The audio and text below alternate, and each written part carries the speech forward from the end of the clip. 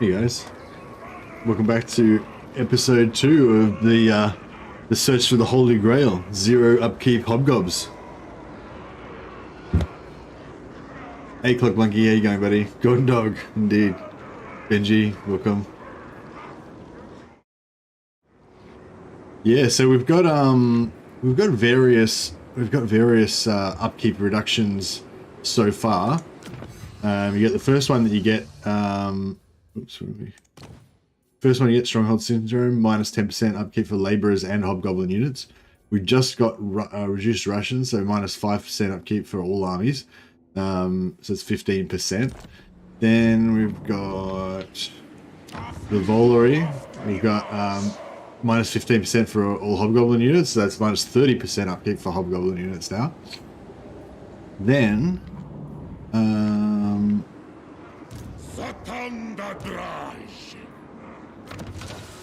the skill, each master, each overseer that we've got's got Harsh Master, which has minus 15% upkeep for laborers, so that's minus 45%, minus 45% upkeep.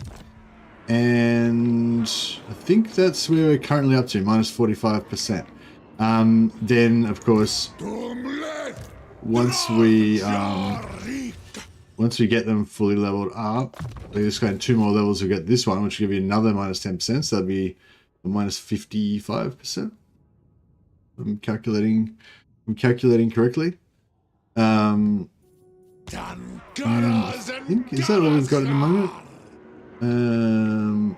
Oh yeah, and then we're working towards getting this ability. It gives us minus 1% for each military seat claimed in the Tower of Zhatan. So if we get that, and then we fill in all these other towers, and we steal that seat from Astrogoth, then we'll have another 9%. That'll bring us up to 64% upkeep reduction. And then of course, every if you use this search thing up here, you can find all the wine, and every instance of wine gives us minus 3% upkeep. So the closest one is the Celestial Monastery here. Once we get that, that'll give us another 3% upkeep reduction. And we can just keep reducing, and there's 12 of them. So theoretically, if we get every single one of these, we can get upkeep reduction minus 100%. So that's what we're going for. That's the Holy Grail. Must have fused the blue regen weapon on turn 7. Oh, very nice, very nice.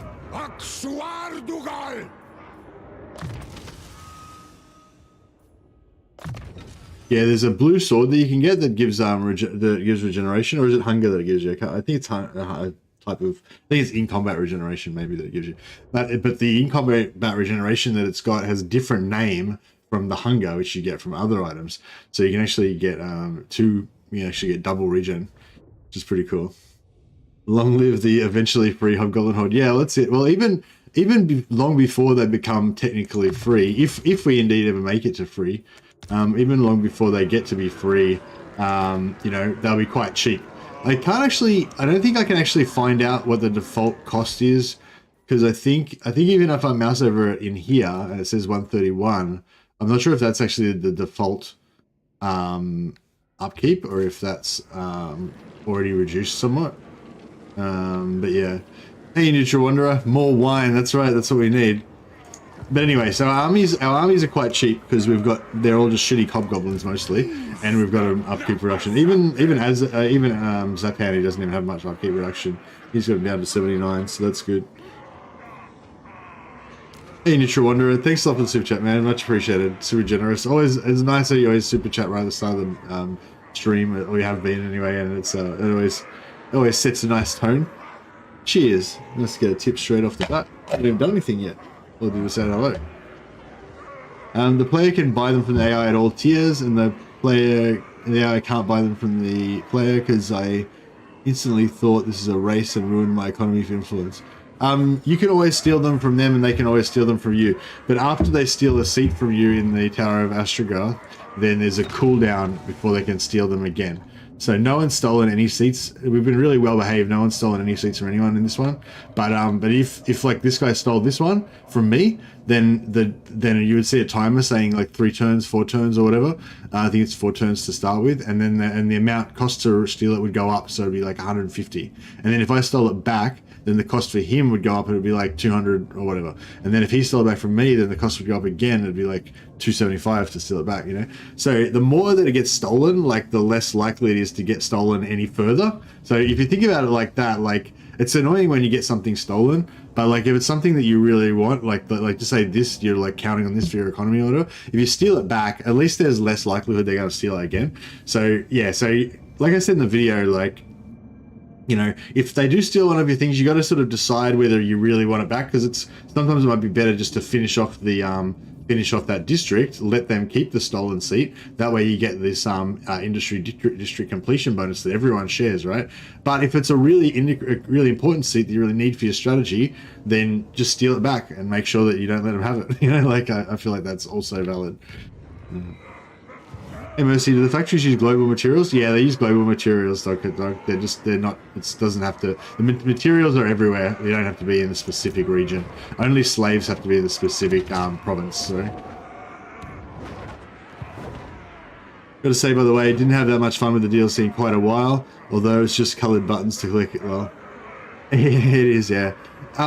Like, I don't know about you guys, but like I said before, like, I'm just loving the Chaos Dwarves. I think they're such a well-designed faction. Like, all of the things, like, they've got heaps of different tools, they've got heaps of different cool things that they can use to do various things, and there's heaps of opportunities for you to, like, stack and combine those awesome things together to feel like you're doing a really powerful strategy. And like, yeah, they're just a really well-designed faction, I think. Like right now, I don't know if I'm just in my, like, honeymoon phase with the Chaos Dwarves or whatever, but I just feel like they're just like the best faction ever, basically, at the moment, you know, like, just even like just putting aside whether you actually like the aesthetic of the Chaos Dwarves and the whole like evil little dwarves that enslave everybody and whatever, just purely in terms of, like, you know, they look amazing. They've got this really strong, awesome theme of just overarching obsession with industry and, you know, production, and they're like enslaving everybody to their will and everything, and just like all the traits that you get on all the heroes and lords. They've got heaps of powerful traits.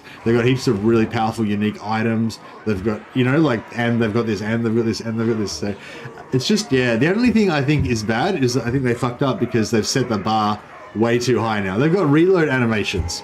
They've got everything. They've got everything. Like, I feel like, you know, they really spent a lot of time on Chaos Dwarves, and they really set the bar really high with Chaos Dwarves. Like if they do, I don't know if they're planning to do any more race packs after this, but if they do, like, you know what I mean? Like, it's going to be like, I feel like the next race pack is likely to be compared unfavorably with Chaos Dwarves because they feel like they really did a lot of effort into it. Is Polak the Wolfen?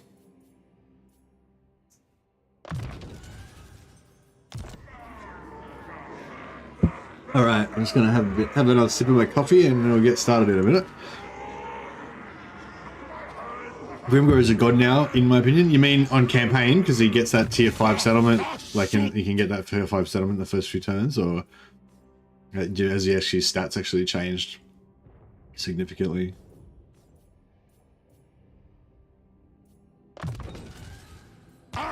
Yeah. I'm not really that a huge Greenskin fan, so I don't know. It might take me a while to get around to playing Grimgor, but oh, we can hit this. I mean,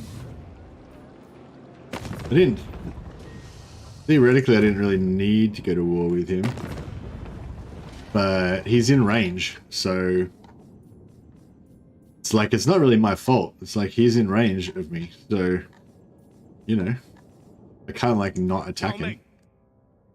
I'm not a saint, you know. I'm not getting around here trying to act like some kind of saint that doesn't murder everybody that's in range. Jeez. Let's do this.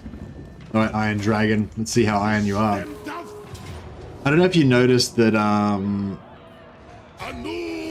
Pretty funny how Grimgor is now a goblin leader. Oh, really? Why is he a goblin leader?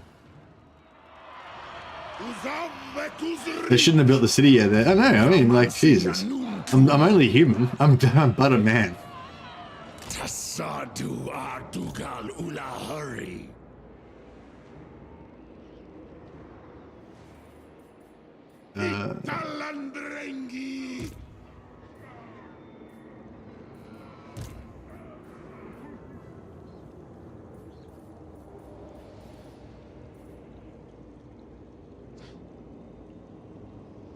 Can't really make it. This guy can make it. Corn duck. Just get 3 lords in there so we can get some extra magic items. Gonna try Realms game this weekend, check out the story. Yeah, I'd like to do that as well, kind of. Like, I'd kind of like to see the story, but I'm worried that I won't enjoy it as much because it's a smaller map. But I feel like I'm kind of, yeah, I don't know. I might end up just like watching a video that somebody else has recorded of all the cutscenes or something. Maybe I should just watch the cutscenes during my Immortal Empires campaign. I don't know if that would work quite as well, but yeah.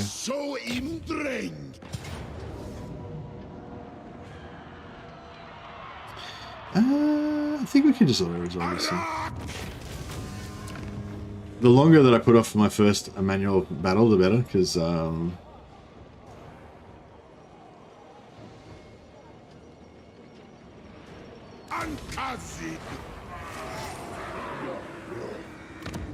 I'm not likely to do a fantastic job with it, let's be honest.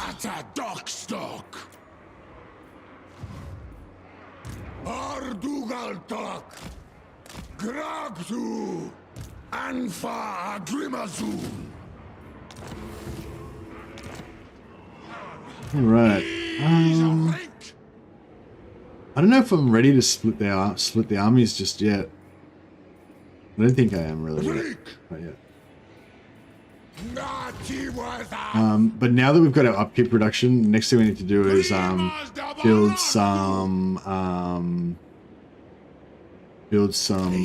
heroes.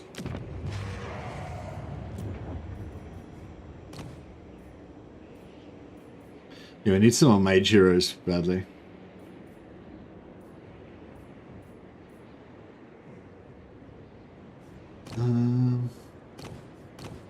Actually, you can probably. So that's the thing. Like, one of the things, like, there's so many amazing traits that you can get, like Needful plus 20% magic item drop chance. That's like a better version of the magic item drop chance that other factions get. You know, Perfect Vigor is a great one for all units. Really makes them stronger. What else was I looking at? Actually, you haven't got none of the good ones are actually on right here at the moment. But oh, Ward Save's good. Whatever.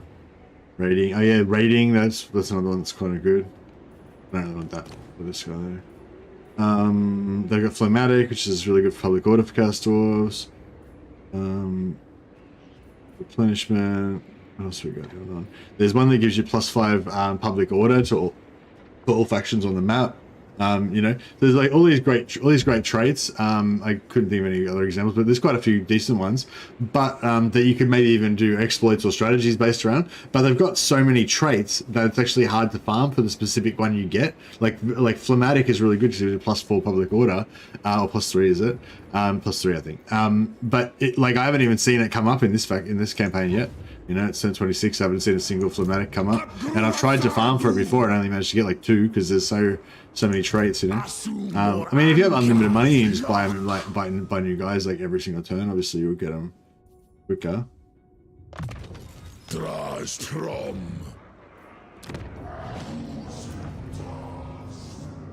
was I doing here? Needful. Oh, I already got a Needful though. I don't want to get it. I'll just. Yeah, we're a bit short on cash, so I guess we'll just.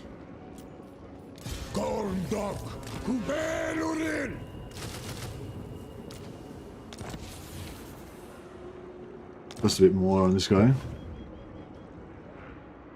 I started farming overseas from turn 1 in my campaign. Yeah, how many Phlegmatic have you got? Need that trustworthy trait? Oh yeah, the trustworthy trait's cool.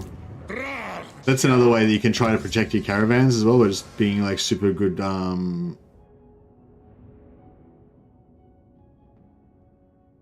Yeah, I wouldn't mind getting that. How much? Yeah, we're making pretty good upkeep with that. Pretty good upkeep on materials. Alright,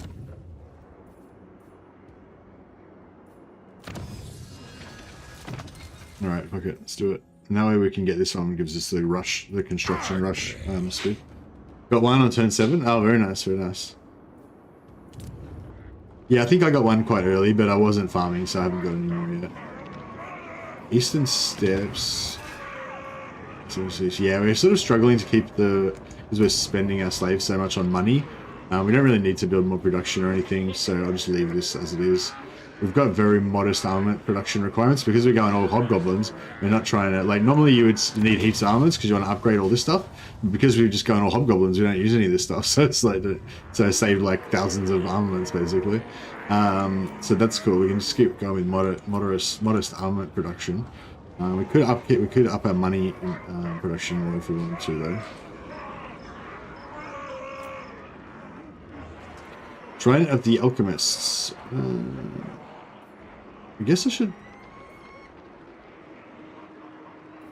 Yeah, I guess I should build an outpost here.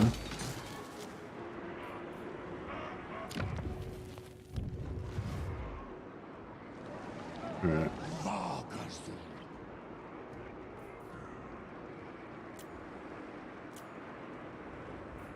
What's this little number? What's that little number comes up there, little message? I don't know. I think it's just saying that we've got the opportunity to buy a seed if we want. But I'm going to save up for 151. I don't want that other one. Ooh. Oh, okay. Our convoy was able to spot an enemy army or spot a neutral army.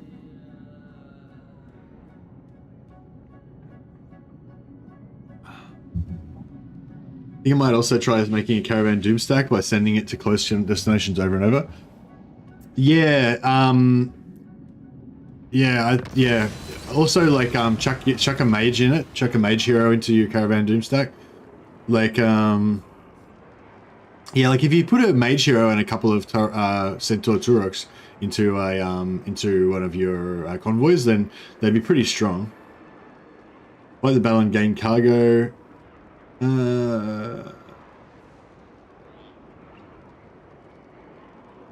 See, yeah, see this thing, like a lot of these battles, if you had a mage, then it would be like if you had a flying demon smith sorcerer on a bull with like flamestorm or even a lore of metal, that'd be pretty crazy, you know. But no, we don't need that. So I just want to actually make it there and survive. Amulet, it's okay. Okay, there it is, Shangyang, the Holy Grail. We're a bit too late though. I think we missed all the convoys. So that's a bummer.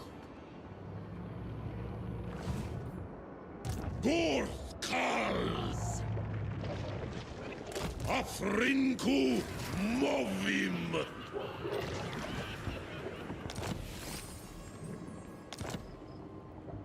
Sumazma Kasudzibartu Arastfayos Makazia Faumansi Dak Seneru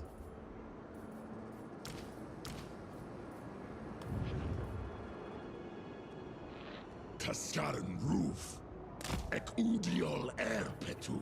Gerit Allahs. Dumle. Gerit Allahs. All right. Yeah, we badly need some more. Badly need some heroes. All right. Let's see. Let's chuck a hit. Let's. Bloodwind Keep is there. Yeah, that's about as secure as it gets in our lands, I'd say. I mean, I guess Red Fortress is slightly more secure even. But Bloodwind Keep's plenty secure.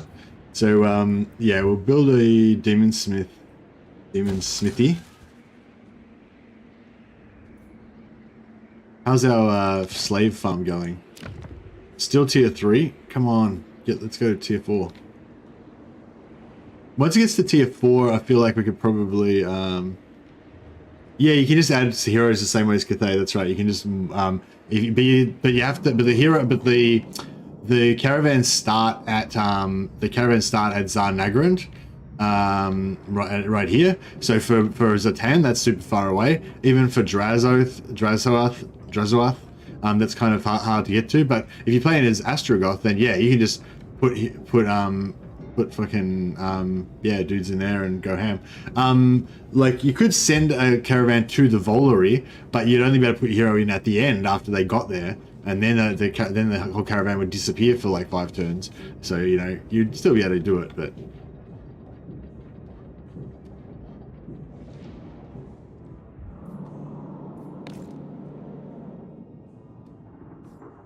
Nataku. Where's Neutrox? Oh, actually, Neutral Wanderer, your dude's dead, isn't he? We need to bring Neutral Wanderer back again. This is like, how many brothers have they got now? This is like the sixth Chaos brother of Neutrox the Wanderer. Sorry, I forgot that he was dead. We'll get him back in here. We've got Nataku, West Manzar, Doctono, that'll be Dr. No, and Polak the Wolfen. That's Wolf's Paw. And I think that's all of the named characters we've got so far. Hithuk. Alright, this guy can be I feel like this guy's not gonna die though. It's almost wrong to have Neutroki not die. No, this could be Neutroki's cousin.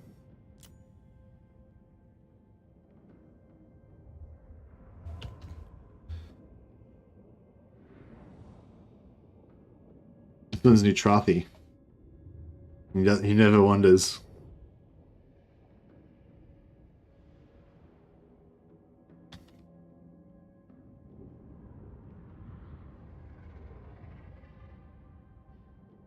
There we go. He never wanders. He stays really close to the army and safe at all times, so he can never die. There we go. Hey, Clock Monkey, how you going, buddy?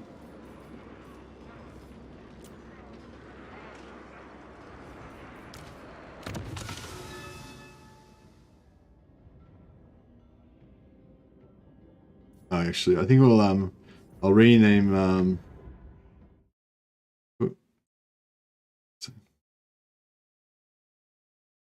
I'll rename this guy after Clock Monkey for being the first person to say hello in the stream this morning, and also for being at like pretty much every single stream. Thanks, Clock Monkey. Appreciate the support, buddy.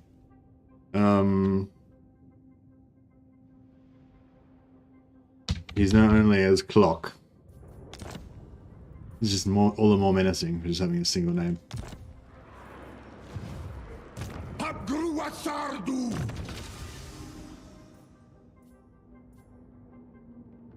Clock the Needful. Natatku, yeah, we'll give him some more ambush defense.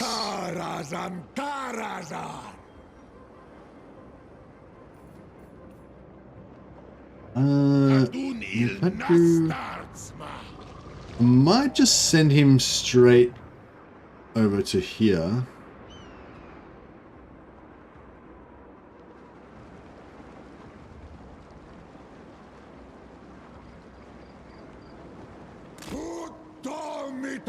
Yeah, I think we will split the armies. It's got to be done. Nawadal! I like that one. You say it with such intensity. You overslept, but you're good now? Oh, nice. Watch out for Scar's neck. Oh, no. Some hobgoblins with blunderbusters would be nice. Oh yeah, it'd be good if we could. One day I'll cut together a remembrance video for the Wanderers clan. That would be cool.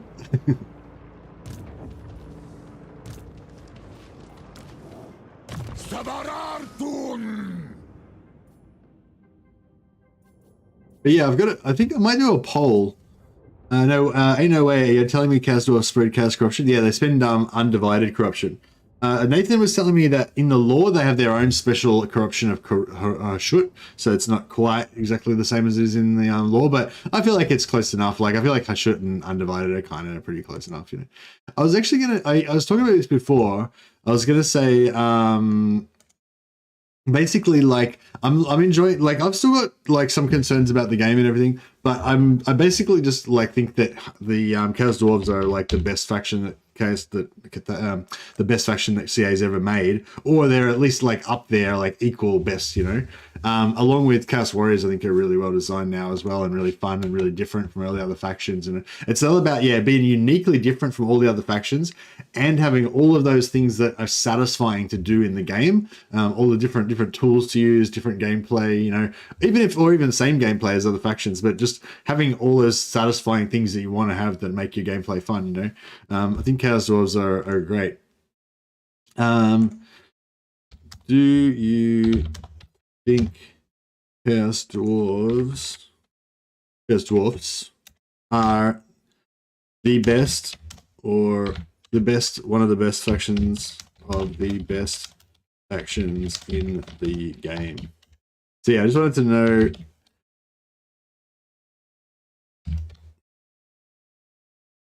Yes, Chaos Dwarfs are amazing. Well, I'm gonna make it great so that people who are like embarrassed about over emotionalizing won't be shy.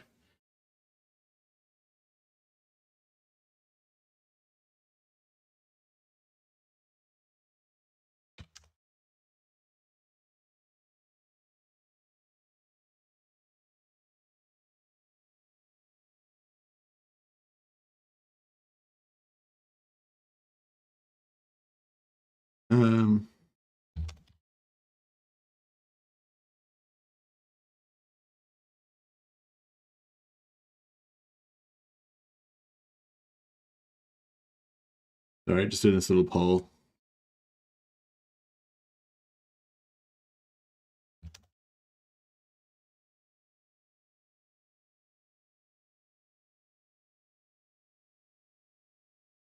Okay, yeah. So basically, my position is that I've still got concerns about, you know, seeing the game keep continuously getting improved and getting better and better, and like patches and other factions being added and all that kind of stuff.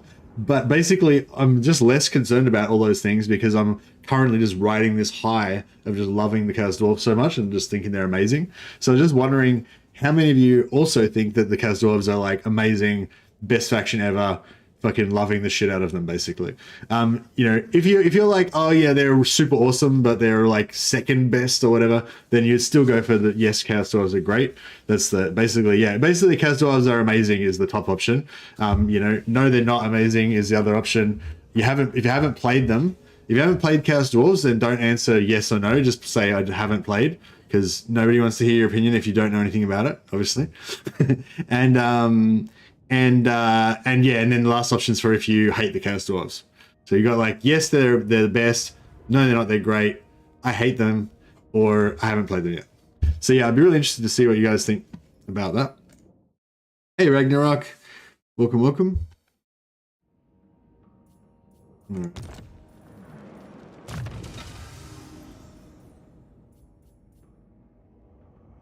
Dr. No. What's his trait? Diplomatic relations with all factions. Yeah, nice. This is the considered one that gives you +5 relations with all factions. So even if you're disbanded, you can just keep hiring these guys and getting more and more positive relations with everybody. So yeah, it's pretty good. Dr. No can be our recruitment officer.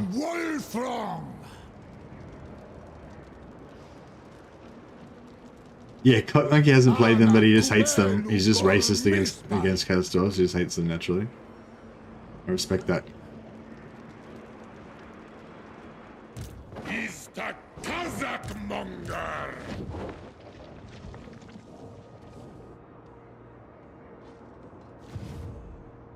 Doomleth. Doomskull Key. Hey, Matt Smith. Wow, big fucking Matt coming in with a big $20 super chat. Much appreciated, buddy. Thank you. I will name a hero after you. Well, I'll just put you on the list for now. We'll come back and rename someone after you momentarily. But yeah, thanks a lot for the super chat, man. Much appreciated. Super generous.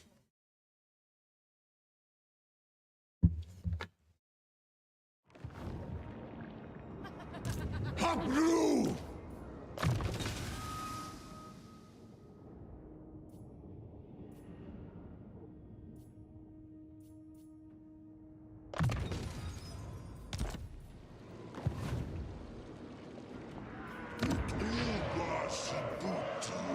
Yeah, we could probably go tier 2 here straight away, I reckon. Get those, Do these have, how much money do they give us? 25, so 50. So do 10 turns, basically, to pay that back. No point worrying about it right now. If we do this, we can get some Infernal Guard, but yeah, we don't really want them yet anyway. Don't need anything there. There's no landmarks. Excuse me. Yeah, it's cool how you can just, what do you call it? Mouse over these little landmark icons and see what landmarks are available there. You don't need to like go into the tree and find them anymore. I wonder if I should rush that. I should. I mean, I kind of need it ASAP, but I don't want to screw up all my production. Oh, we could probably do it. What settlement are we in? Eastern Steppes. Yeah, alright, let's rush it. Eastern Steppes.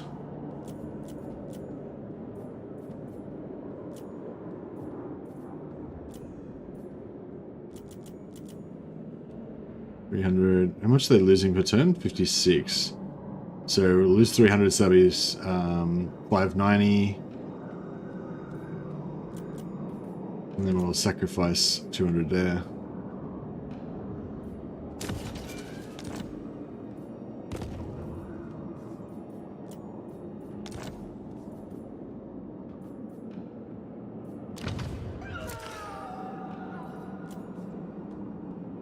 I could probably afford... Nah, I can afford 3. Yeah, I can afford 200.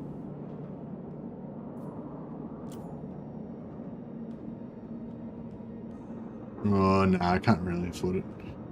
Oh, I can afford it. Fuck it. It'll be fine.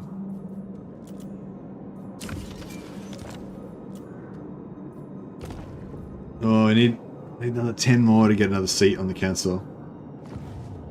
We'll do it next turn. Hey, Andrew Jones, how you going, buddy? How you been liking the Chaos Dwarves? Did you vote in the poll? Alright, so Dragon's Crossroads is the closest spot. Now, what do we got? Control -5. This is another one of these traits I was talking about. Control -5 enemy province. You can stack that and have like, you know, 20 guys, have 19 dudes with that in your army or whatever. Or 20 guys with that in your army. Be pretty good.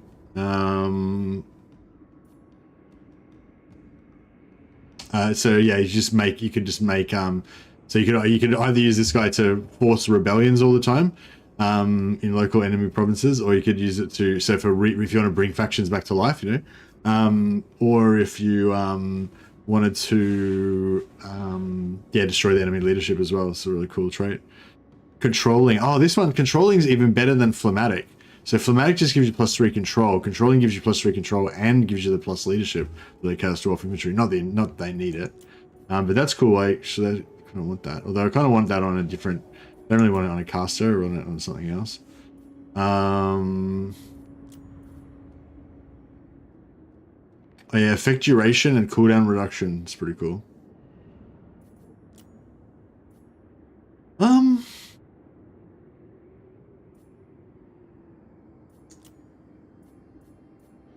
I kind of want these two. I want both of these two, but I don't really want death magic. I need a caster that can actually cast good spells that we want. I suppose the leadership is pretty good on Hobgoblins.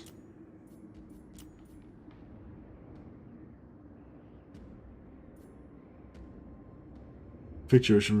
Oh, actually, I can just go for this one. Just make him a caster that just casts magic.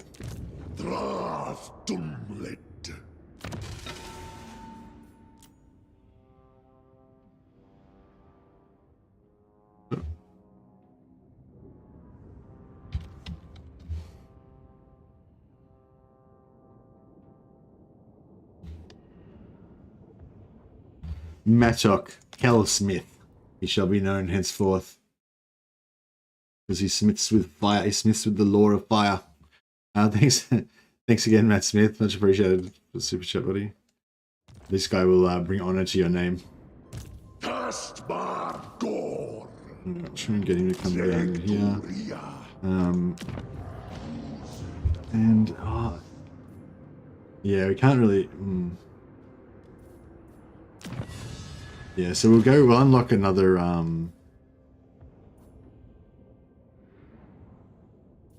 Well, actually, we can.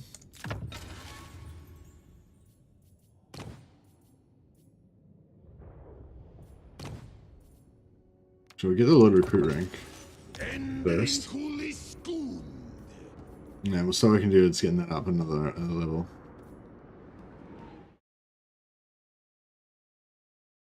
Okay, currently going through it, but yeah, life goes on. Haven't actually gotten to try them yet, but this afternoon I'll be working from home and get on.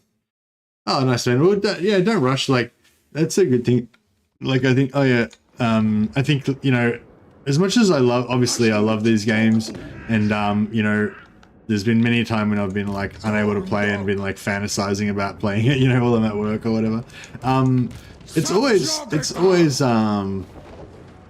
It's always just like just as good when you finally do, if you don't get on straight away when you want to play, but you have to wait a week or something before you can start that epic campaign you've been planning. It's always just as good, you know, when you have to wait as, you know, as if you do it straight away. Maybe it's even better because you got that, like, what reward did we get? Yeah, it's like that delayed gratification. Did we? Or maybe we already made it last time. I don't know what legendary item we got there. Because I'm pretty sure we hadn't been there before. No, not the bones of war. I don't know. I don't really see any new legendary items.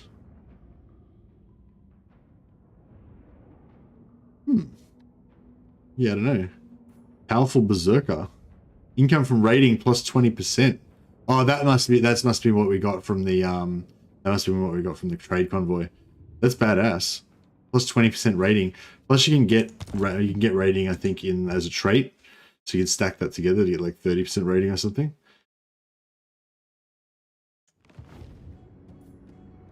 Yeah, if you want to make a list of them, chuck it up in chat or in Discord or something, Andrew's Bias. That's a good idea. But yeah, you can probably just save time and just tell me the good ones. If they, tell me, are there any other good ones? Because I know the three like Greasus, Gorst, and Zhatan. They're all shit. They're nothing special. And the ones up to the north, I think, like the Chaos Tower one or whatever, is not very good. But yeah, so you don't have to tell me every single one. I know there's heaps of ones that aren't that good. Just tell me the ones that are really good that I really want.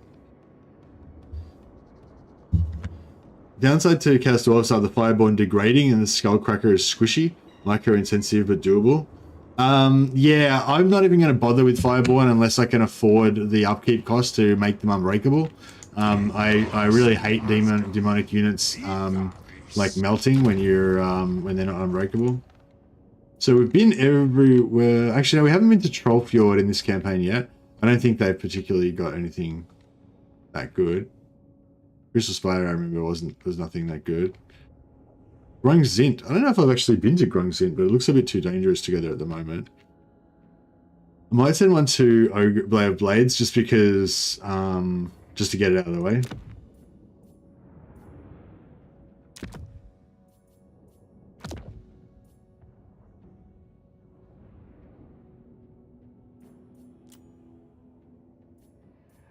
Get some materials.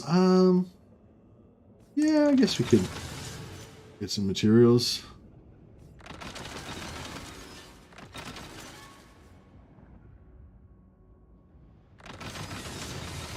I don't know if I really care that much about materials. Oh, no, I suppose it would be, I don't know if it's worth 1,000 gold. It's right. As well. Seem to be steamrolling this campaign, my man. Hey, Scott. No, I wouldn't say that. Like, we've only fought weak factions. Like, Grimgor is right here, and he's only got 4 settlements right now. So I'm thinking of trying to assassinate him. If we can take him out, I mean, yeah, we are kind of steamrolling these easy initial challenges. But But Grimgor, we've got Grimgor on turn 40 to 50 endgame. So he's going to provide some significant challenge once he pops up there. Weapon from Sylvania gives the hunger and ward save. Yeah, we already got that one, Ryan. Thanks. I think it's an arcane item actually. The Crown of Skulls. But yeah, that's a good one, Ryan. Sylvania's got a good one. Black Crag's got a good one. The Wizard's Tower's got ancillary, gives you plus 10% movement. Those are probably my top 3. Although this raiding one that we just got, which I think we got from the Silvered Tower of Sorcerers. The went on ancillary that gives plus 20% rating. I think, unless we got it from the tower.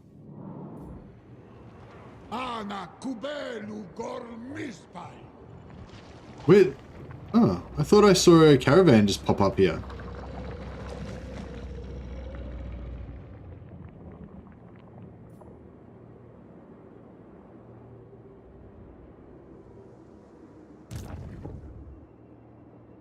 Did you guys, I don't know, did you guys see a caravan pop up here?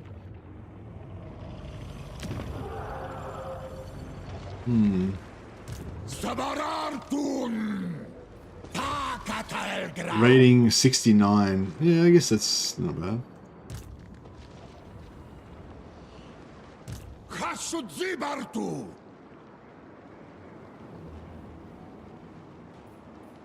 Alright, we'll get this guy there.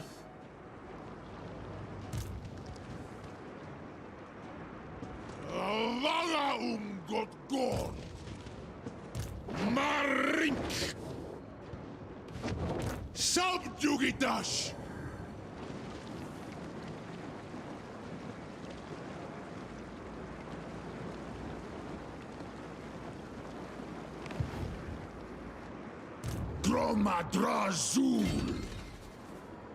Yeah, we'll just get 3 lords. Just get 3 lords onto this guy, so that he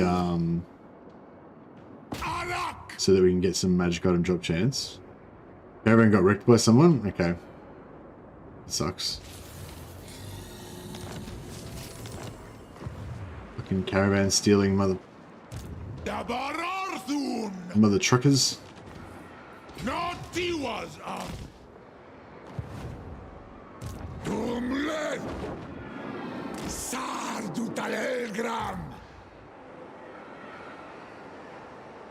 Interference. How much followers we got here? 1, 2, 3, 4, 5, 500. So potentially 500 slaves. We'll probably get about 250. Might have to get a little bit creative.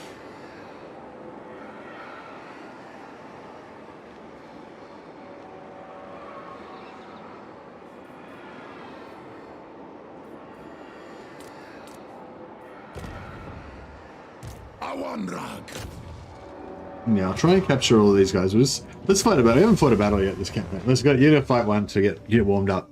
This first battle of the stream will be, you know, if we do well in this battle, it'll be a good omen. Good omen. Is there a way to reduce labor decay? The best way is to raise your public order, Christian. So you want to get your public order up as high as possible. That'll reduce it from 5% up labor decay to 3%, which is quite a big difference. It's nearly cutting it in half. But it can go the other way, which is worse. And you go 10%, 15, 20%. So you can, if you go 20%, you can actually be losing labor at 4 times the normal rate. And usually you've got really high amounts of labor when you're getting that. So that's a lot. It's like you'll be losing like 500-600 dudes per turn if you got a lot of labor and you got high negative public order.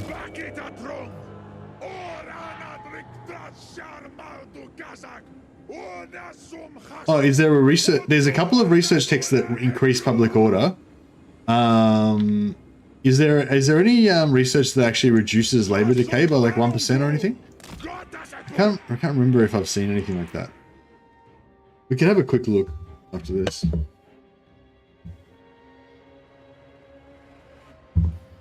Oh yeah, we've got this army ability now, which is cool. I should try and get into the habit of using that. I mean, this would be a really good one for if like we've got some blunderbusses and they get charged by cavalry or something. You just drop that down on someone. Make them like super tanky for a few seconds.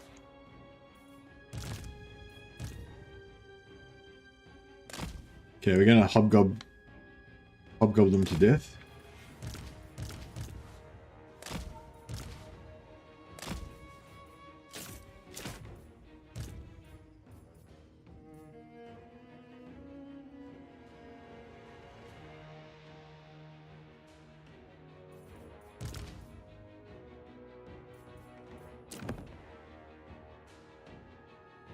Oh, he has to go all the way across the map to get off the field.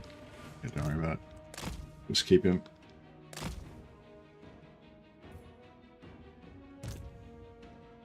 I'm gonna try and get behind him and try and cut off their escape.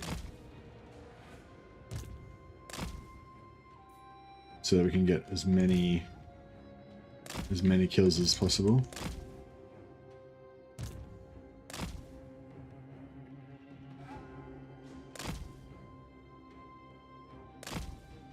I want him to...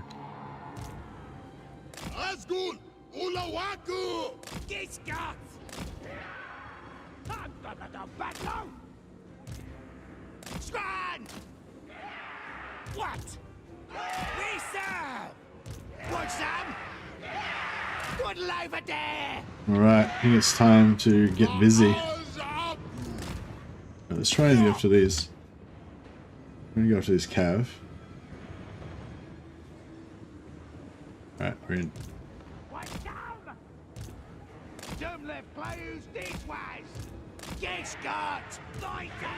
Battle is joined, my friends.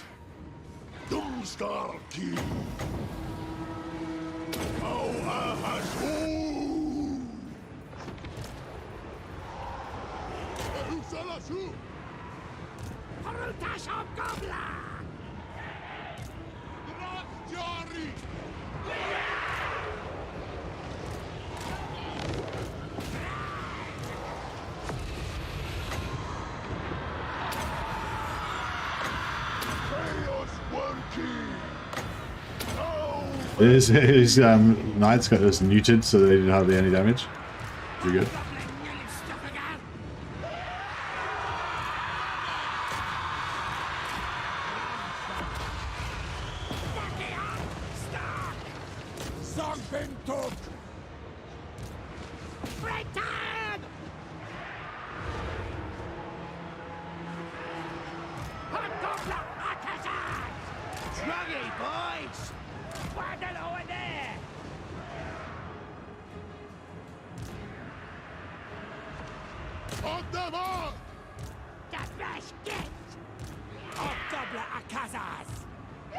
Hobgoblin attack!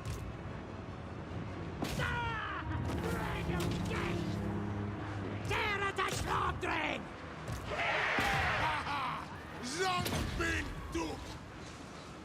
Gonna kill him! Visceram! Grodrek!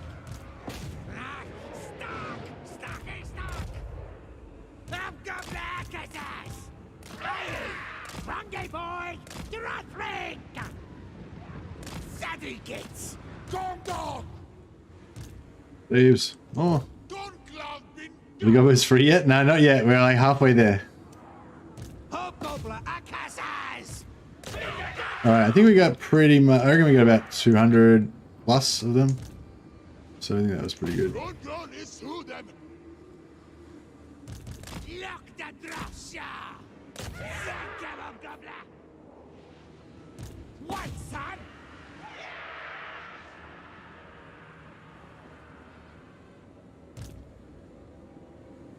Don't let rank! Drakjari!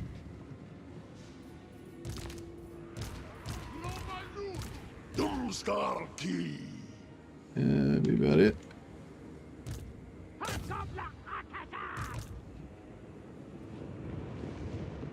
Alright, we're done. There's like one unfortunate guy here trying to escape. There's a few. Shame and disorder!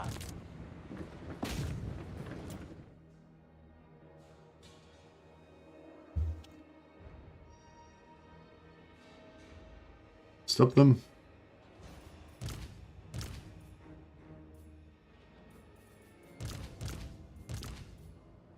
Oh. Just I want to see how the journey of those 4 guys is. No, they didn't make it. Shame for display. Exactly.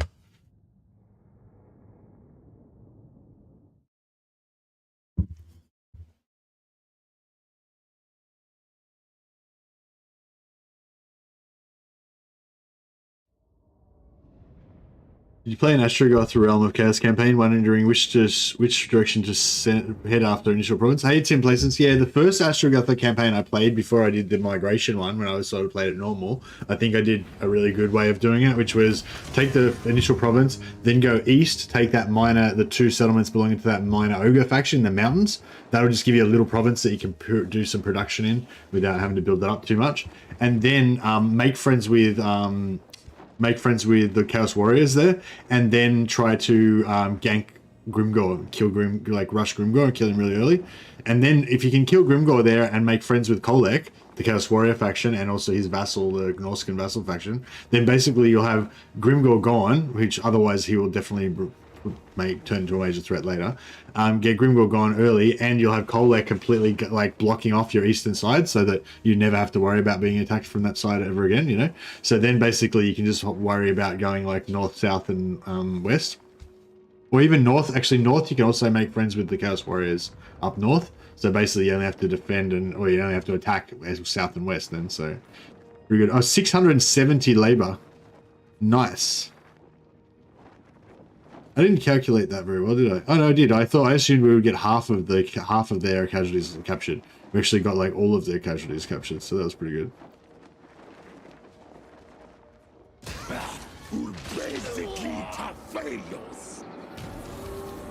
Very nice. What's that? We still don't have enough labor. Oh, I forgot about this one. Okay, cool.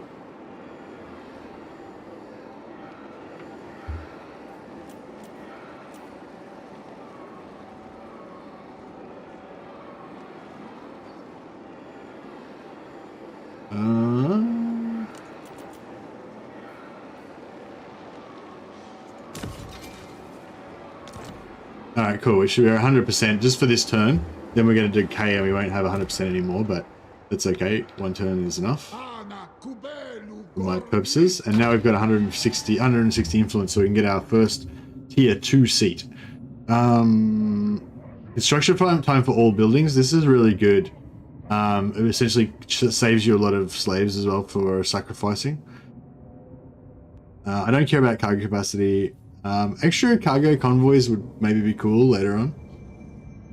All these bombardment ones I think are really strong.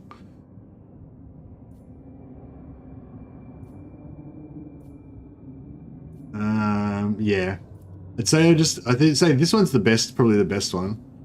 Well, it depends whether you need economy or you need sort of more battle strength. But I think I'd really like to get this one, and then and I mean I guess that one's sugar on top, just extra free conclave influence.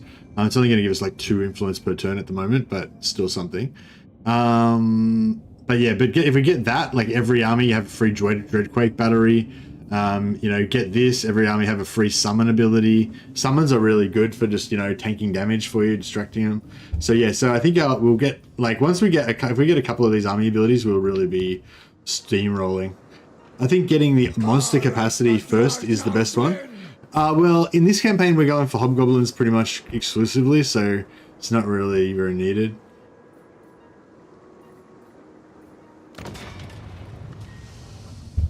But yeah, actually the monster capacity one is a good one. Yeah, good point. I didn't... Oh, no, actually, but it's random between flying monsters and Kadai, Fireborn, and Destroyer, right? So you could get any of those.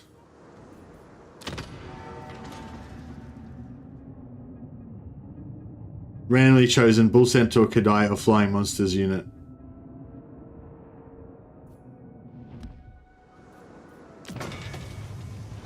So, you could get one here, then one here, then one there, then one here, then one there, you know what I mean? So it's I don't know, it's okay, but it's not kind of as good as you think it will be, And also, right now, these are as cheap as they're ever going to be because I haven't upgraded any of them, you know? Whereas if I'd already maxed both of these out at level 10, and I put like 5 into that, 5 into that, and 10 into Great Taurus or something, then these ones would be like, this would cost like 2,000 to upgrade, you know? So then if I take that later, then if I happen to be lucky and get this one, it's worth 2,000 armaments, whereas right now it's only worth 450. So yeah, so I kind of feel like it's good, but it's like, yeah, I don't know. There's two ways to use it. One, if you're really desperate for armaments and you just can't even upgrade your things at all, with you just can't ever get the armaments to upgrade your stuff hardly at all, then it's a good one to get because you'll just randomly get an upgrade every now and again and be like, oh, I got one more unit of Kadai Fireborn, sweet, now I can recruit one more unit. Or this turn I got another unit of Taurus, sweet, I can get another Taurus. So if you're just desperate for like, please hold. But yeah, if you're just like desperate for anything you can get, then it's good. But I feel like, yeah, that's the two situations. Either you're desperate for just anything you can get, and or you've already got your capacity so high that it's ridiculous. It costs you ridiculous amounts, and then it's good just to keep pushing it up a little bit more without having to spend more. But it's never. I don't think it's ever a bad one. But I think. Yeah, I don't think it's ever a bad one to take, like the random increased capacity, but it's just not as good as like, I don't know, like when I first saw it and I was trying to get more armaments to increase my capacity. I thought it was like really awesome and I really wanted it, but then I realized it's not as awesome, as you think it is kind of thing. I guess that's all I was saying. Yeah, sorry guys, my PC just randomly decided to blow up for some reason. I think I don't know, it might be overheating. Even if it's not as good as we thought, it's still good. Yeah, it's still good. It's still good. But just for me right now, it's not as good. No, it's not what I want right now. Yeah, hopefully that sometimes that'll happen a couple of times. Like if it is overheating, might take a while for it to cool down. I just put on my air conditioner, but it'll take a while for the air conditioner to get down here. Your call is on hold. Yeah, sorry. Sorry, guys. Please hold. Alright. Are these guys... Yeah, we're all taking attrition, unfortunately. That's okay, though. They can just...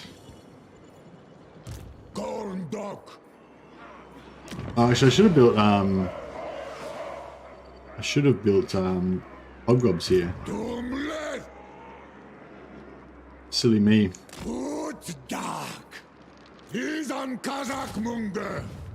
Ula Krukma. Ula Stars. Nahi Tiwas. Adugal Zantabarad.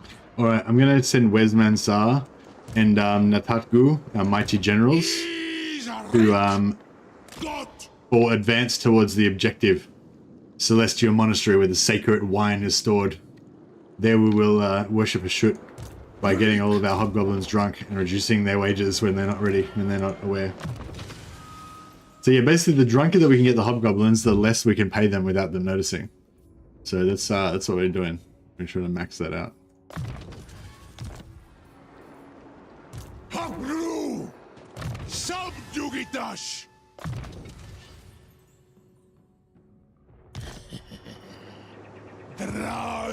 Yeah, third tier there's a -1% up hit per seat. Just like real life. That's yeah, that's right. Without getting too political. That's what it's all about.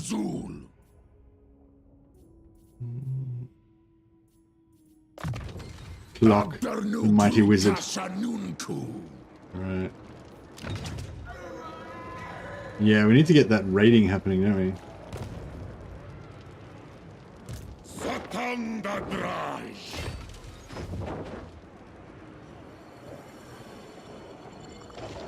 Gorndok, whose praise are Budraj. Yeah. They changed a lot of things. Yeah, they did change a lot of things in the changelog. Yeah. Yeah, no, it is pretty cool. Okay, we got that. Then we want to get this probably. Rush cost. What was I working on up here? Signature spellcasting. That's all right. Brazen Bodyguard +3, +1. Actually, yeah, maybe we should go for that first. If we get a couple of Turok bodyguards for that would be pretty good.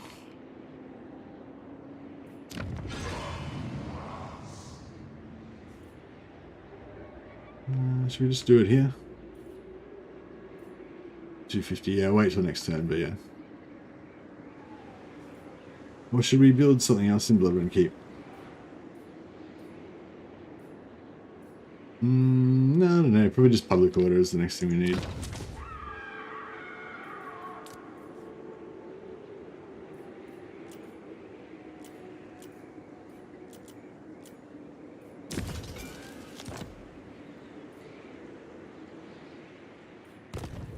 Have you tried farming loading lords with the +5 diplomacy with all factions trait? No, I haven't, Carlos, but that's a good idea. Just every time you start a campaign, every time you come across a lord with the +5 diplomacy trait, just save him so that eventually you'll have like a massive library of them, and your next campaign you can just load them all into one campaign and have a huge amount. That'd be pretty cool. All right.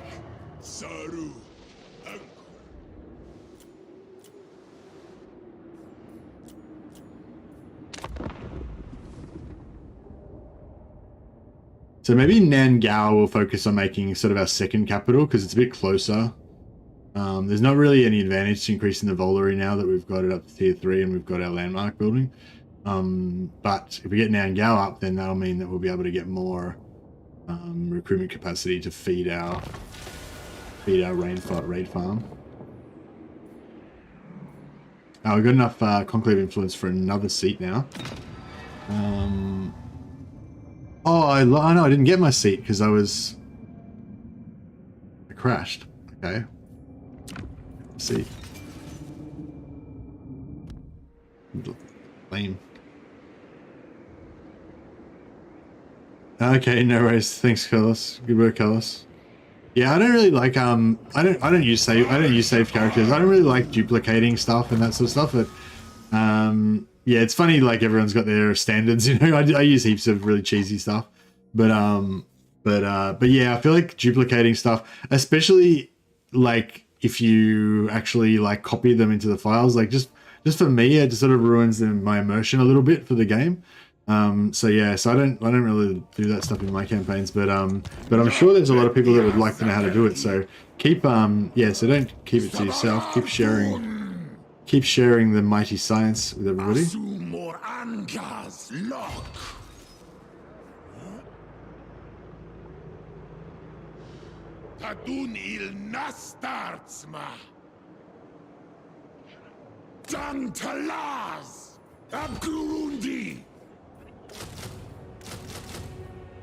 Indubitably.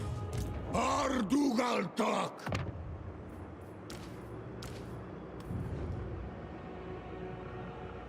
Vagaha. Zishorm. Dakata Elgramus. Sardu. Nawadal. Oh, that's the Iron Dragon. Not a slave. Fuck, this could be a good test. Could be a test of our mighty Hobgobbs to see how much juice they've got. I'm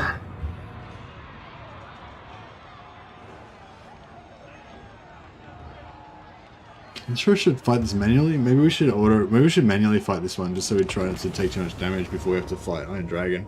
I feel like we can I feel like we should be able to beat Iron Dragon with this double army we've got here. If we're smart.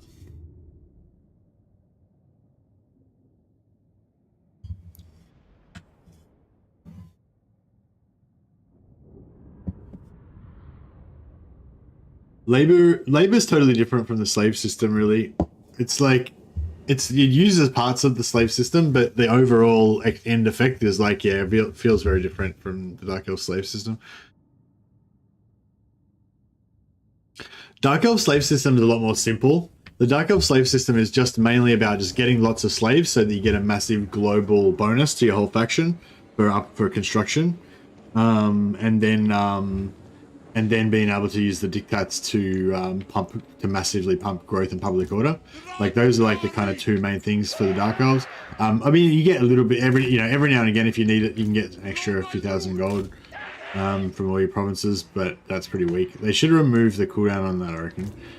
But maybe they don't want to make it too similar to the Chaos Dwarves.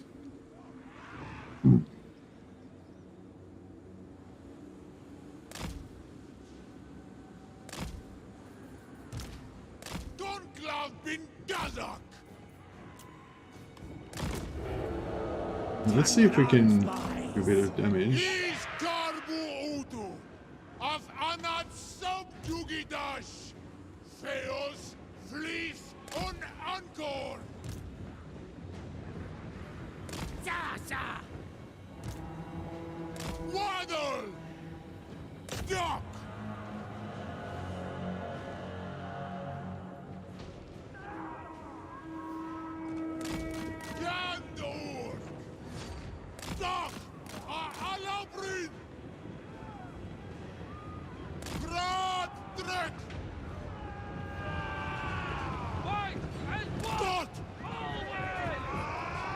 No, it's not like it's not like walls. We can't.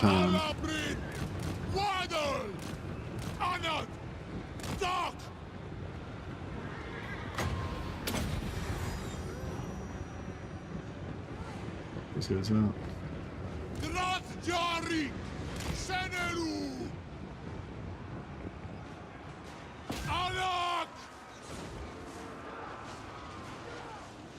Oh, we got those guys.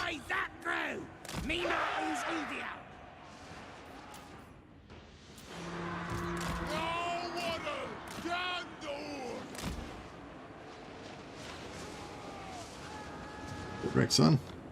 This beam are getting destroyed. Very good.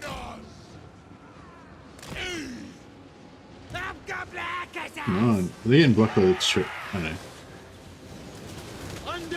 These are Hobgoblins archers. Check out this amazing color scheme they've got. It's terrible, isn't it? Yeah, I feel like our arrows are getting blocked a bit.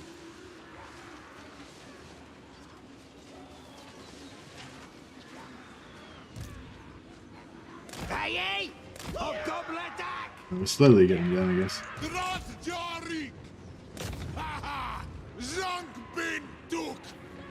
Three different menus of research. Yeah, I got lots of research. Yeah, the three different menus of research are nicely designed as well. Like I feel like there's almost always good stuff that you want to get in the research area. Yeah, I feel like with the Chaos Dwarves, I feel like they really they've designed. You know how with some other factions they've sort of designed them intentionally to be unfun, you know? Like with the early, like with the first rendition of Warriors of Chaos, how they had no ambush stance, they had this random weird attrition. If you have two armies next to each other, they take attrition. And like, you know, everything about the Chaos Warriors was just almost like it was designed to be shit, you know? Like their tech tree was super basic and boring and like, yeah, you know what I mean? Like, but they learned from that, obviously, and like Chaos Dwarves is like the opposite, you know, like everything is designed to be fun, powerful, interesting, like, you know what I mean? Like there's no part of the Chaos Dwarf design, like in any area, where you can see that they've gone, oh, the Chaos Dwarves have already got heaps of cool stuff, we can't let them have really cool whatever this is as well. It's like in every instance they've always like, yep, we'll give them a really cool, like, you know, it's like got really cool tech tree, got really cool houses, got really cool character traits for everything, got really cool unique items that you can get that no other faction, not just items that no one else can get, but like whole classes, like whole types of items that other factions can't get. You know, like, and it feels like they just didn't hold back at all. It's like just everything is cool about them. I'm not talking about the power level, Vasily. I'm talking about like I don't know how to describe it, you know? But yeah, it's like, I'm not just talking about it being like really powerful. I'm just talking about it being actually fun, you know? Like they've designed them to be a fun faction and they've made sure they're not unfun, you know? And like, yeah, I'm sure that they'll, well, no, I'm not sure. I wouldn't be surprised if they do nerf some stuff, but I think they'll still remain like one of the most fun factions to play, you know, because I think they're just really well designed. But yeah, I was just sort of thinking about that today. I was actually thinking about writing something on the official the official CA forums, like the creator forums, but I thought it might be a bit too cheesy. But I was basically just gonna say, you know, they did a fucking amazing job. Like, yeah, like congratulations, you know. Like I feel like, you know, there's like, because it's such a big game, like there's always something to criticize about, you know, like you know, like a lot of us have probably got like numerous grievances about your favorite faction that's got something wrong with it, or, you know, the siege system's fucked, or, you know, whatever, you know what I mean? Like there's a million different things you can complain about, but and not that those complaints are not valid at all, but I'm just saying, like, yeah, Chaos Dwarfs is not one of those things. Like they just did fucking amazingly on Chaos Dwarfs, you know. Yeah, like, and like Spanner just said, I think the Chaos Dwarfs just show how neglected the other races are. Yeah, and you could see it like that. You could just be like, oh, I refuse to be happy about the Chaos Dwarfs or anything else because the Chaos Dwarfs being good just shows how shit the other factions. Yeah, like, yeah, you could do that, but like, and like a lot of people do. But and I also agree, by the way. I also agree with that, by the way, Spanner. Like, I think they fucked up with the Chaos Dwarfs because now they've set the bar way too high, and we're going to expect every faction to be like that. But yeah, anyway, long story short, I was just thinking, like, yeah, like I'm really grateful for the Chaos Dwarfs. Like they've done a fantastic job. Like they've fully enriched this game that I love by adding this faction, Chaos Dwarfs. You know, like fucking amazing job, really amazing job. And I just thought, like, you know, like, yeah, like I'm sure, like when like the CA devs or whatever, you know, like read stuff on the forums, there's probably a lot of negative stuff on there a lot of the time, and hopefully they understand it's just because people are just super passionate about the game and just love the game that CA's made so much. That's basically why. Like, if it was a shit game, no one would give a shit enough to comment about it, you know what I mean? Like, the fact that there's so much hate a lot of times online about this game is just a testament to how much people fucking love it, you know? But yeah, anyway, I just thought, yeah, like, fuck, good job, guys. Did a really fucking good job with this faction, and yeah, I kind of wish I could just, you know, say that to the devs, you know, like, not necessarily to, like, CA as a company, or to, like, the, you know, to Sega or whatever, who, like, owns the studio or whatever, but just to the dudes who made it, you know what I mean? Like, the dudes who actually did the work and made the Chaos Dwarfs, like, fucking good job, you know?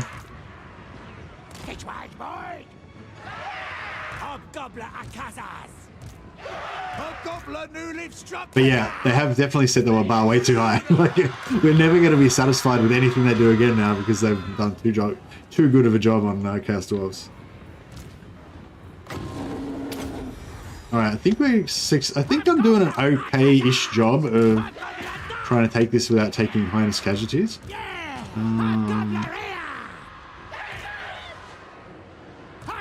We are taking some casualties though.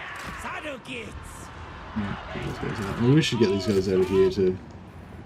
We lob over. Oh, look at the height on that thing. Yeah, the streaker's good like that. You can lob it really high.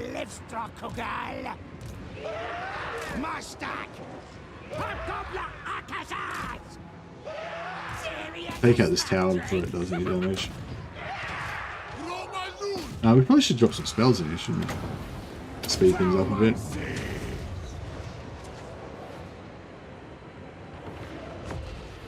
New is normally more polished. Yeah. Yeah, whenever a new faction comes out, they always sort of raise the bar, I think. Like, I think Chaos Warriors was quite a good bar raise compared to the previous ones. Like, Warriors of Chaos is a really fun faction to play.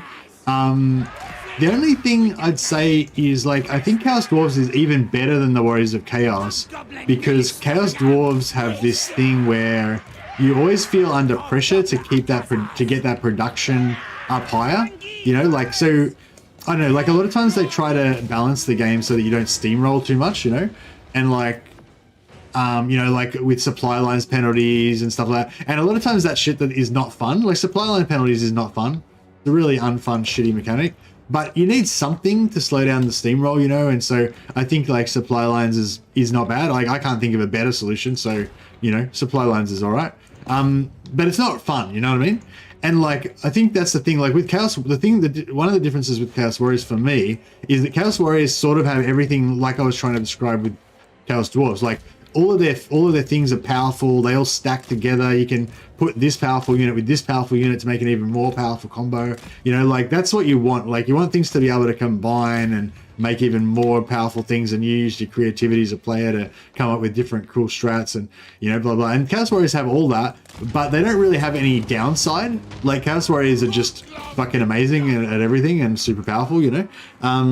Whereas Chaos Dwarves are kind of like that too. They're kind of also just kind of amazing and super powerful, but they have this, like, you have this, I don't know, like, you have this scarcity mentality all the time when you're playing the Chaos Dwarves. Like, I don't have enough production. I could run out of slaves. I could run out of materials. Like, you know, you've always got that little fear at the back of your mind, or telling you need more, and that, so you're never satisfied, kind of thing. So it's kind of like, it's good. I don't know how to describe it other than that. Just say that they're good. Chaos Dwarves will get old. It's just that they're the new hotness. Yeah, I think that is probably part of it. Like, we're in the honeymoon period right now, where just everything that's amazing about the Chaos Dwarves is like, you know. I think they seem balanced thanks to their unit caps. Yeah, the unit caps, like, that provides this. The unit caps are great. Like, I hope that you guys who haven't played around with it fully yet, you know, as you get into it more, you come to appreciate the unit caps, and I hope that you guys that are already playing it kind of appreciate it. But like, for me, like, I'm interested to see if you guys agree too. The unit caps obviously are restrictive, but they're not. I feel like they're not too restrictive. They're just restrictive enough so that you feel a lot of satisfaction in raising those unit caps, so that you can, you know, so that you can get more from it. So, like, basically, I feel like they're really good because they make you want to interact with the unit caps, you know. But yeah, I don't know. What do you guys think about that? I might sacrifice. Does anyone remember what level this was? The unit caps are great because the blunderbuss is OP without them. Yeah, that's right. Just wanted that labor. Probably got too much labor now. That's right. Which one of these is the weaker one?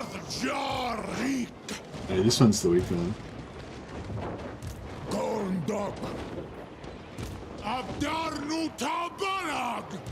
Ah, fucked up, maybe. No, I didn't fucked up. No, it's alright. I wish I had have. Yeah, I wanted to get an ambush.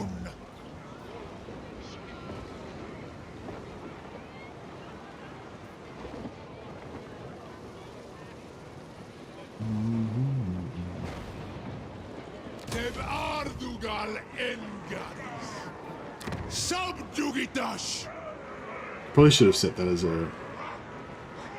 Oh, no, it's fine, yeah.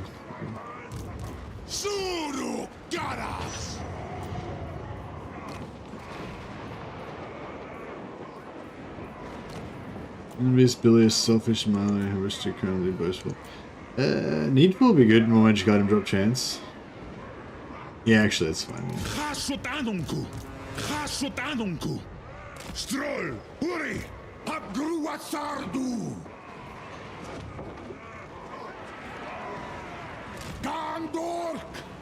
Condork.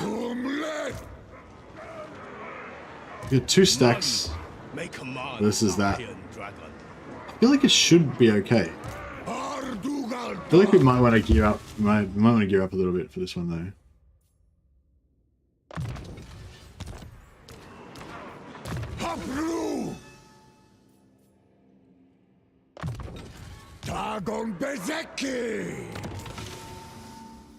Alright, what do we got going on? Charm Shield and Spell Shield, Confuse. Obsidian Amulets, Confuse. Armor of Destiny, boom. Level up.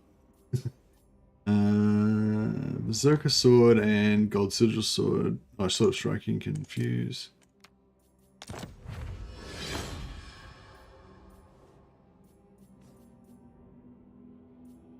Executioner's Axe.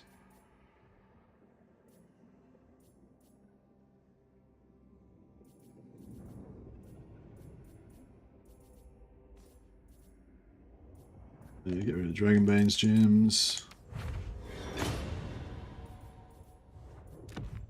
Just blades.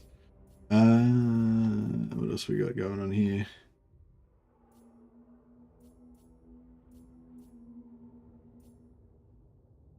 Yeah, I'll probably keep the rest.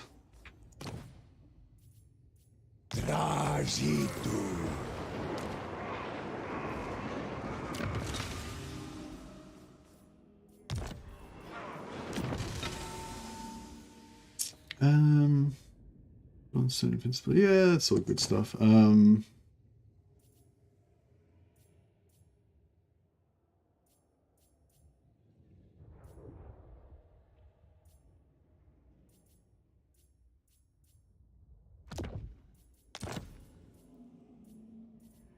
Maybe we'll give him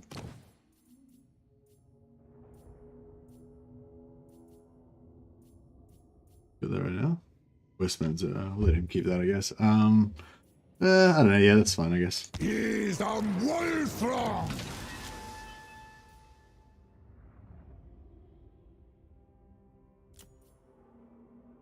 Nutrathiu never wanders. Yeah, I guess I'll give him ward save. And armor wise,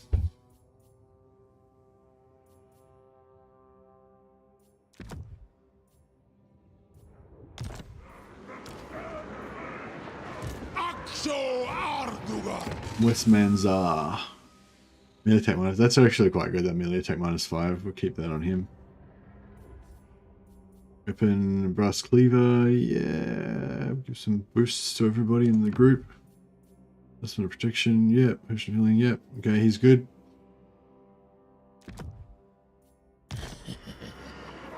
Trajidu.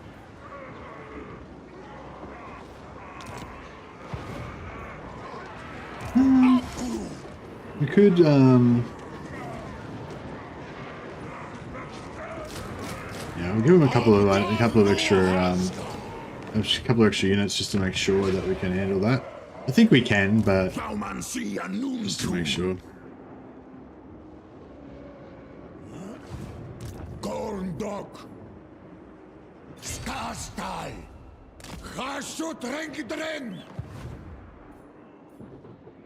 Draftumlet. Well, they've already got a wizard over there. We come down here.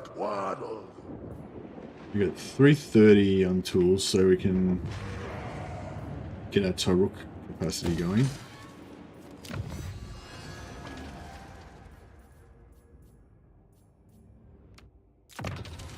Yeah, perfect. So 2 turns we'll be able to get 2 of those.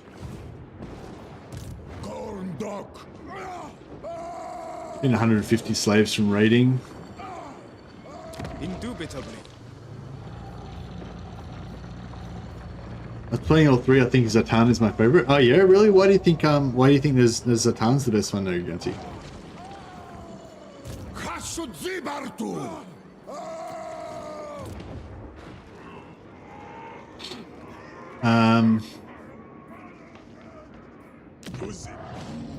Yeah, Nyangao we want to level up.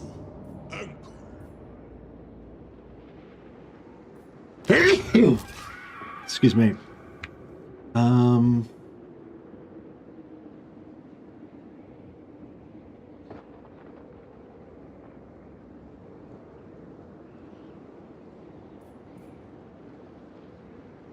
Might start getting our money up a bit actually, because we're just getting a little bit low.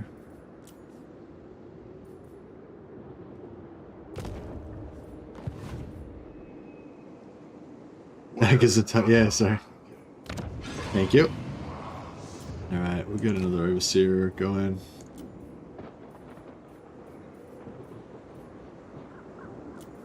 Gorndok. Kubelurin.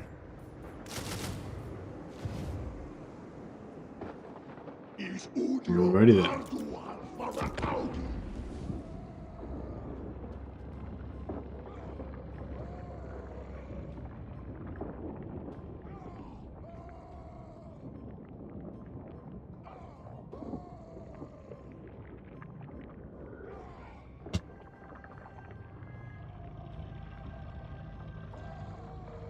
I wonder if they did a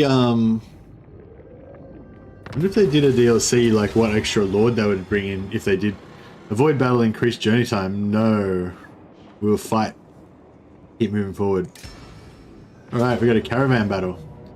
We can just auto-resolve it, but I might actually fight it because I think we'll get decent slaves.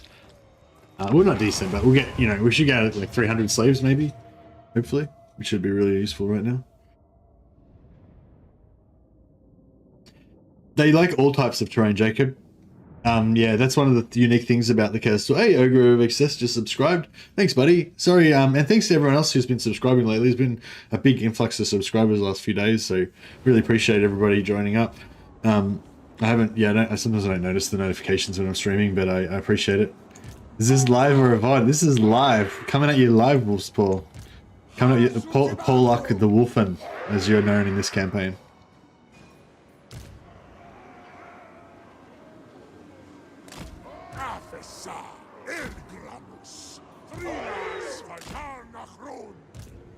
I was thinking about, I hope it's not annoying to people watching, like, people who are watching the VOD and stuff. I hope you don't find it annoying that I do renames all the time. I know that some other streamers don't do renames because it sort of detracts from the gameplay and stuff. I didn't have any plan for this, I just realized. I just have no plan. I have set up my dudes in just random locations. Now I regret it. I regret it now.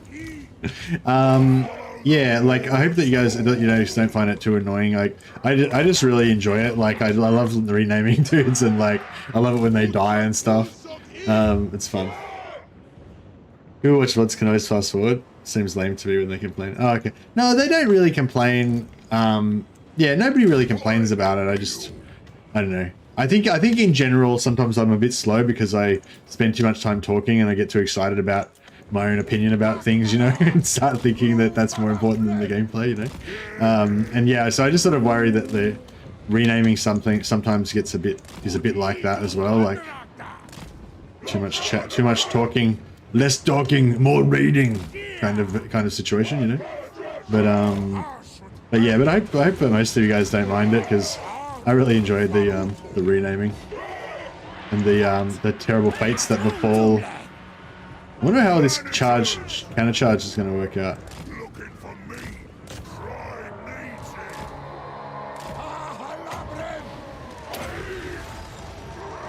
Oh, that worked on all of these guys. I forgot I had an AoE. Cool.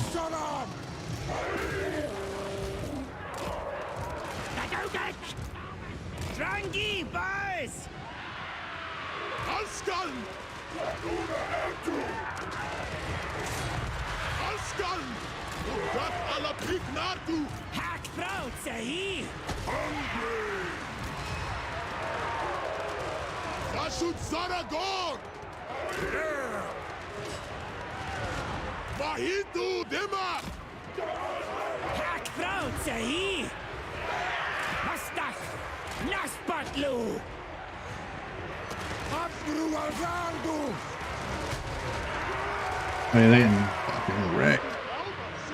Get wrecked, son.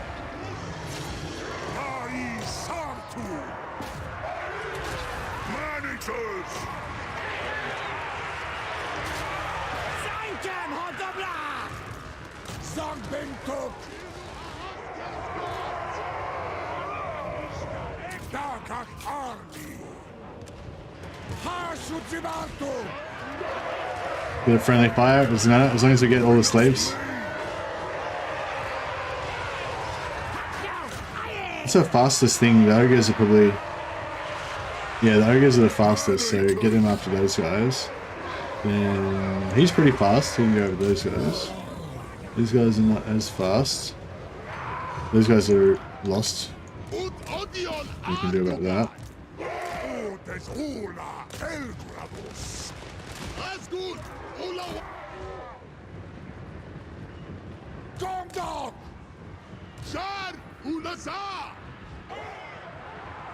Yeah, we didn't get all of them. Biggest in the tribe. What, son?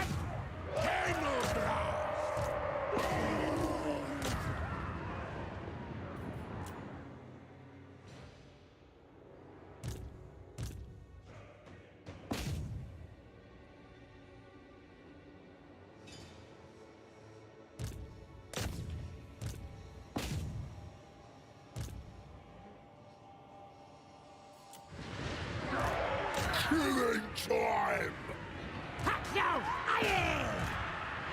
Managers! Alright, that's pretty good.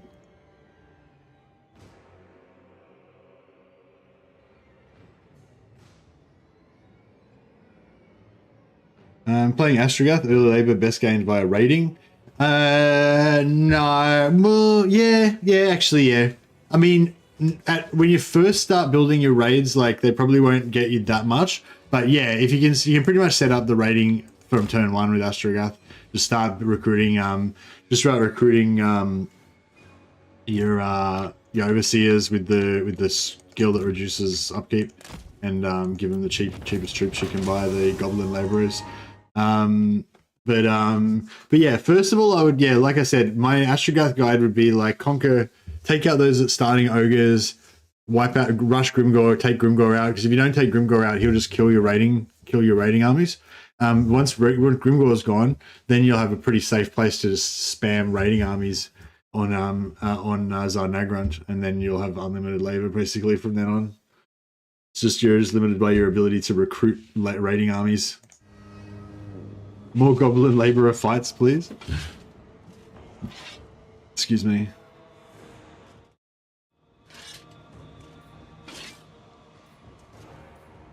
$197 labor. Yeah, I think that's okay. A decent chunk. That's another 2,000 gold, basically. If we want to use it for gold. Possessed amulet. Okay.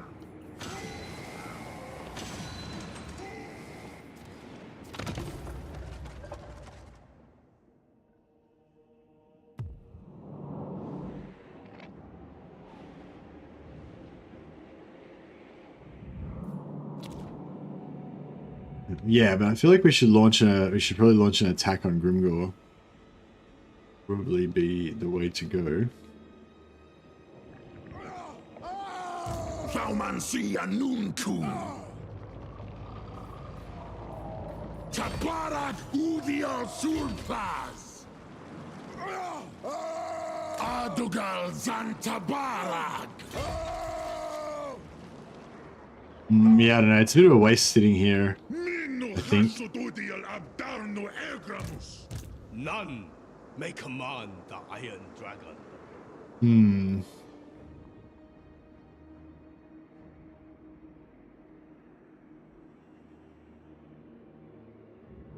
Grimgor doesn't look like Grimgor is actually doing that great. He's only got 4 provinces. These guys have taken out one of his settlements by the looks of it.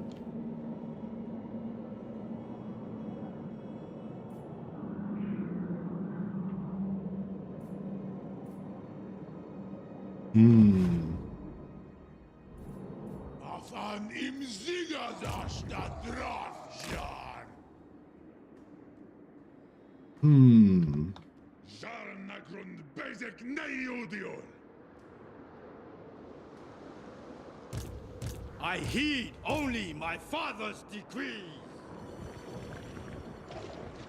Zhatan da Draj! Drav Dumlet! I might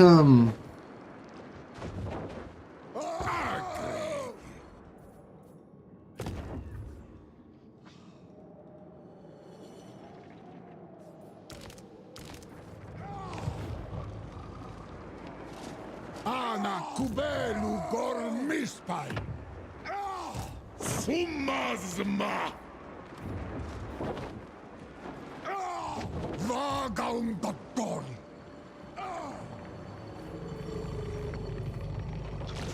Anstrol! Barikwata! yeah, all right. Krutash Albudra Uhaku!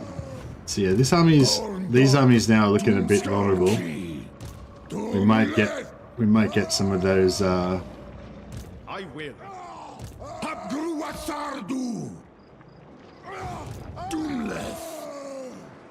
Sabarartun! Gorndok! Kandork!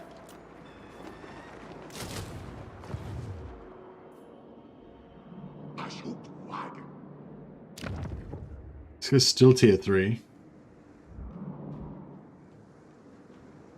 Oh shit, I didn't realize he's Confederated Wei Jin. We got problems over here now.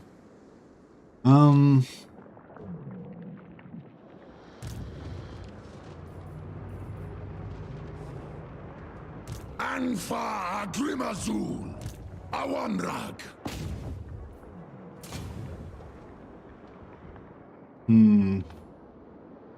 Raj Arbu.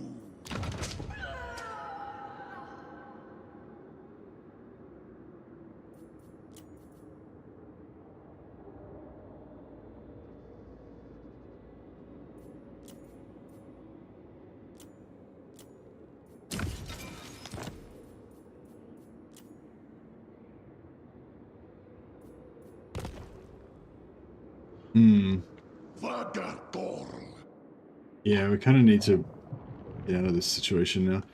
I don't know, maybe Greece isn't that big of a deal. Dumfaumansi. Waddle.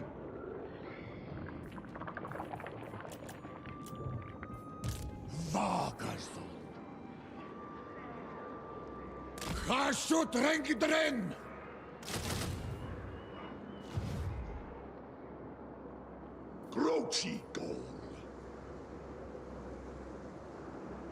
Why did you move labor if you were going to exchange it for cash?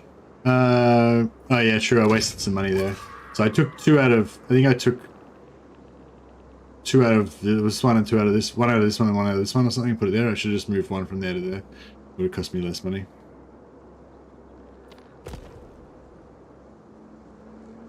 Good call, Musa. Sorry.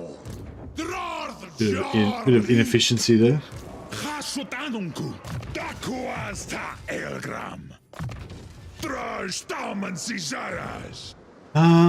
Alright, let's get some tricksy ambush. Let's get some tricksy ambush action happening.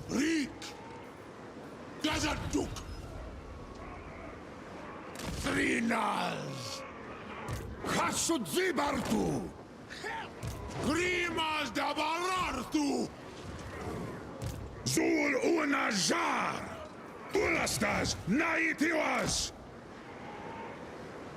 Alright, cool. So if they come in for this guy's in force march. They should be able to reach. No, they can't quite reach. If we put him there, then yeah, they should be able to reach him. But they hopefully won't know the Marla faction's armies there. He's probably a bit too far away. I am no slave. I am a dragon, not a slave. Jar un kuz. Yoda krum. None may command the Iron Dragon. Yeah, hopefully that'll be good.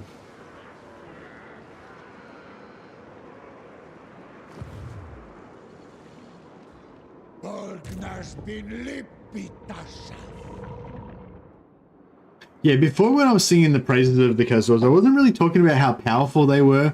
I was just talking about the way that their mechanics are sort of designed in such a way that there's lots of tools in there. There's lots of things you can do, whereas you as a player can use your strategic mind. You know, you can have your player agency, you can actually do stuff, you know, so you can choose traits you want to farm, you can choose items you want to go for, you can choose particular seats that you want to go to support a certain strategy, you can choose armament upgrades for capacity that you want to do, you can choose armament boosts that you can do, you know what I mean? Like, even if they nerf all of those things and make them slightly weaker, it's just the fact that you have that player agency to be able to do stuff, you know, and do stuff that's good, that helps, that works, you know. Yeah, I think like limiting power is good, but yeah, you don't want to like limit, you don't want to make it so you can't do anything and you just have to play a boring faction with nothing special about it, you know. More money, yeah, I like money too. Yeah, I feel like we're gonna have some problems over here pretty soon. We don't have anything built up here, so like essentially I can let them take over a bunch of this stuff and I don't really care. So that's by intention. I haven't leveled anything up. I'm gonna level up Nangao But that's, you know, that's pretty far away. It's got a bit of a buffer around it.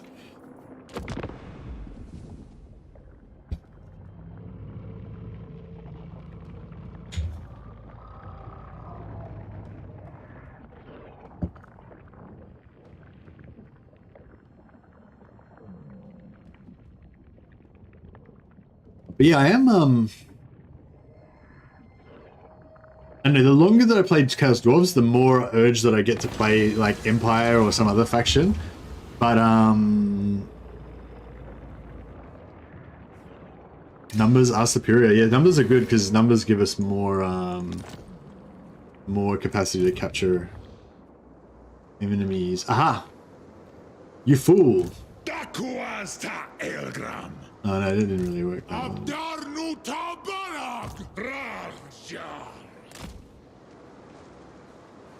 Well, they got 3 armies. Okay. Pretty exciting.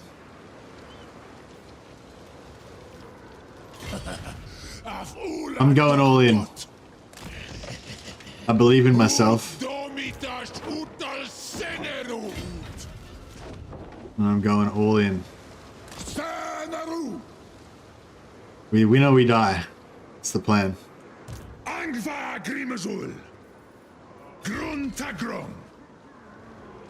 We've got quite a lot of upkeep to deal with.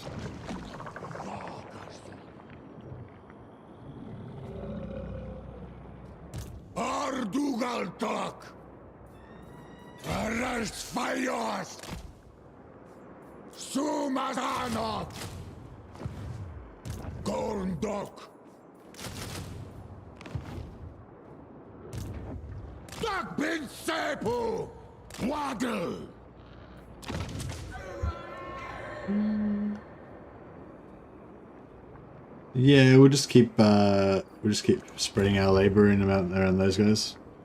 Go does.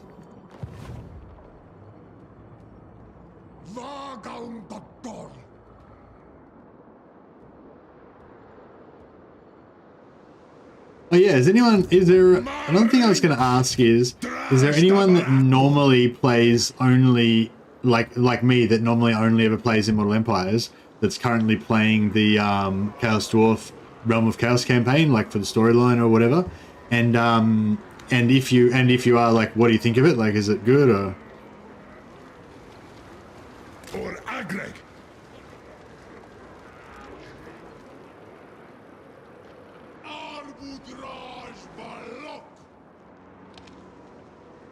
Lata Dockstock!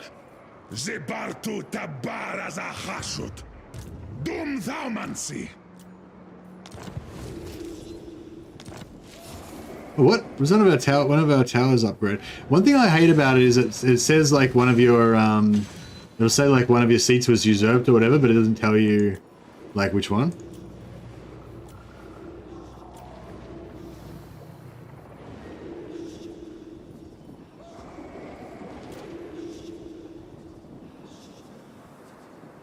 Yeah, this doesn't tell you which seat, does it? You can figure it out, because when you go in here, you'll see the cost. You'll see the number and the cost. But yeah, so it's a random magic item of ancillary, yeah. That's a bit of a bummer. Would have liked that one. Keep that one. We can steal it back from him for 150 in 4 turns. No, you got 2 used up to 1 turn, but you only got a message once? Okay.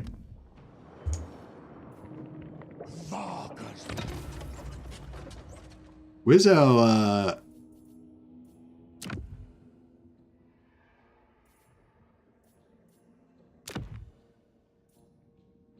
Oh, our caravan's here. Oh, yeah.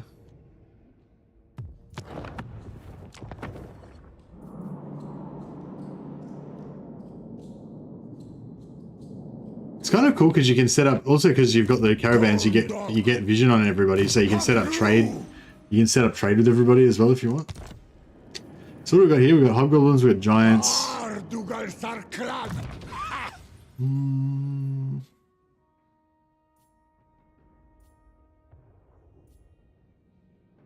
So if you get casualties Get army replenishes in foreign territory. I think that's pretty good to get if you want your army to be strong.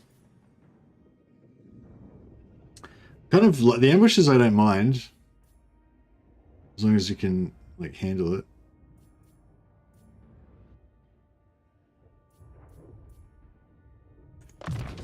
Trajitu.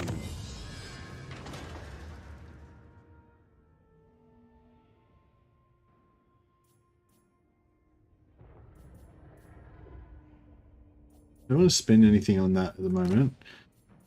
Military casualty replenishment is good. Hero capacity for Infernal Castellan's good too. Alright, we'll head up that direction. Oh, actually, was there something here we were working on as well? Oh yeah, construction rushing. We'll get that first. How do I claim Ulrika? I made a video about that, Andrew Jones. Watch the fucking video, lazy bastard. I forget now. What do you do again? Oh yeah, it's in the video. You got to, if you're playing as Empire, you got to build level 2 walls, and if you're playing as Kislev, you got to build level 2 Skaven Discovery building. Yeah, you're playing Empire, you just got to build the walls, level 2 walls.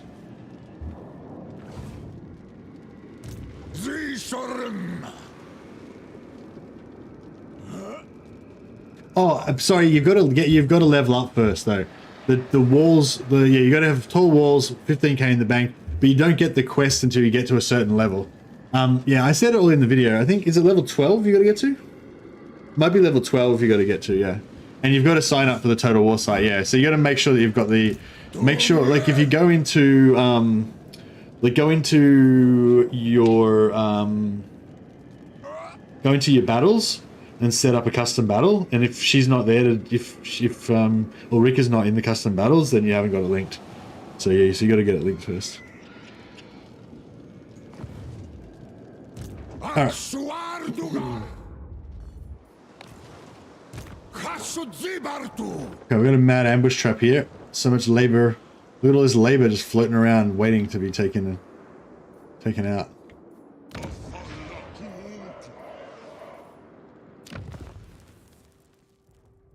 It's only 1800.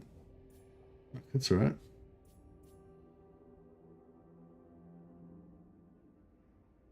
Actually, that's a good point. We should probably build some trade resources.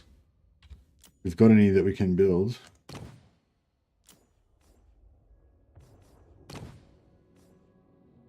Yeah, most of these chaos places don't have anything.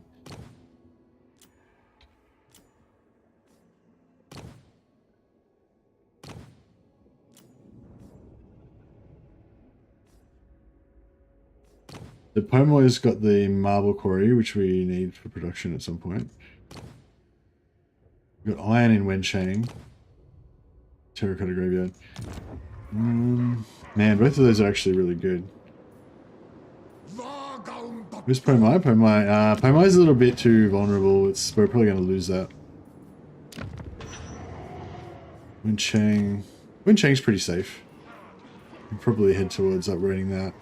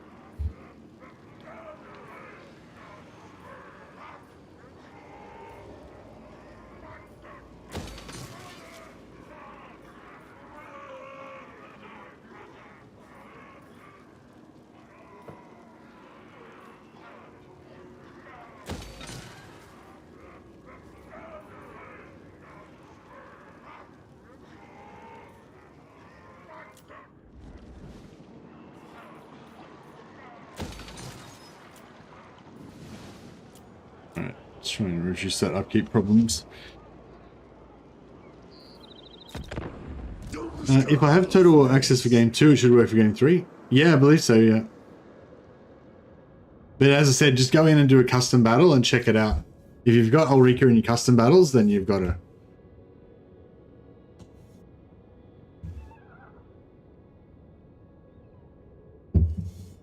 But if you don't have her in your custom battles, there's no point leveling up to level 12 and building walls and all that shit because you won't get her anyway. Oh, we got Grim Gorsus.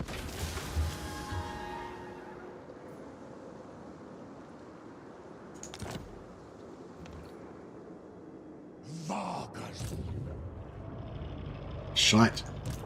I don't think we can really handle this.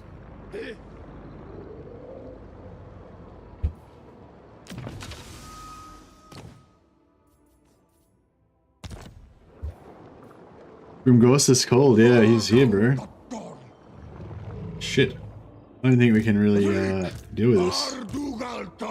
We got like half a stack of Hobgobbs and a shitload of Goblin Laborers. I don't know, maybe we could auto-resolve it or something. I don't know. Do you reckon we should have a crack? Have we got... Oh, maybe if we level up. Maybe if I can... yeah, maybe if I can get a fight over here. Maybe if I can level up.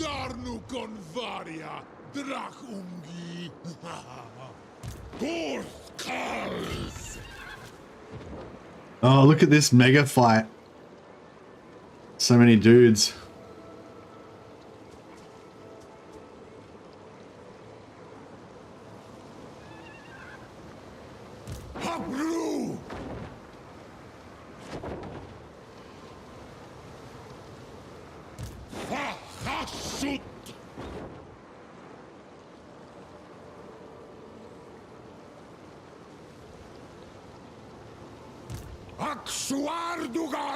Swarduga.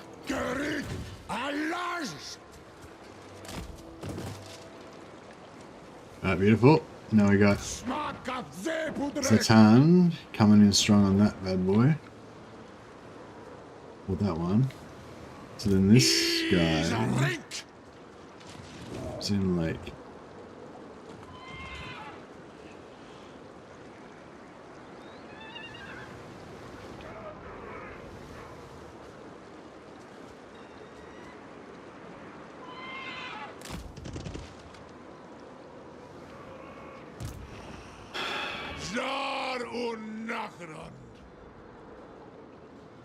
Okay, I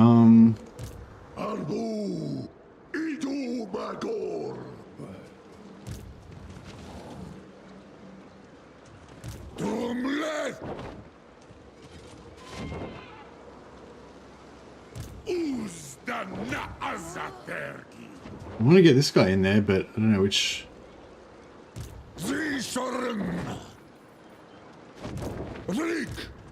Silver Chevron Hobgobbs. I guess we have to sacrifice one of those guys. Get this baby on. Alright. Let's gear up our mighty army. Cousin of Preservation, other Trickster's Shard. We give him magic potion of healing. Preservation, yeah, that's good. Ancillaries, give him Speed Burner. And Scarecrow, don't really need that.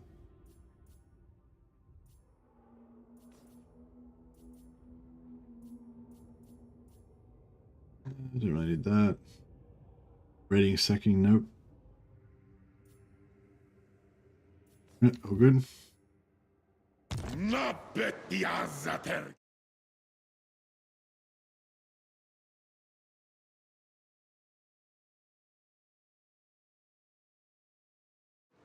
Sumazma Ardugal Tak Aksho Ardugal Custom. I want to put that on one of our flyers. We give him a shitty sword.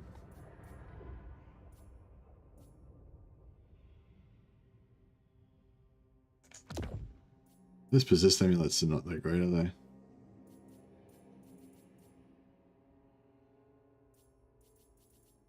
Fireball.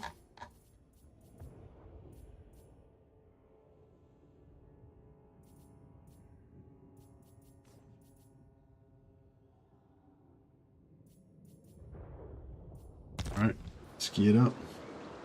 Subjugators! No flyers. Yeah, I want to give One of these guys, the Talisman of Obsidian. That means as long as the flyers stay together, they're immune to magic weapons. So their physical resistance will work. Should be good. This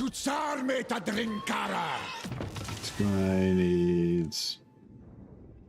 So he's got that physical resistance, so that's good. He's not really that good at melee, but...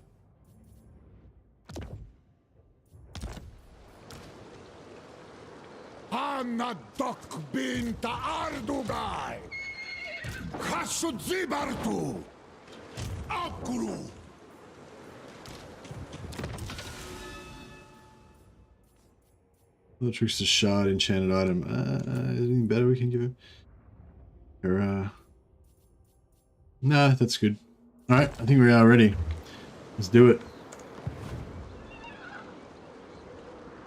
Replenishment seat's good. Yeah, I think hard about taking the replenishment seat often. I think it's a good one. Oh, she ran. What a noob. It's gonna cost you.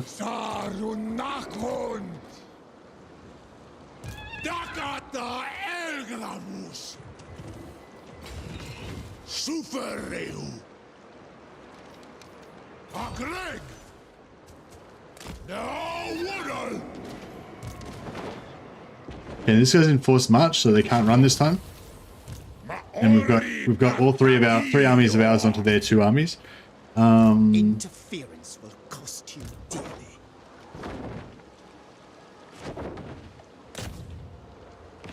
Now, should I do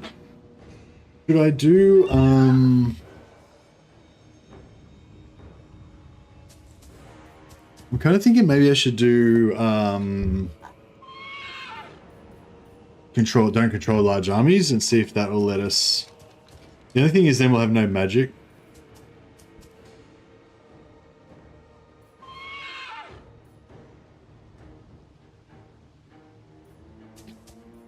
I think don't control large armies could be better.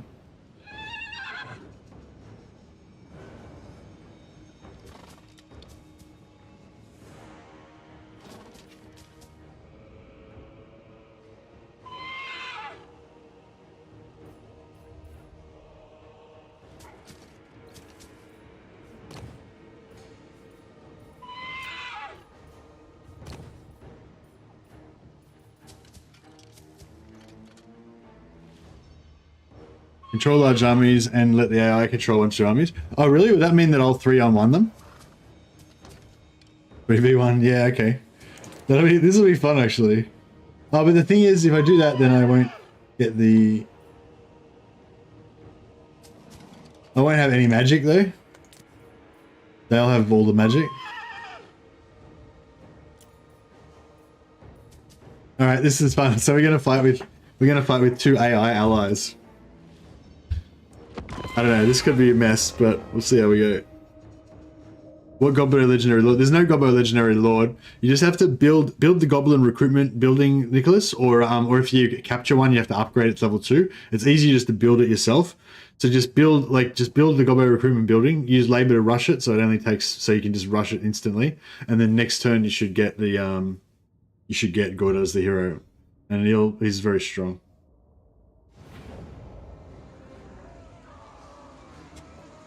All right.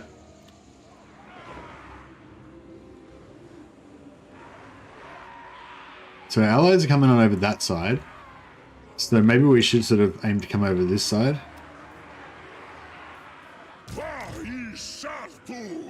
Might put our guns on this in this tree line.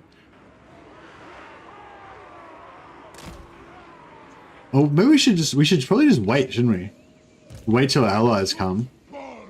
Can we get out of range of their artillery? I don't know if we can even fit. No, we can't really even get out of range of their artillery. Do you reckon they'll wait? I kind of because we're attacking. I suspect that they'll just wait. If I'm right and they do just wait, then we can get you know, we can be really greedy and get lots of advantage out of that. But if they don't wait, then we could potentially get lots of artillery fucking up all of our dudes over here. So that will suck.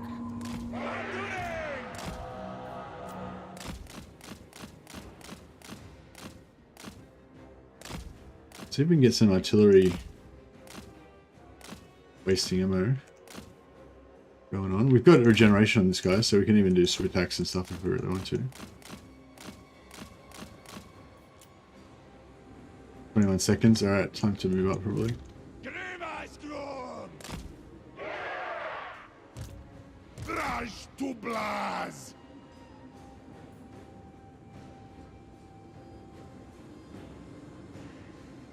Yeah, the mechanics are really fun, Nicholas, so you're going to have a great time with it, I reckon. Even if you hate Chaos Dwarves, I think you'll still just enjoy playing them because they're just really fun. I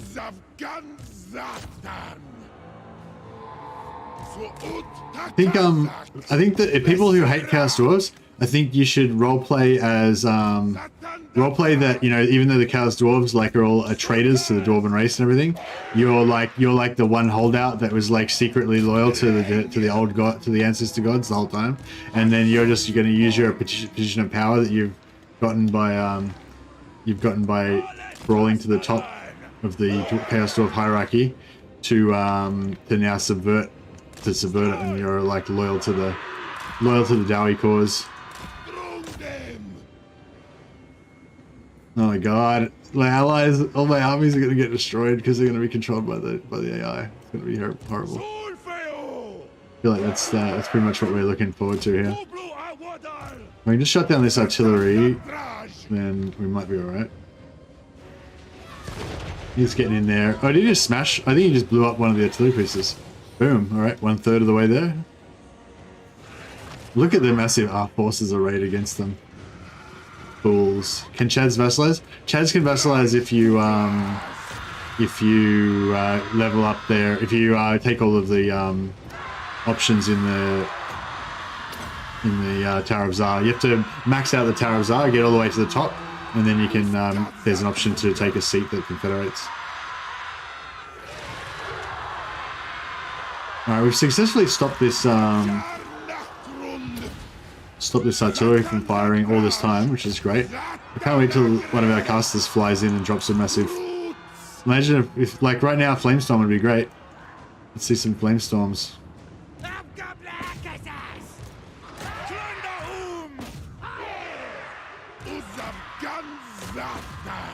Try and stack up with this. If he's going to melee, I'll try and help him.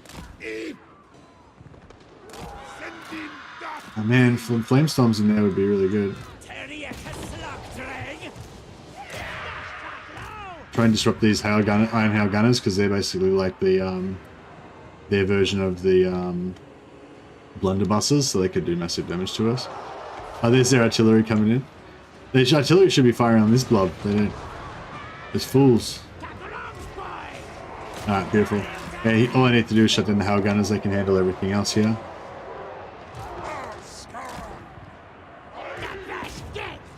Oh yeah, now we're going to start seeing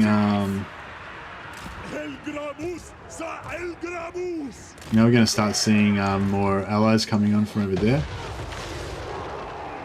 Flamestorm, it's not great, but not terrible, I guess. Could have done worse.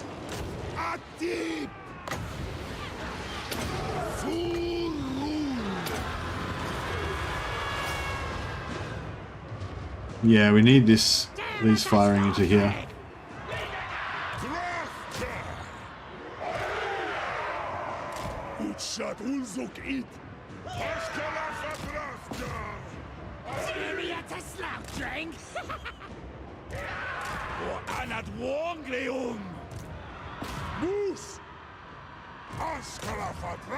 We got allies coming in here.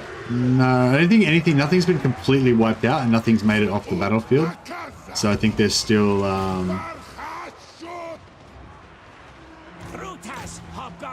doing their thing, basically.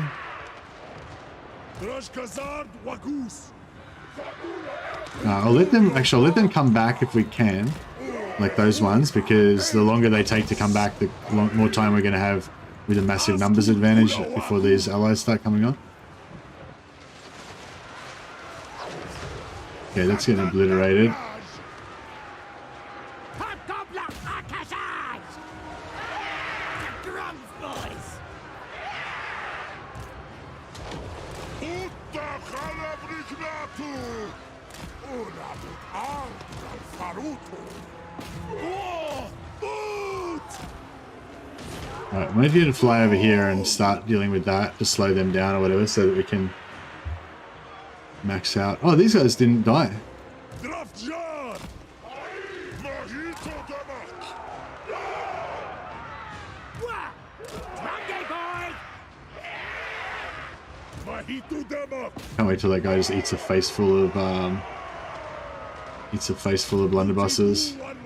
Gonna get absolutely destroyed. Hobgoblin, you livestock girl! Drunky boys! Hobgoblin Akashas!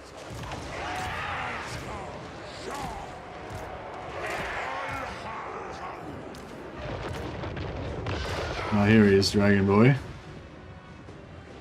Drung them! Narzus We need to, Jar Kunazan! Hobgoblin Akashas! Which way, boy? Eiskalt!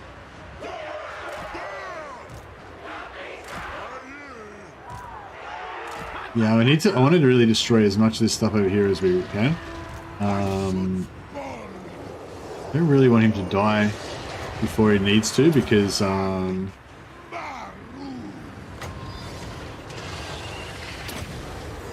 of buff on these guys. Yeah, I don't really want him to die before he needs to, but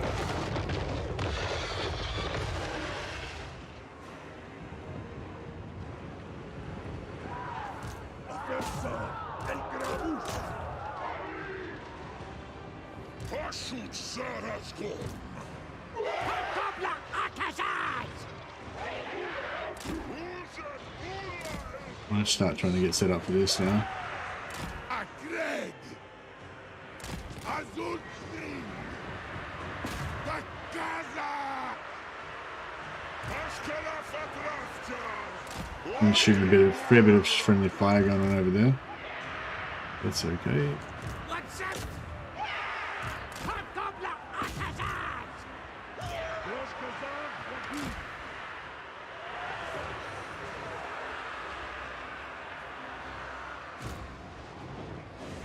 Sahasut! Chasing him up the mountain. Hobgoblin Akashas! Yeah! Hobgobleria! Shadow Gates! Orkshad Ursugit! Drafjan! Thank you, Hobgoblin! It's all about maximum slaves. Yeah, he's getting damaged a fair bit in there. We get him? Oh, he ran off the field. Pussy. Oh, damn it. Wanted him dead.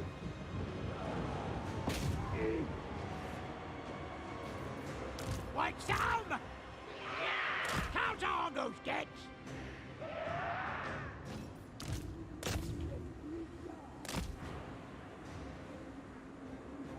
Lock the Draftsha! Lock the Draftsha! Drathring! Eiskalt! Aisartu!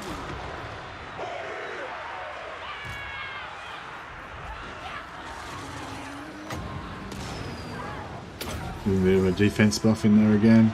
Those lords are getting the crap shot out of him a little bit. Hobgoblin Akasas! Aisartu! Harutash Hobgoblin! Hobgoblin Badlow! Zadogek! Atip! Okay, artillery needs to be shut down. Those are going to take a lot of damage. I think if you gave the AI Hobgoblin Wolf Fighters, they'd be a bit more competent. Yeah, they seem to be doing alright. They're killing these slaves for me. Oh, actually, they got the guns turned off. I don't know what they're doing there. They don't seem to be doing too much. Maybe they're not that competent after all.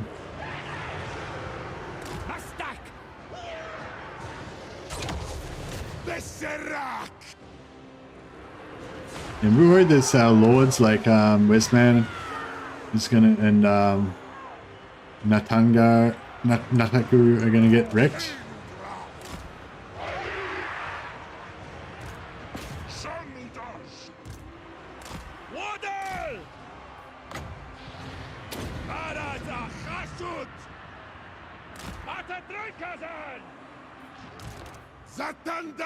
I'll get rid of our artillery. Beautiful. Alright, yeah, we need to get in here and try and tank for these other lords because some of them are getting like super low.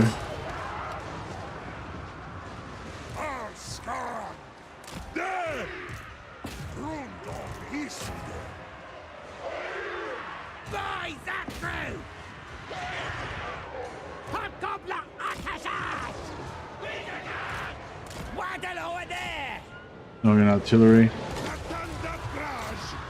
Shut him down before he makes a mess. Okay, I need to stop our shotguns from firing into that too much.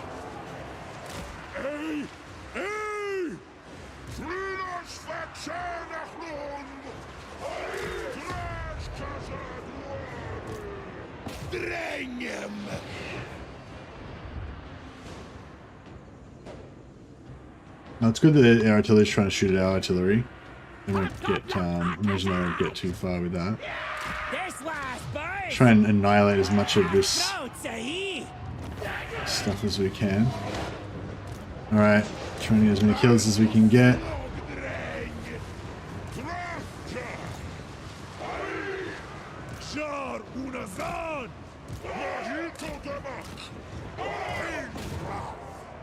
Yeah, this second army is mostly going to survive, so we can actually follow up and kill them again next turn.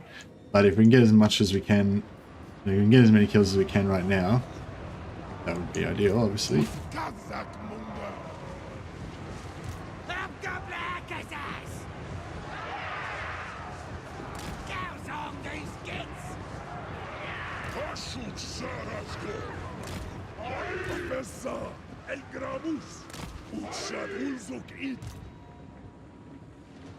Waddle over there! Gishkat! Takram spies! Hobgoblin here! Zhatan datraj! Nothing left there.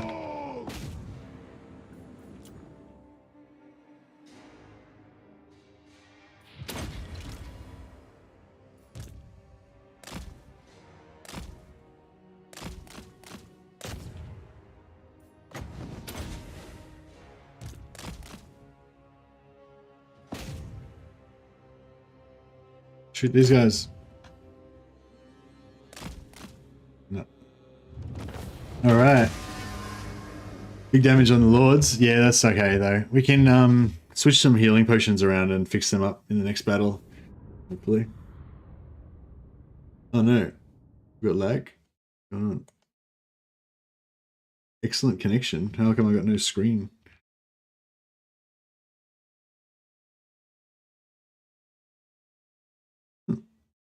Weird. I'm still getting chat, but my screen's saying I've got no stream coming through. Oh no, there we go. Cool. Seems fine. All fine. So, how do we do? 5,622 enemy captured for a massive haul of only 937 captives. That's bullshit. This should be half of that. But I think it screws up when you have like multiple armies. So yeah, so I suspect that even though we captured 536 total, we only took half. I imagine this is half of the actual captives that we got from this first army, and no captives from the second army. I'm guessing that's what happened. I'm not sure why it's saying 5,622 captured, because there was only 3,800 dudes in the whole thing, so that couldn't be right. So probably, you know, yeah. So I guess we actually captured 2,000, and then we got half of those as labor. So I don't know why that's saying that, but yeah. Anyway, still good labor. And this is, yeah. See, this I get 1,100 in gold, but this labor is worth 7,500 gold. So it's quite worth a lot more, obviously.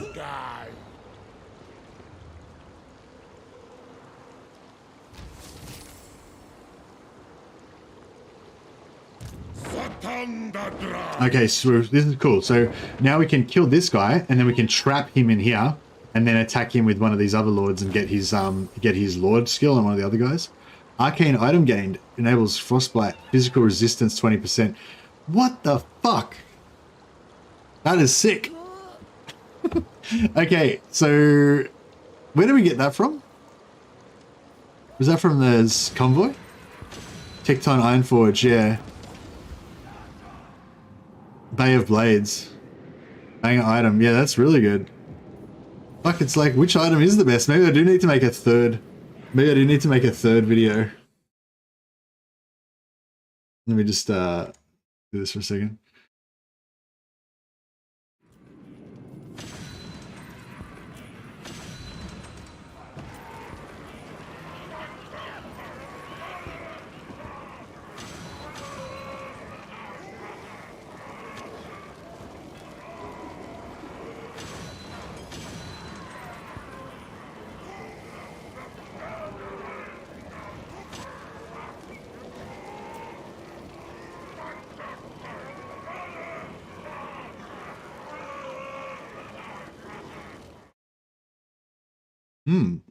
All right, new best, like third best item. It sucks that it's an arcane item though. No, it doesn't. It doesn't. I mean, you can't use it for Zhatan because Zhatan can't use arcane items. But it's 20% physical resistance that's not on armor and not on a talisman. So that's like traditionally you can only get resistances on armor and talismans, right? So Chaos Dwarves don't give a shit about that though. They've got arcane items with physical resistance. They've got enchanted items with ward save and physical resistance. Yeah. So yeah, so it's actually really cool that it's on that. But yeah, not good for arcane. Yeah, I agree. Yeah. But yeah, that's cool. Yeah, we need to confederate somebody so that we can give them all this sick gear. Okay, now we're not going to get, probably not everyone, yeah, this guy won't be able to be involved, but that's okay.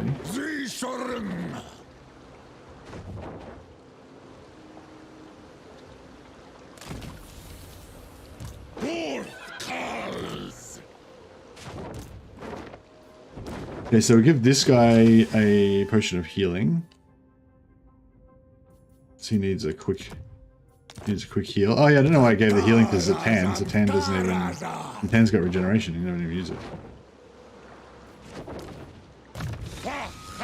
I want this extra movement percent on him. Yeah, I've got all of his... I mean, I would like to make him a lot tougher in combat, but he doesn't really need it right now. So we can wait on that. Lightning Strike. Hey, Wolfspaul. Oh, thanks for the memberships, man. Much appreciated. You're always super generous. I don't know if you know, but I added your character into the game already. The series here. Horlak, the Wolfen, Infernal Castellan of the Legion of Asgore. So you're already immortalized in this campaign. He's actually probably going to become immortal. He's level 13 already. I wouldn't be surprised if he actually survives. Although your characters tend to be pretty lucky. I don't think too many of your characters have died. I think you've only had one character die in one campaign so far.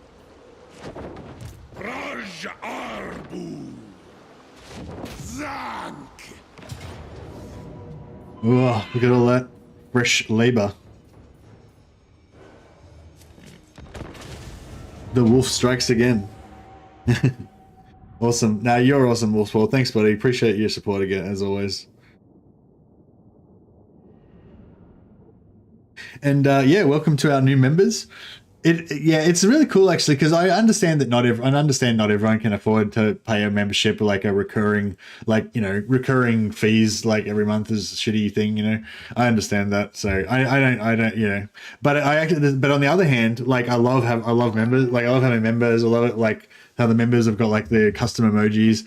I know that the custom emojis don't really get used that much, but like I like, yeah, it's cool like having lots of people having access to the emojis, because I think in Twitch, like there's more, I don't know much, I'm a Twitch noob, I don't know anything about Twitch really, but I think in Twitch there's like heaps more emojis, and everybody seems to be like using emoticons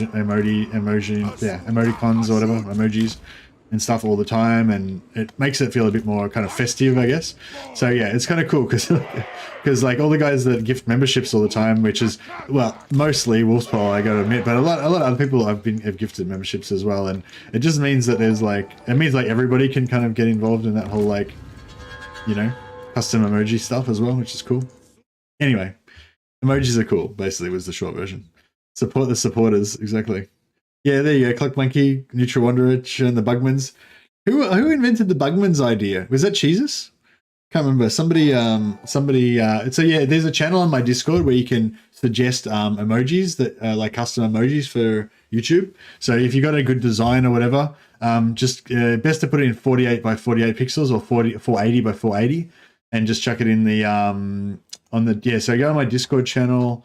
There's a place called New Emoji Submissions, and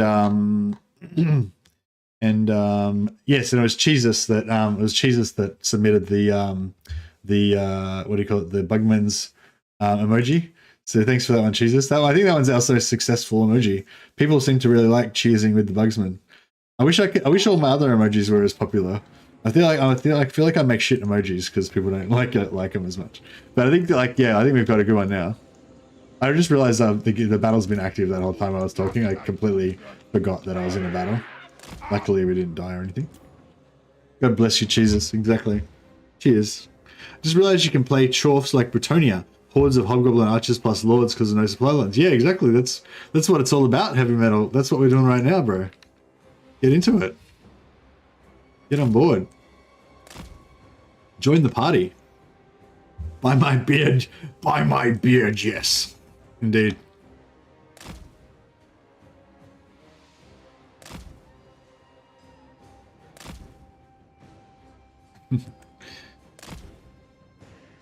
Alright, we're just gonna like sandwich these guys between our two armies to get like maximum amount of carnage and slaves. That's what it's all about. It's gonna be nearly time. I think it's time to get it on. Braj tu blaz! Nat! Marzus slogdreng! Ai sartu! Dragon's gets!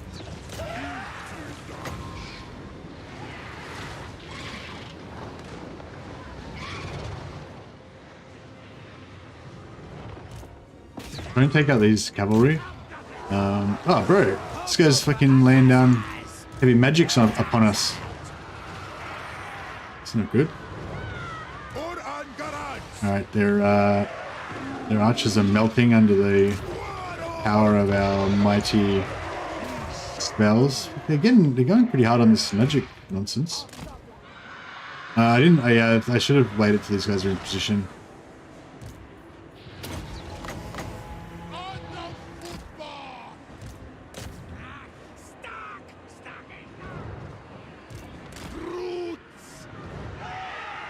They'll probably come back, unfortunately, but that's okay. Oh, bro, get out of the way. Fire thing.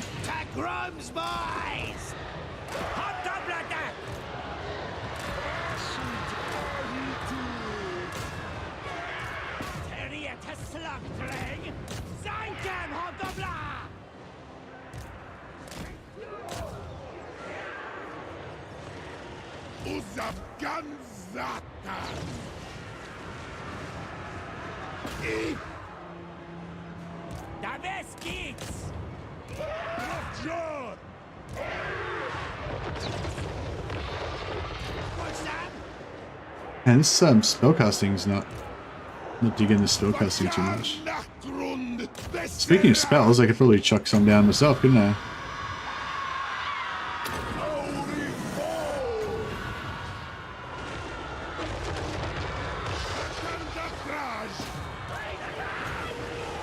Oh yeah, so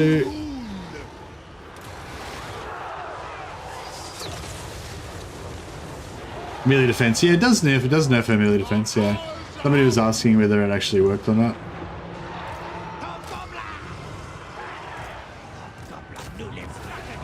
It's not enough, we need to kill all of them. Rain down carnage upon them.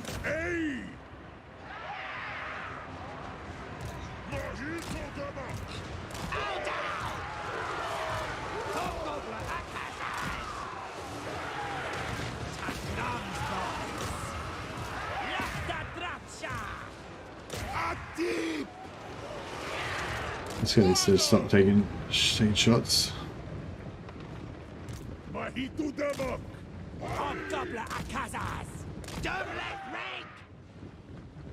Zhatan can get over here and try to do some cattle herding. We killed that lord, right? Oh no, she's still... Give her a bit of a fireball in the butt. She likes that in action.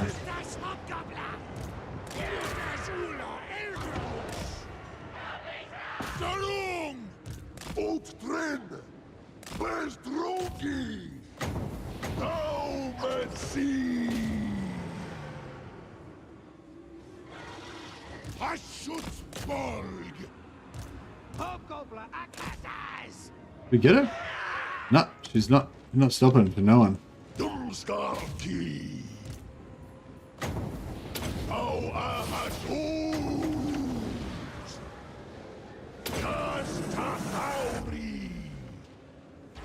Yeah. I don't know how much damage like that last 10% actually makes, whether it's like doesn't really matter or whether it makes a huge difference, but either way, we got her, boys. We got her.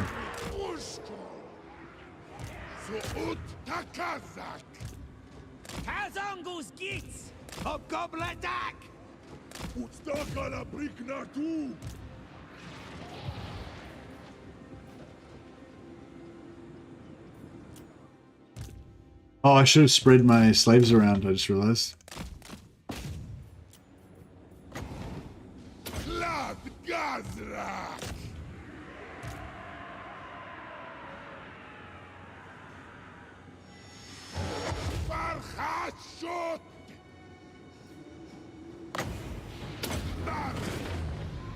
Alright, I think we're just about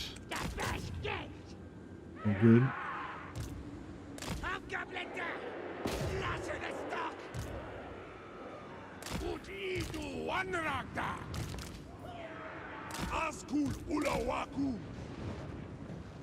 Zhatan the Striker?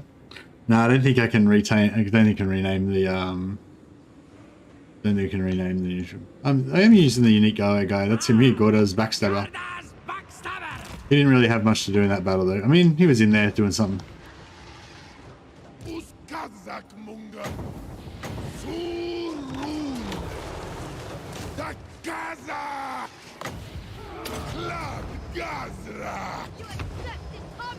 All right, I think that's our worker is done.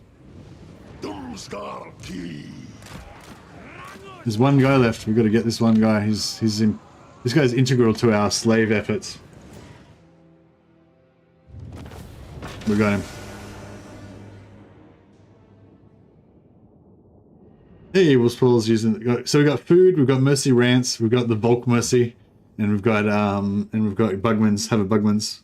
I think the Mercy Rants and the Have a Bugmans are the two most used ones.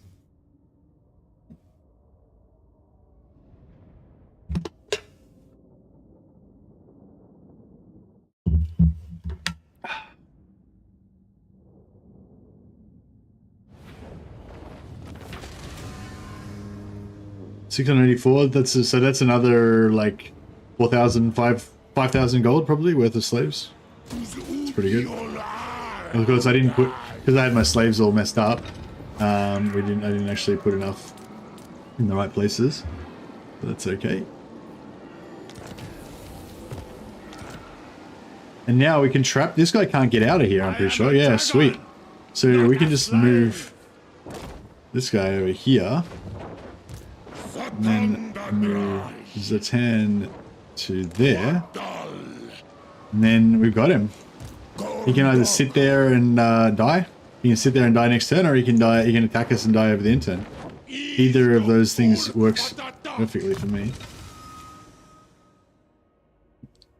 Yeah, so I think we want to get. I want to get to Unbridled Cruelty now. I think.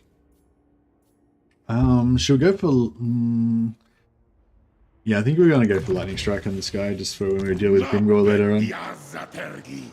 Yeah, he's there. Oh, yeah, the Science. Science is a good one, I reckon. I don't know if it gets used that much. Restart gets used a bit. Yeah, actually, Restart gets used a bit. At the appropriate times, like if I've just screwed up, and I should probably restart the campaign. Although usually I don't restart, I just keep playing on. But I have been known to do a restart once in a while.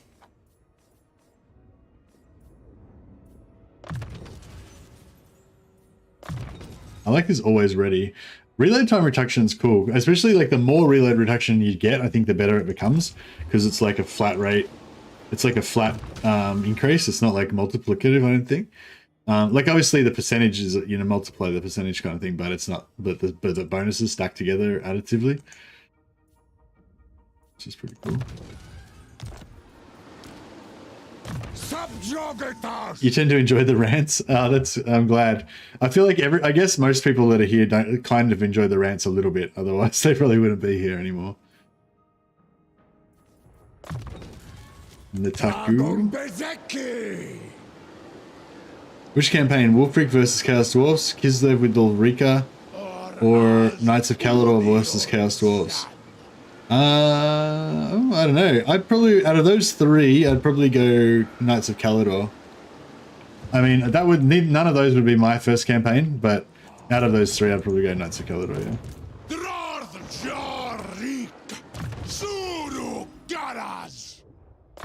Congratulations, Wesman. You have achieved Unbridled Cruelty. Now you're ready to retire as a landed raiding lord and just going raw for the rest of the campaign.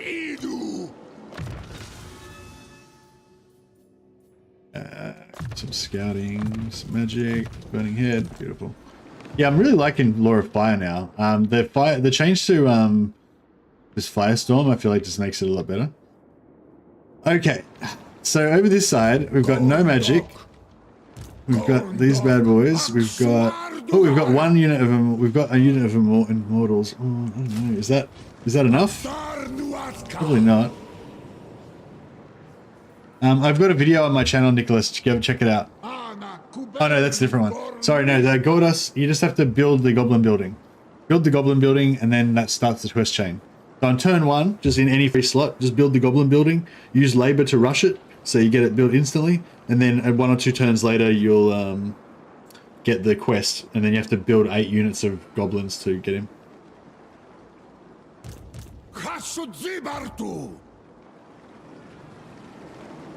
I don't know about this. I don't know if these Immortals are going to be enough. All right, let's make Doctorno the ultimate warrior. First, we give him the Mirror Shield. He can cycle charge in and out on his Great Taurus. Not quite as good defensively as probably as the Armor of Destiny, but you can, if you use it intelligently, you can get a lot more use out of the Mirror Shield. It's only 40 barrier points, but if you cycle charge in and out, you can get thousands of hit points worth of damage reduction with that, you know? So it's actually pretty good.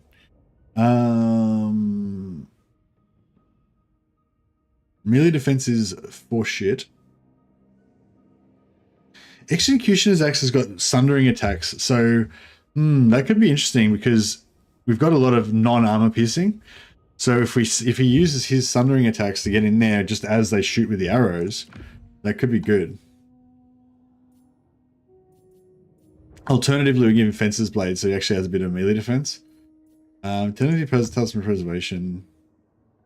And wish we had that regeneration weapon. That would be ideal.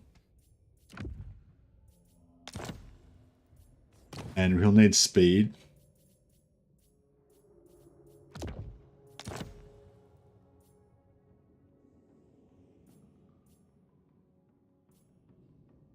Yeah, if only we could somehow... If we could somehow heal those immortals, that'd be super good. Oh, casualties captured. Shit, we should have had that on our other dude. Alright. He's about as geared as he can get. Oh, you do have magic. We've got Clock. Clock has the magic. Alright. No, we've got fuck all wins of magic though. 20 wins of magic. I don't know if we can win this.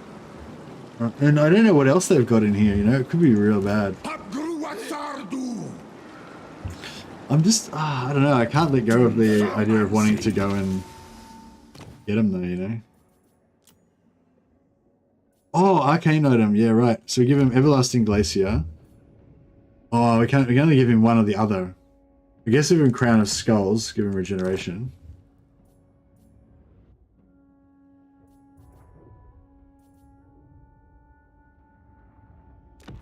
Give him Master Furnace. Gives him more armor. Do it for the content. Yeah, that's true, I guess. Gotta do it. Talisman. Give him another Talisman of Preservation. We're investing a lot of magic items in this though, like it could be bad. Now give the guy Fencer's Blades, make him a little bit defensive. He's a Foot Lord, so he should be able to tank a little bit. And we'll give him the Armor of Destiny, yeah. So this guy can just grind, he can grind tank with the regeneration. He's not really tough enough for it, but you know, we give it a crack. Is there anything we can do to make him tougher? Not really. We'll just give him more leadership so he doesn't rout.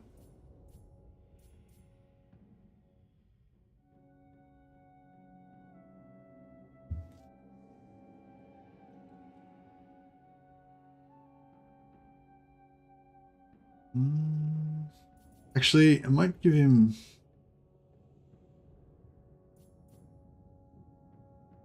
How come I can't? It's weird somehow you can't take... Sometimes you can't take these banners off.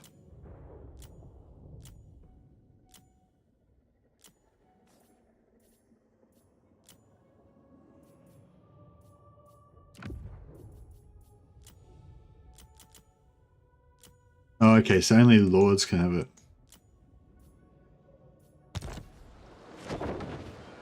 No, only overseers can have it. So this guy can have it.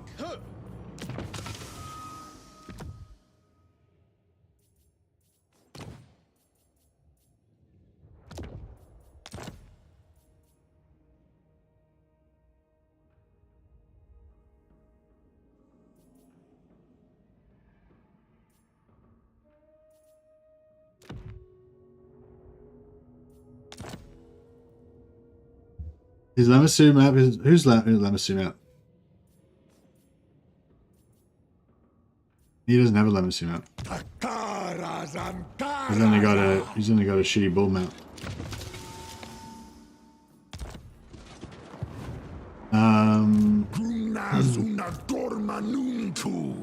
But yeah, I mean, if we could get a Lamassu mount, I would. If he was no. I mean, this guy will get the Lamassu later on. He's just they're not high enough level yet. That's all.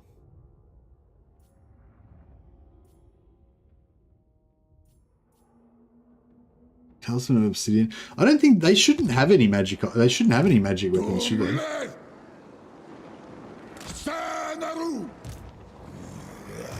Are we not going to get any better vision than that? I was hoping we were going to, if we get close enough, we might be able to see what units they've got. But it's like, nope. That's it. Use those two shitty blue settlements, Helen. Oh, yeah, maybe. Yeah, let's do some... We'll try doing some fusing. See if we've got some good magic items we can steal. Well, not good, but we've got some magic items we can steal. Oh, he does magic damage. Shit. Alright. It might actually be worth giving him the talisman then. I'm just worried that, like, if we're going to give everything good to these guys, and if they die, it's going to be not cool. Not very cool at all.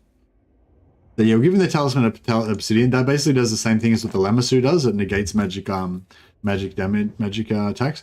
But we don't actually have that much physical resistance. 5%. Yeah, we don't really have that much physical resistance on us.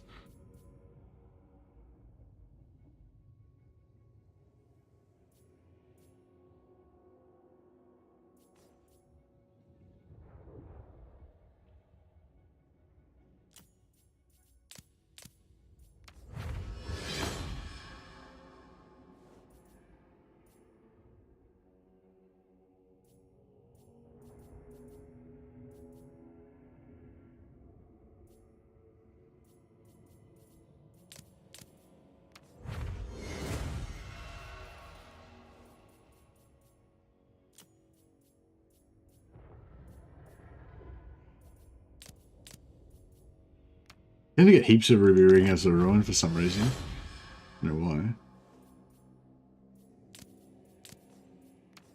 If we get one of these blue swords, it'd be sick. I'll get another talisman of obsidian. Alright, well now I don't have to worry about losing them as much. Possessed amulet? Yeah, they're pretty weak, aren't they? Giant blade. Hey, Kunmin. I will try to focus, my friends. We will try to win this. I don't like this enchanted item much, but I like this one, so...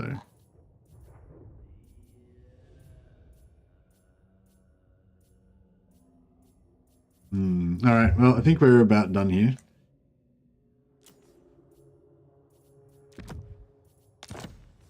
Any ancillaries for this guy? Probably not. No, not really. Alright. Can we do this? Can we do this?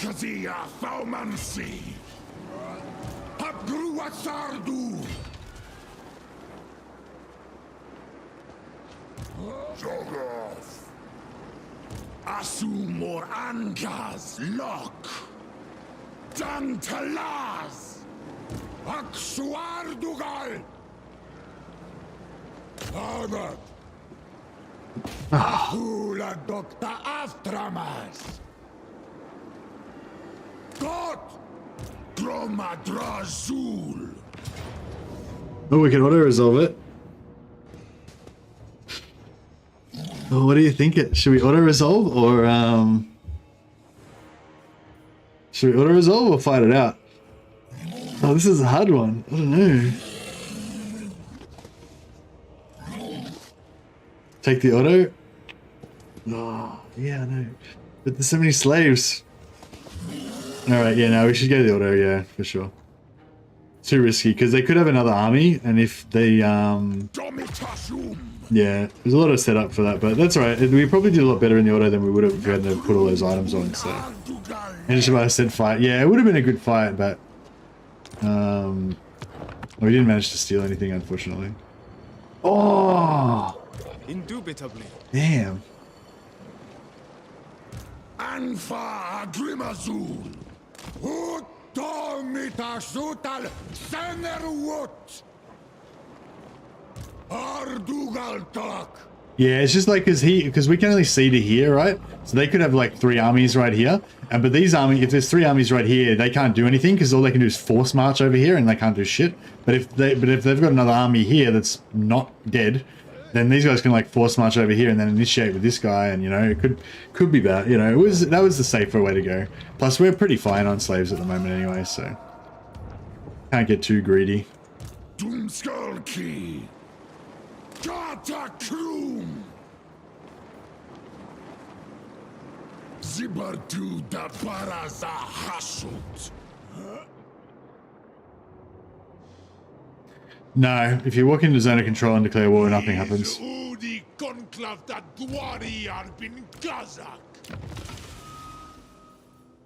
Now I've got to put all the gear back on. Wait up, let's get. It's probably just easy just to strip it off them first, and then just don't have to find it. Yeah, it's basically just all this stuff comes off now. I actually can keep the Executioner's Axe.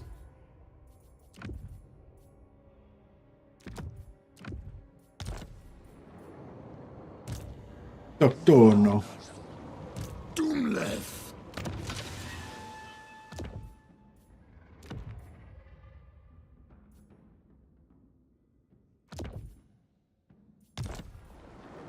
Sabarartun.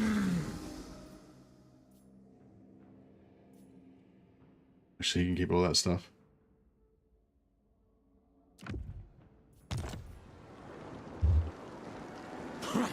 Elgramus Italum. Actually, now's a. Actually, no, I'll do the fusing at the start of next turn because if we fuse now and we get crash, it'll be annoying. Ring of Ruin probably is pretty good. Or actually, other Trickster's Shard. Minus spell resistance. Pretty good. And give him all the goodness.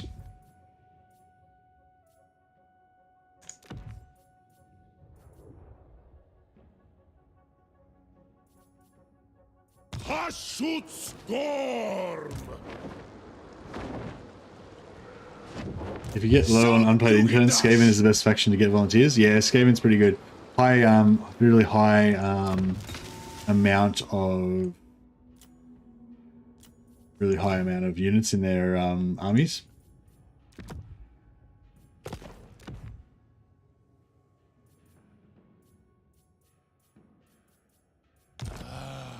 Idam Wolfrum. Hashut Zibartu.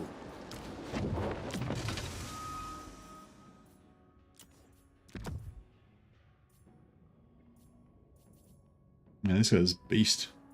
He's beast in it.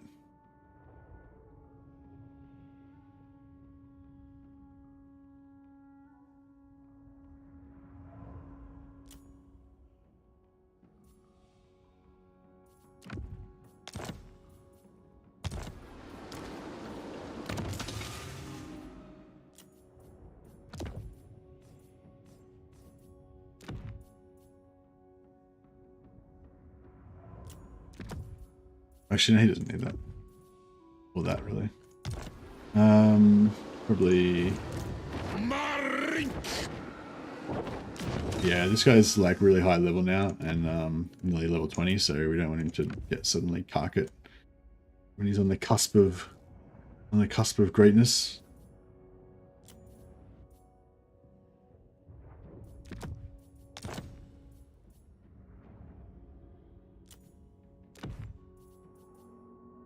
He's on Wolfram. Cool. Alright. Oh, this guy needs a few. Maybe some stuff. Charm Shield's pretty shit. Glittering Scars is actually pretty good.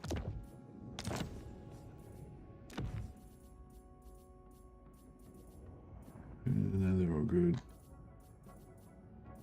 So, I don't really like these talismans of protection now. Now that we've got 15 Dawnstones and we can keep the physical resist like working, it's not as good.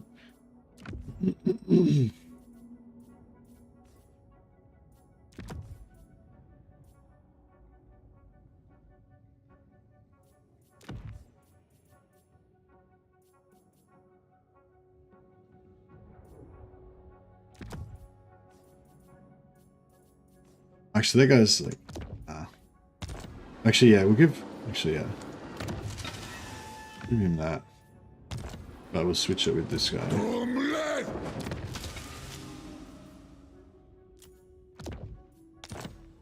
Alright, cool. Items are all switched. That's ready to go. Try and take that next turn. Or, you know, the turn after that. We've got some money issues. Yeah, we need to head back over here.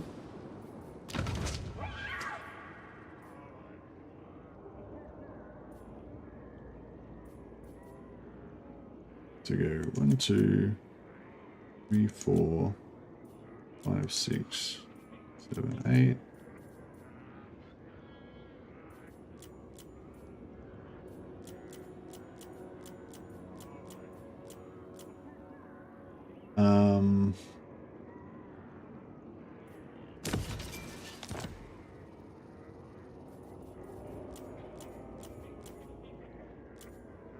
$149. God, wrote it.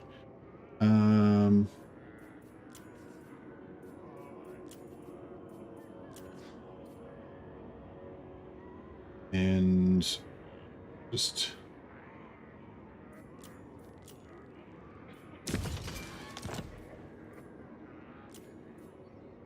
cool. All right, so we're cashed up again. We've got another seat in the tower to take. Start 2 caravans. If you start 2 caravans simultaneously through similar paths, that way they can take each other through hostile areas before splitting up. Oh, actually, that's an interesting idea, Quinmin. When you go through it, if you go through an area, it increases the chances of getting an ambush, but it doesn't increase the chances of getting ganked by an enemy army. So that's cool.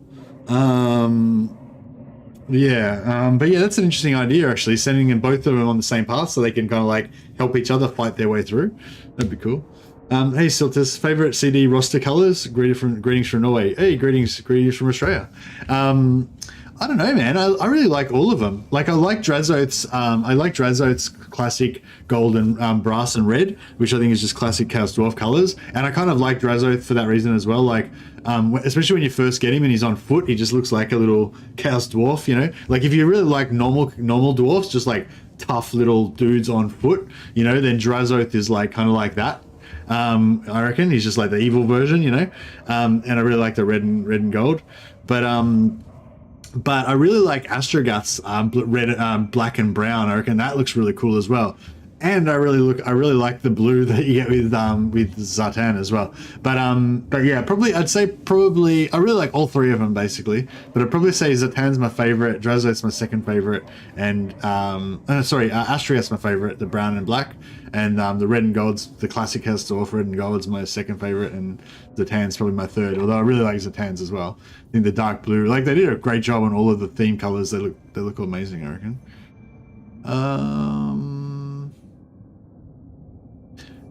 I think we're going to go for the summon. Even though the summon's relatively weak.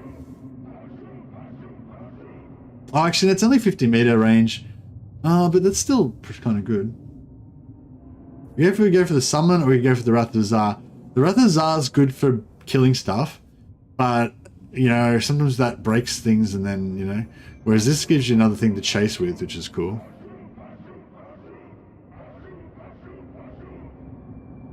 There's some... I don't know, they're both good. Maybe we'll go for this one, because these guys have already got this, so there's more chance of finishing off the tier. Like, if they take one of these, then I'll probably just take the other one just to finish it off. Even though this one I don't think... I mean, I don't know, it might be good, I don't know. This one I don't really want, but it will give us another convoy, which should be cool.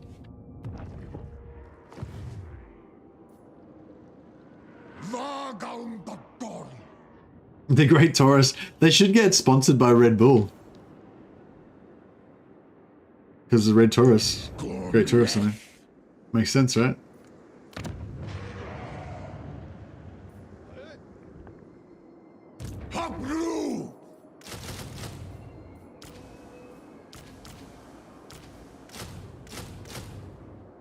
But exactly. Alright. What are we doing here?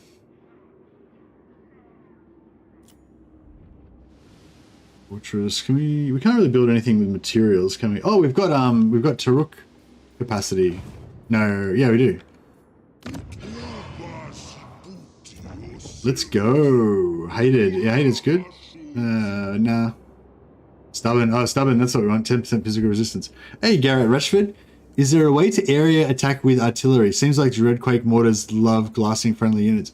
Yeah, I don't know, Garrett. Like a couple people have said that you can, but I don't know if they know. I don't know if they knew or if they just assumed because you can with other artillery. But yeah, every time I try to area attack, it just sends it into melee.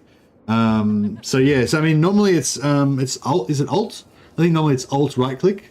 No, alt left click. It's like alt something, right? To area attack normally. But I think with Dreadquake, if you do it, it just goes into melee. Hold alt. Yeah, you hold alt and left click normally. So if, I assume you've already tried holding alt and left click because that's what you normally do. But yeah, if you probably had the same experience as me of having him just run into melee when you do that. So yeah, I don't know. I think maybe that you can't. Unless, can you change their mode? You know, you got like the melee mode button down here or whatever. Maybe you can change their mode or something, and that would.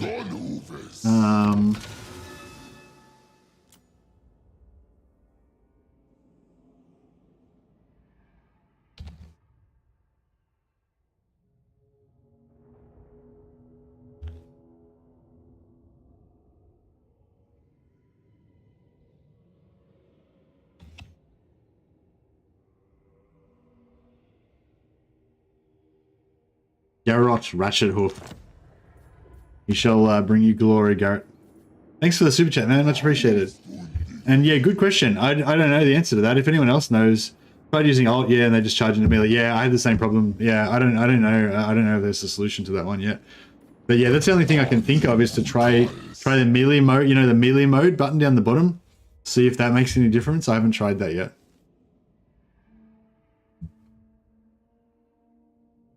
Spread control would be cool if he was going to sit around just buffing control. But he's not. He's going to be in there smashing foes with his mighty hooves. Oh, actually, maybe I'll just get the two. Rather than sit around wasting time farming, just get two of them. They can be brothers.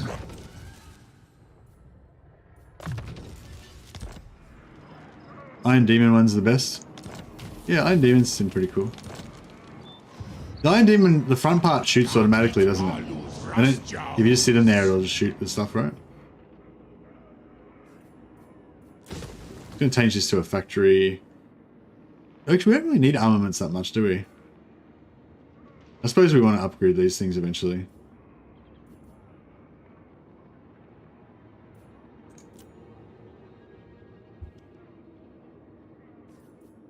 This I want to upgrade, but we don't have the money just yet.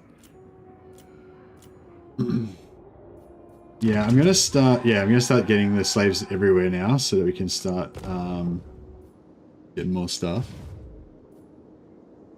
Oh yeah, what's the Regiments of Renown, the Demon Tongue one? What does it do? Like, what's the difference between that and the normal one?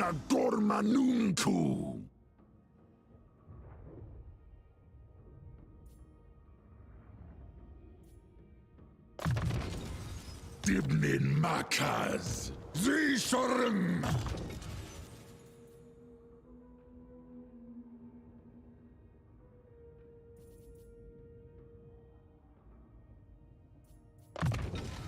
Takarazan Tarazan.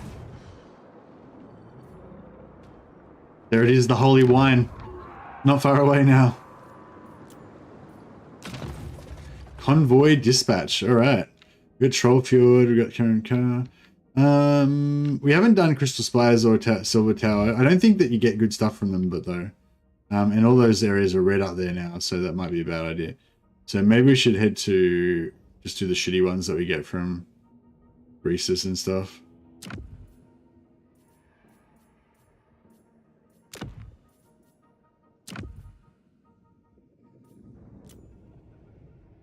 Yeah, I'm pretty sure that it's not very... Oh, both of these are armaments though. Oh, actually, yeah, armaments are good. Yeah, actually, that's a good call. We should just sell our armaments all the time because we don't really need them.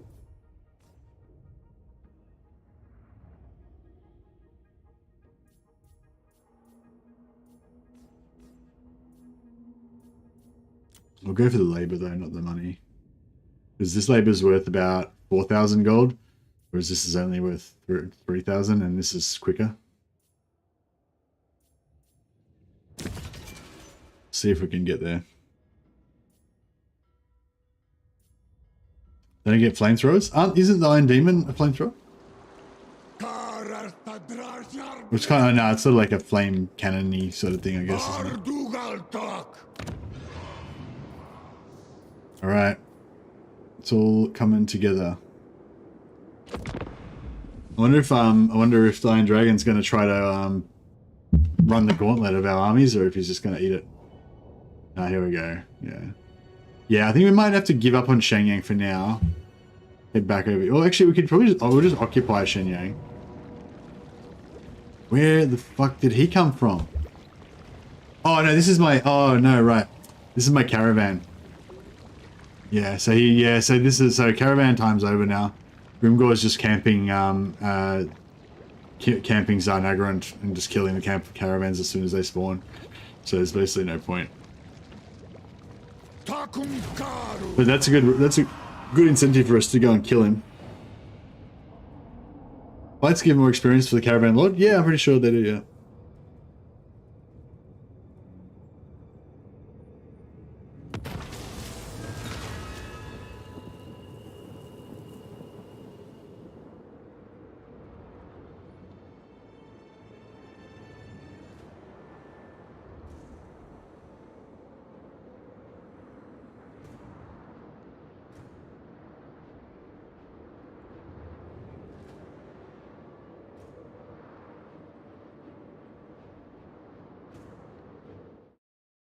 Yeah, if you're playing as Astrogoth, I'd definitely recommend going after Raw materials. I'll probably go for the public order, I guess. I don't like the idea of my buildings being damaged. That could reduce our upkeep. Could reduce our income.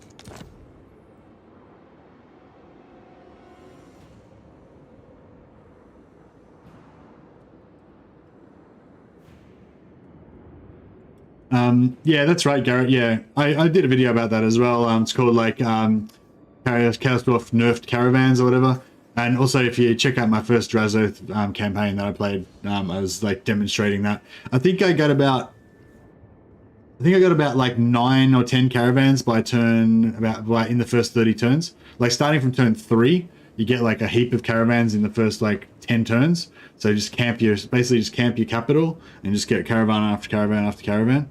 And then there'll be a gap for a while after you've killed them all. And then around turn 20, they'll start coming again. So yeah, you probably get like 6 or 7 caravans in the first like 10, 12 turns. And then there'll be a gap. And then after about turn 20, you'll probably get another like three more caravans. But altogether, that's like, 150,000 gold and like tens of thousands of slaves that you get. Or maybe like 10,000 slaves or something, so it's like a very, yeah, that's why I was saying Drazo, it's probably the most overpowered start position because of caravan farming.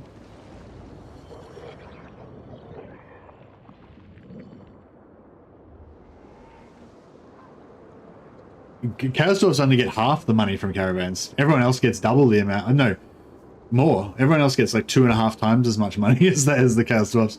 But you get lots of slave money as well. So.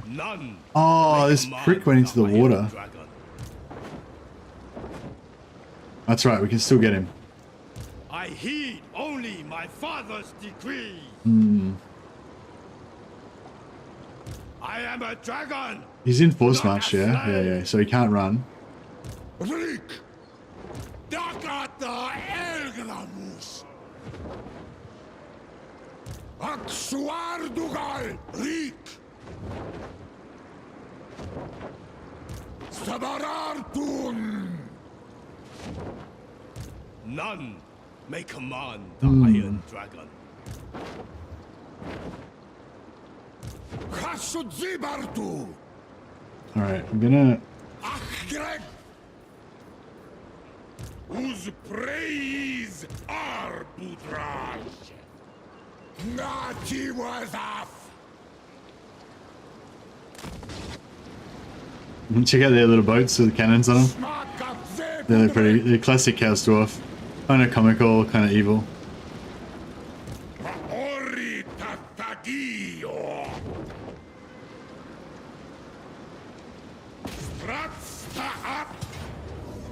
Alright. I was hoping we were going to be able to get it on a different lord so we could get the defeat trade on another lord, but it's fine.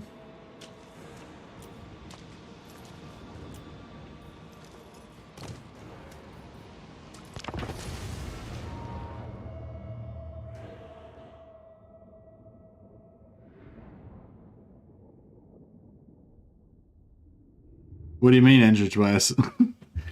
Like infinite gold or 10% increased armament input output? Well, yeah, infinite gold obviously is better if that's what you're talking about, but I don't know what you mean. What do you mean by not worrying about gold?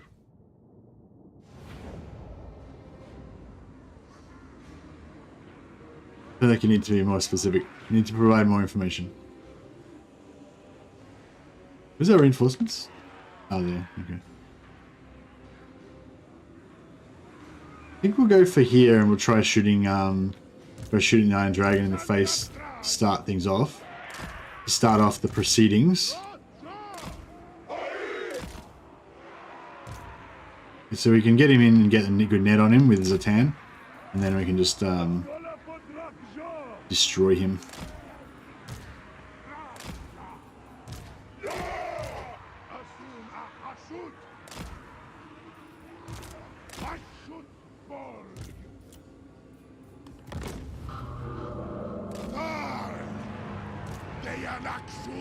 Zhatan Draj Sardu! Agreg! Korea Azad! Kublo Ak!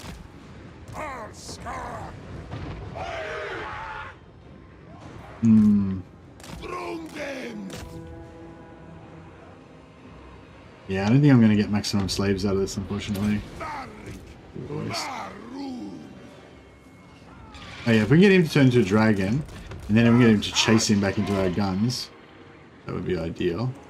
Send him that train. Sich bitte Raduhan. Bestrungi. Kenudra. Ja, los geht's! Drunky boys! Did he come? No, he ran away. You dick. Roots. See if these Kadai Fireborn can take out one unit of artillery before they die. I suspect they can't. They're probably just going to melt like before they even do anything. But it'd be cool if they we'll give them a buff. We'll give them a buff. Give them extra armor. Oh yeah, they're smashing that artillery pretty quick. It's not bad. Or Angarats. Or Anad Wonglium. Drung. I don't mind waiting a while because I want these guys to here we go. I want those guys to be able to come around the back and get more slave capturing going on. Right, one down. See if we can get them off the other artillery as well.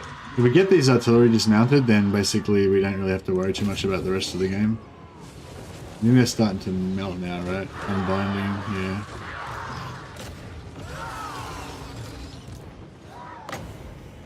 Drung them. Drung. Dollars Castellan. Back. Atip. Pais Sartu. Ut edu on Rata.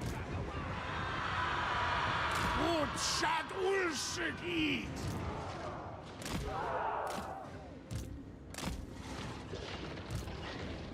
Send him that train. Oh, where is Zhatan's getting effed up? Iron Dragon's punishing him mightily. Here we go. Now it's time.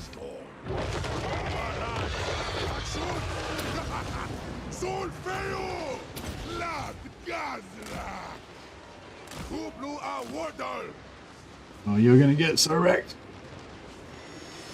There you go.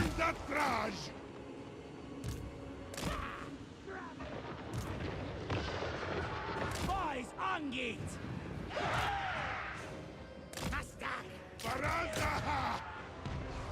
Yep. About the size of it. Alright, let's rock. Brutus Hobgoblin! Aye!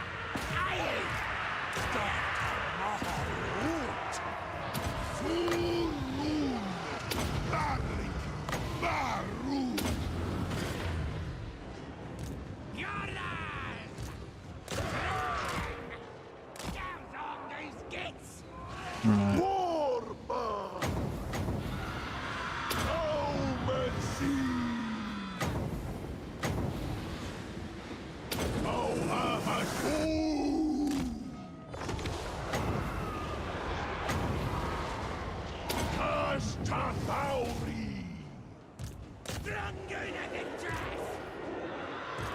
Oh, I should have put the potion on him.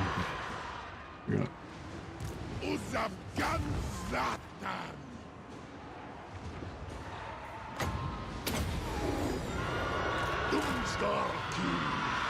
Get me down! Dragon's gates! Tagrons, boys!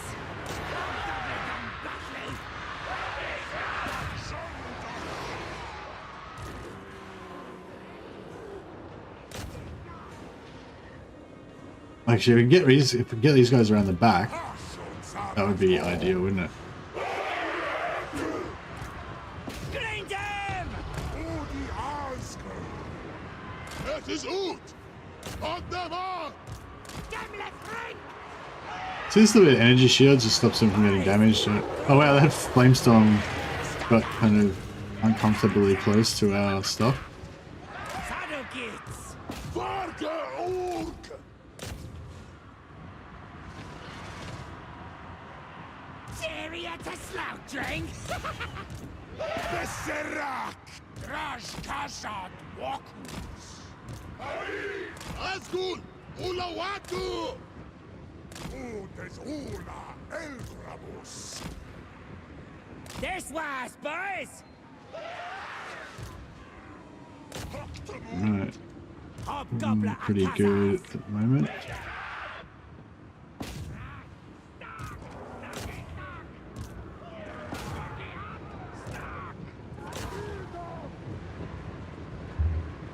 The grumps, boys! These gods! Waddle over there! Hobgoblin Akazaz! Hey, Aldal! The biscuits! Slanted the gits! Lazoed stock! Can I cast it on there?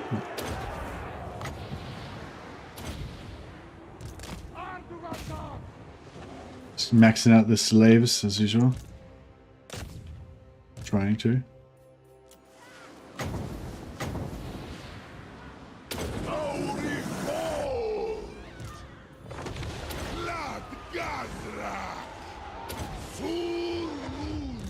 Naspatlu! Uskazak Munga! Feos Worki! Narzus Slogdreng! Taumetsi!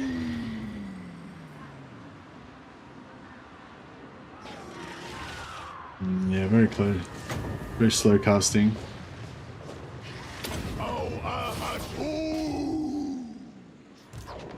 Alright. Good stuff.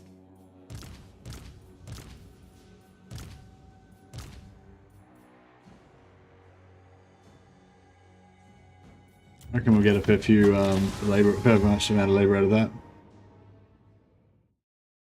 You won't escape this time, that's right.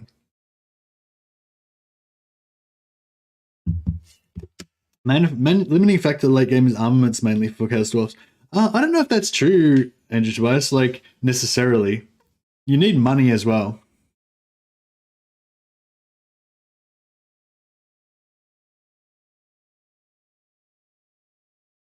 I feel like you can kind of lean more into money, or you can lean more into armaments. That's another example of why I think the Chaos Dwarfs are so cool, because it's like, yeah, like you can always make decisions, you know, at different points.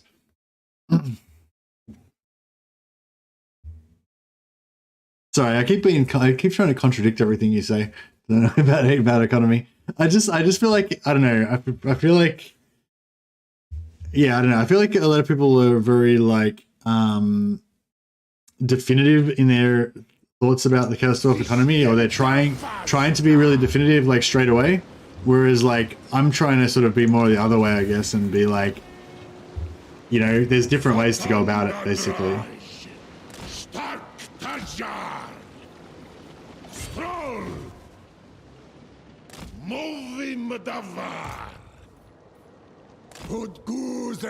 Depends on what you have less of. Yeah, it depends what you have less of. But it also depends how you build your armies, you know, like if you're going heavy on Hobgoblins and you're going quite like kind of wide with lots of stuff, like just say you spent a lot of armaments on upgrading blunderbusses, right? And you've got shitloads of blunderbusses. You've spent like thousands of blunderbusses. And you don't really need to put armament upgrades on your blunderbusses. You can just leave them with nothing else, you know.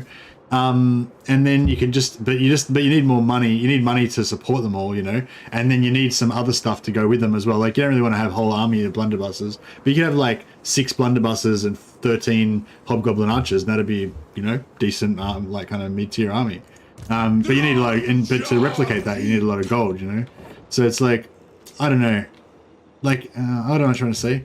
I'm not trying to say, you're not wrong. Like, you're not wrong. Like, you do, like, armaments is, like, what am I trying to say? It's like, yes, you do want and need a lot of armaments in the late game if you're going to go into elite Chaos Dwarf units. But if you run out of armaments, you can always just build more hobgoblins, or you can always just temporarily stop all your upgrades, like stop all your Hellforge buffs, you know, like so. Yeah, you know what I mean. Like it's not like I don't know. It's like I don't know why I just did that, but yeah, like it's like I don't know. It's like you feel like you're limited and you need to. You've got that scarcity mindset, but at the same time, it never really feels bad. Like you can't do anything. You know what I mean? Like that's what I think. That's what I'm trying to say. Like you can always kind of do a different strat or whatever. Like it's not.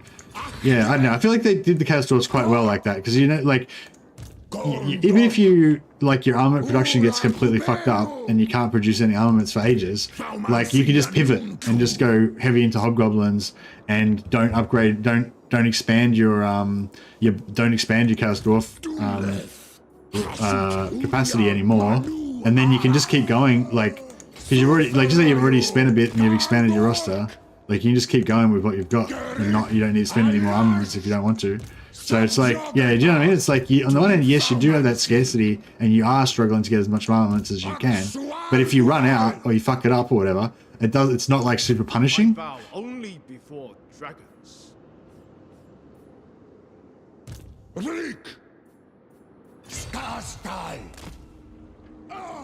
No, we'll see if we can...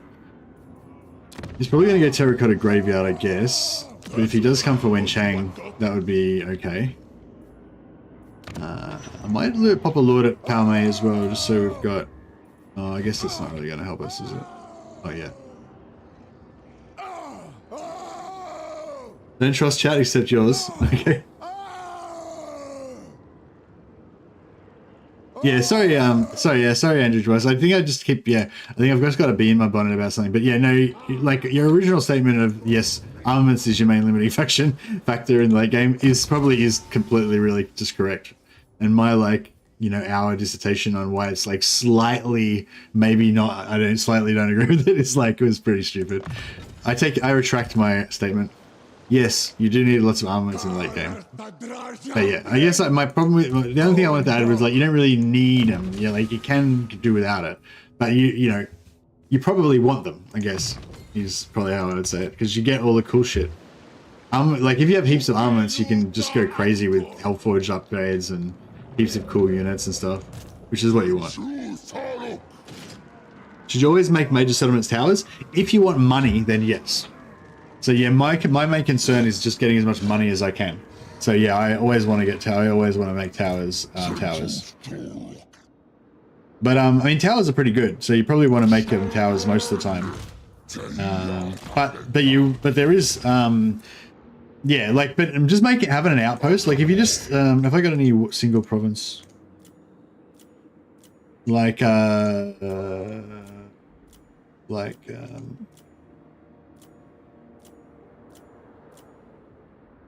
this one, right?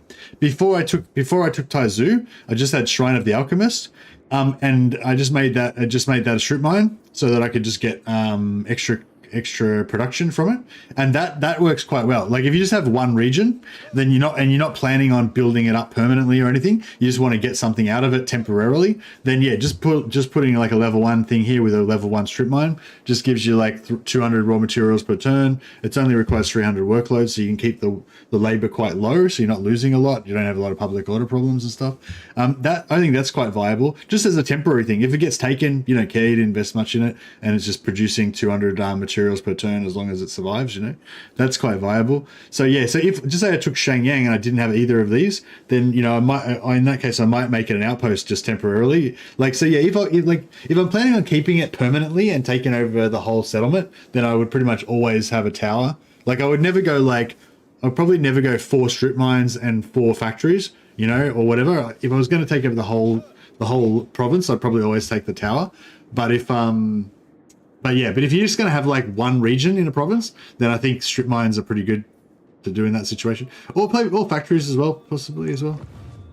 It's all situational. Yes, that's pretty much the theme of my story about Chaos Dwarfs. It's all situational, which is not really that good in terms of making a guide. Like I feel like for a guide, you really want to make it as simple and straightforward as possible for people, so that, and yeah, I feel like my whole kind of mentality about it is that just making it really complicated, which is not really, probably not that helpful.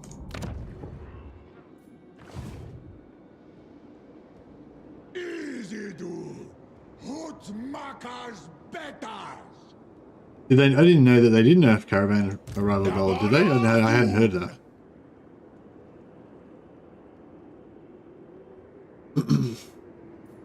Yeah, I'm not going to send any more caravans because they're just going to get assassinated by Grimgor. Yeah, I don't think we've got vision on it at the moment, but I know we do. Yeah, see? Grimgor's literally camping Zarnagran, so as soon as he builds a caravan, he'll just kill it straight away, so... Caravans are off the menu now until we take out Grimgor. But I think I have to take out Zhatan first because he's going to threaten our lands over here if we don't, so yeah.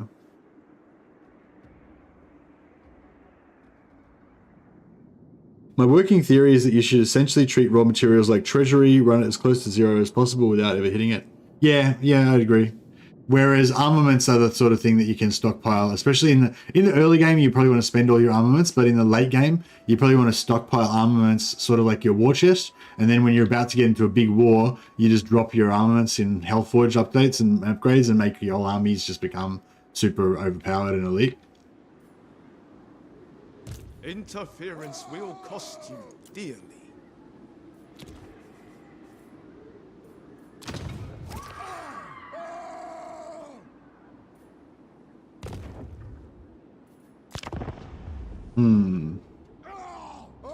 So we're about to get into a war. Yeah, we're gonna get into this war with Zhatan, and we're about to start a war with Skaven as well. I don't know if that's a good idea. Maybe I should just quickly fight this war against Zhatan first. It's just that we've only got a few turns before Grimgor is going to go berserk with Greenskin. Military access. Oh, man, I want to take this settlement though.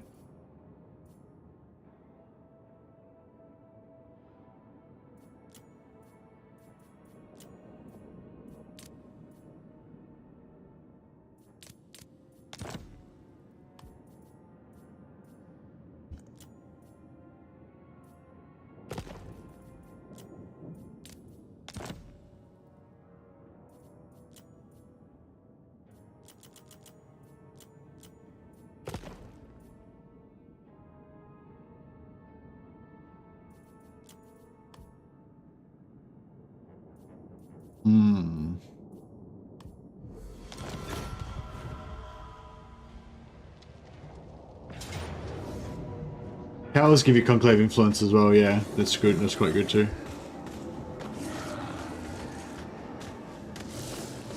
Yeah, in this campaign I'm going for quite a high, going pretty hard on conclave influence. But you don't necessarily... Oh shit.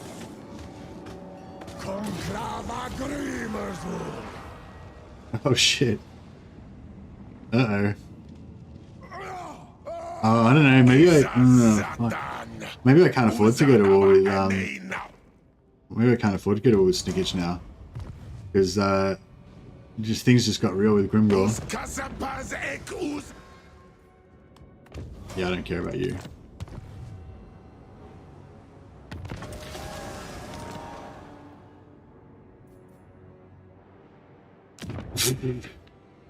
Grimgor's right, you know, guts here. Fuck. It's not ideal. Oh, I guess these guys can kind of pivot and go out that way. And I wanted to take the Celestial Monastery for the wine, but if we do, then we'll have to protect it from these guys, which is not going to be that much fun.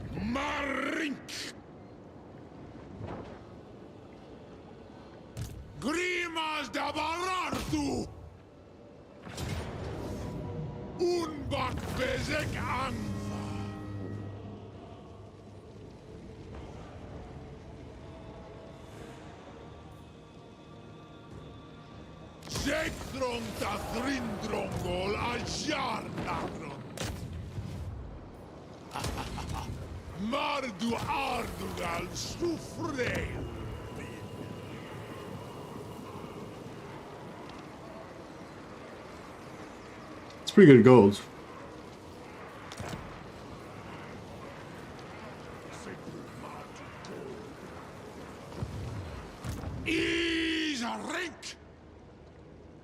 whose praise arbitrage.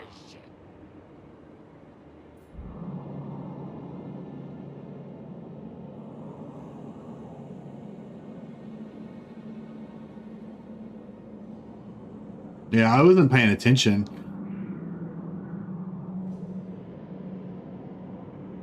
He had 4 settlements before, but now he's got 6.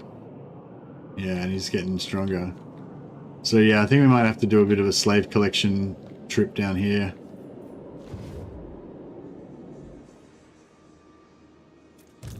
Ah, the wine was right there. It was right there. Color the green. Now we're gonna have to go back and deal with this situation. Or maybe I should just keep going. Okay, we're here now. Like the amount of time wasted to turn around and go back is probably, like, it's probably better just to keep going and attack him. Our clan will rise. Yeah, I think we're just gonna keep going. Too late. The rams touched the walls. We're here now. Shit's happening. Maori Tatagio. Move him. Bring Uza and Karezu. This was. Let's what Got a lot of bouncing going on. I'm not sure what's subjugate that. us.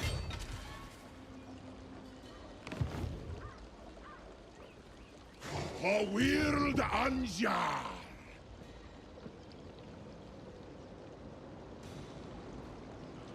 Azul Gazan.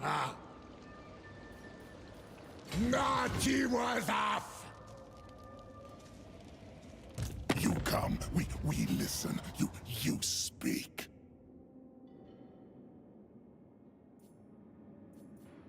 Well, they got a defensive alliance with oh crap.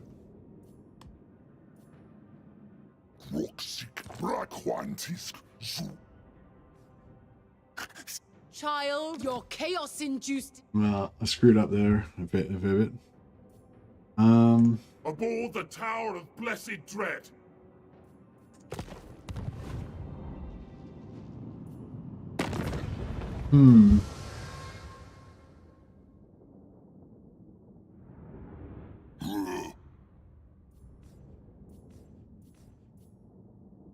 Natural or Sacrifices to Mathlan. Every skull that decorates this deck adds to my legend.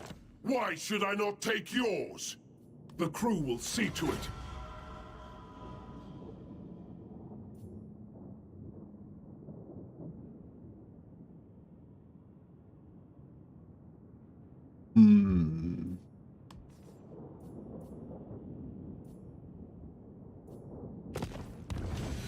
Multiple war fronts are resources, Nicholas. Nah. Yeah, sometimes you gotta, I guess. Actually, this is not bad as well. Local control +4. That's actually quite handy in some, if you're trying to like manage a public order. If we could get a phlegmatic lord or a controlling lord, pretty good.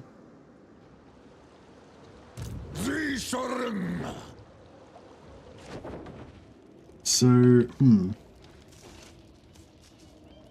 can't figure out where. I feel like that should be. What? Is he not close enough?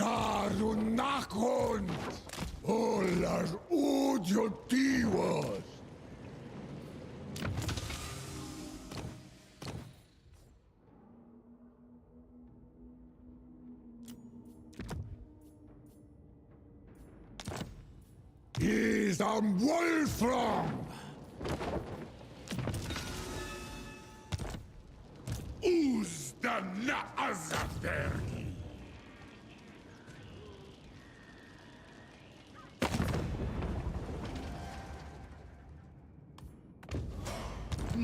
Less Dreads joined in.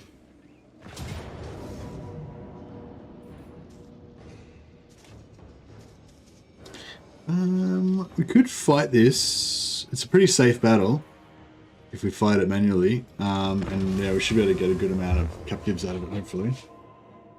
Get move at a time? Yeah, for sure.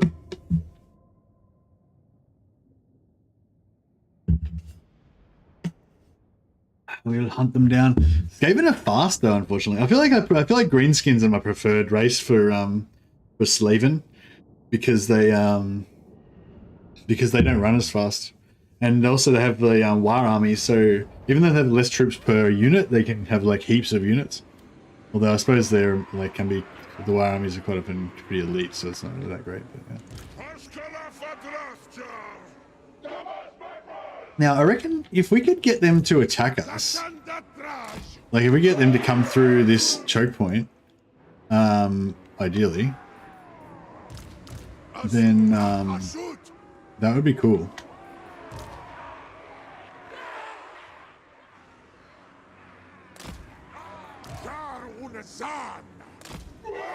Especially once our mages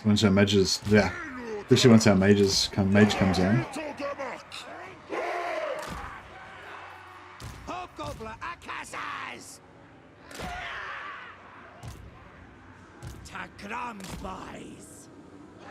Hobgoblin Akasas!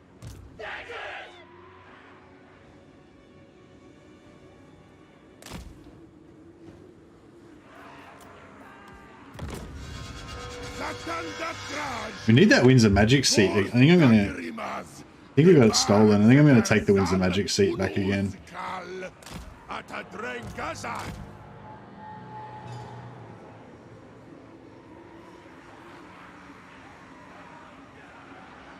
Korea Azan!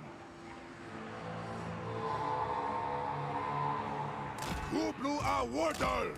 Bestrungi!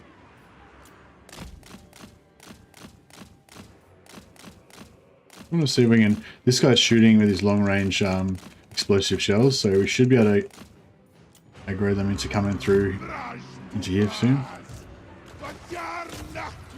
Oh shit.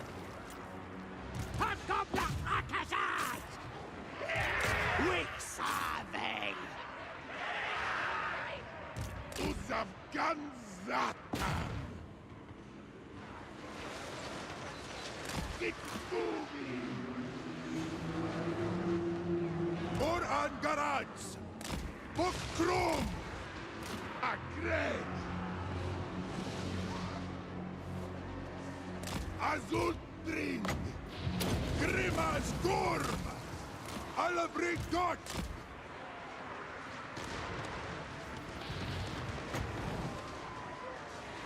Strong!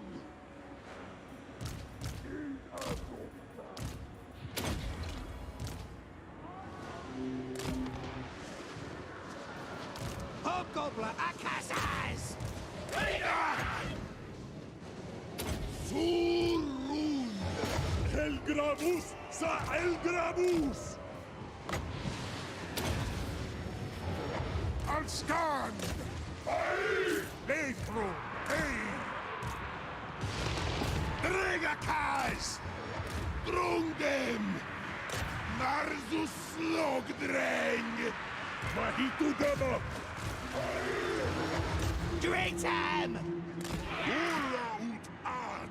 Alright, I think we're gonna get a fair few slaves out of this.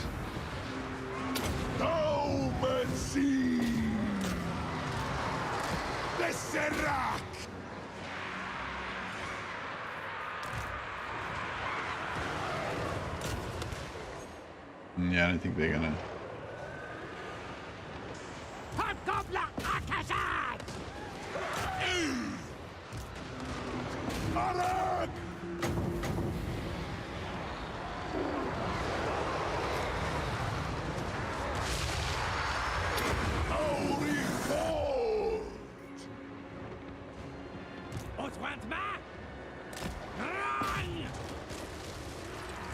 Kazard Wagus.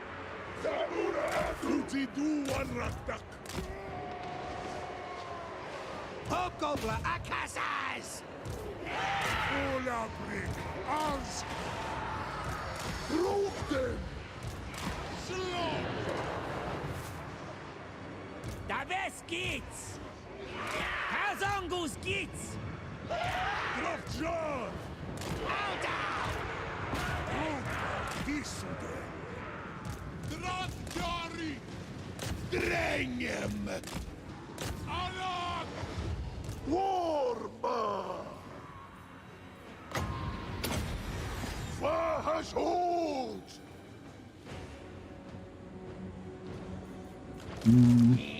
What rag stuck? Yeah, I don't know. I think we missed. Now, aye! Didn't get all the slaves we could have, perhaps. Lazout stuck! Hobgoblin Akasas! Yeah, that's it. Ah, so many are gonna get away. No.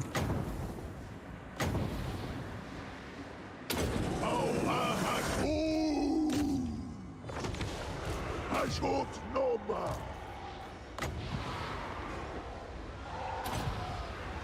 So be it! Eat!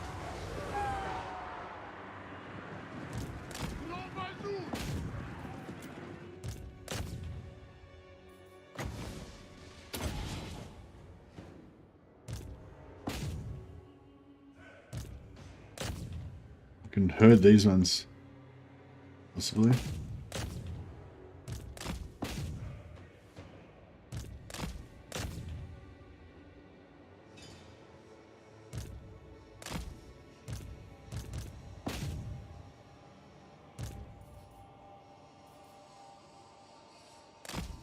Alright, I think that's about it.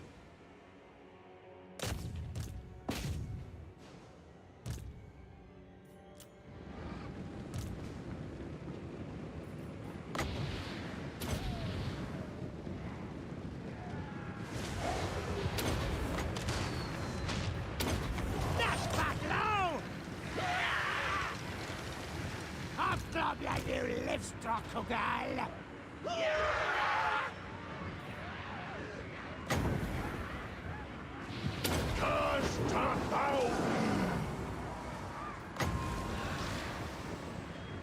Alright, you're trying to scrape up every little last. I'm so greedy. I'm just trying to scrape up every last little sleeve that we can find possibly get.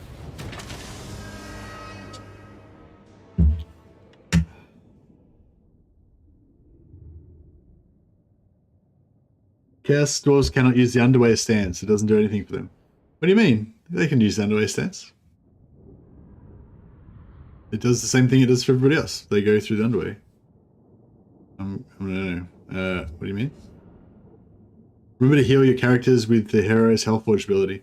I don't think the Hellforged ability works on the characters unless they've got some special thing. Like they don't. Most of my characters don't have that don't have the Hellforged ability to be killed by it. I don't think.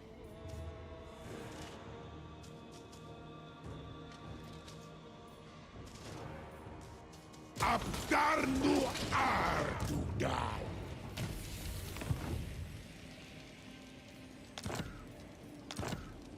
Gorndok! Reforge. This way, you're talking about Reforge?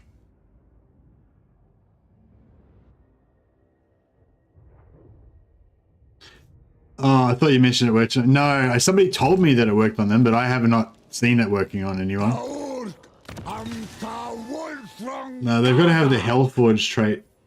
I'm pretty sure some like creatures and stuff can get Hellforge trait through like technology or through like upgrades in the yeah, I'm pretty sure you can upgrade your Centaur Tauruses to have Hellforge traits so they can be healed and stuff like that. But yeah, can't use Chaos Underway Stance and Chaos Waste. Oh, if you use Zhatan, yeah, if you use Zhatan, no, it's not that you can't use the Underway Stance. It's that this area, like you can't use Underway Stance in this area here. I think it's because the walls provide like an area of negating underway stance or something like that. Yeah, it's just if you're playing as a tan, yeah, you can't underway in these regions that are just outside the bastion wall, specifically so that you can't underway under the bastion wall. But once you get inside, you can underway inside here, I'm pretty sure, and you can underway in the mountains and whatever else. Yeah, you can underway everywhere except for you can't underway on Ulthuan and you can't underway under the bastion gates. I'm not sure. I wonder if you can you underway around like Helmgart and stuff? That'd be cool if you couldn't underway past Helmgart.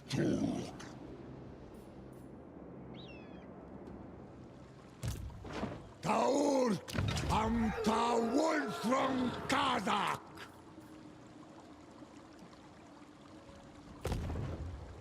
Uzda na azatergi. Dwarfs.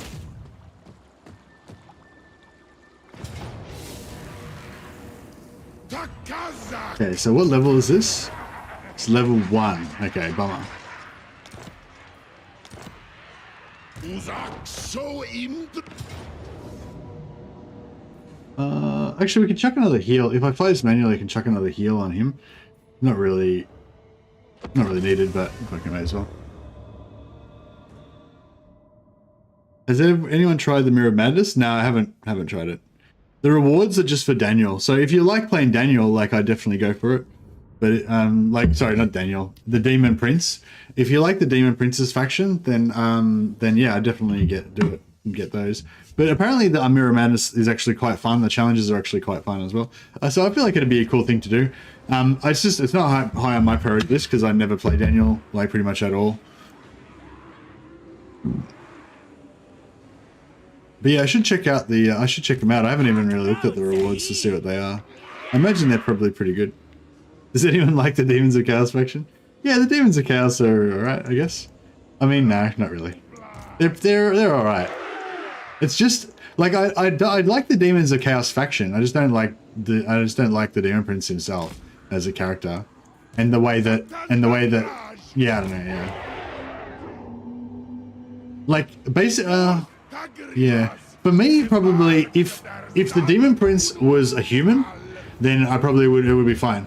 Like if he was like a Norscan barbarian warrior beast, and then you could upgrade him to make him like you know, follow certain chaos gods and all that, and then become more powerful and all that. I'd be super into that. It's just because he's a demon I don't like him, basically. So yeah, I don't know, I'm just racist against demons. Can't help myself. Zhatan datraj.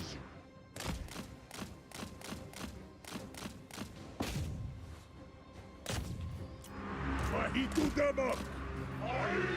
Vahashut. Daru kenu. Boy, dong it! Shartu. Oh, Dash Hobgoblin! forgot about those dudes. Hobgoblin Akaza! Whoops. Keep moving.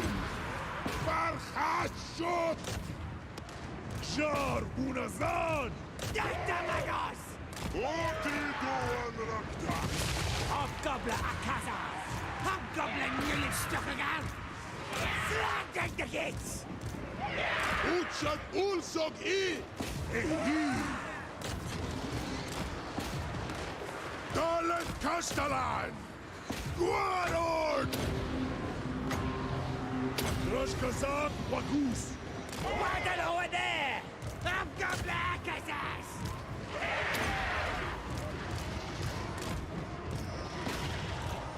Aye. Uchat ulsog I. Put all your arm. Hobgoblin here! That's good. Ulawatu. Attack the Magoi! Send him doctrine. Boys, up through! Dogs out!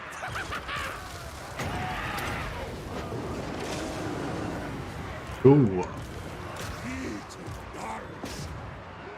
We don't need to collect these slaves. I'm just gonna break them.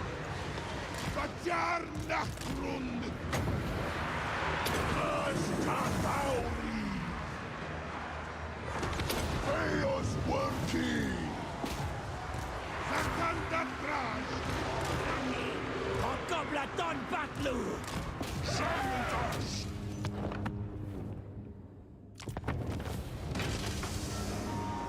Underway is a good place to fight with Chaos Dwarfs. No flanks or bang bangs. Yeah, for sure. Just line up your artillery and gunpowder.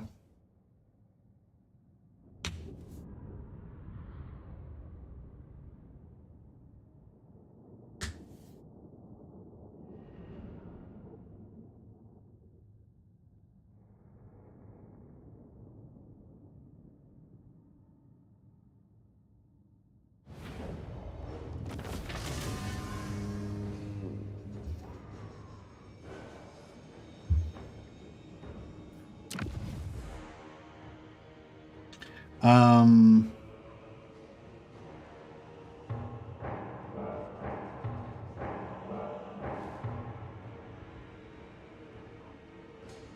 really care, I guess. I guess factory is more defensible.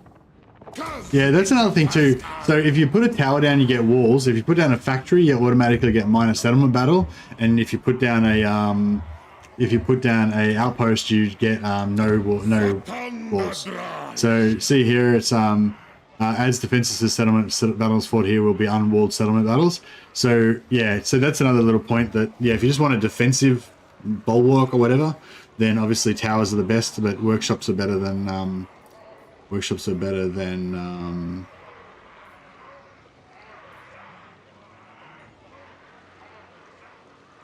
factories are better than good mines. See, now that we've attacked him, now we have to keep going and kill all of his stuff. It's a problem.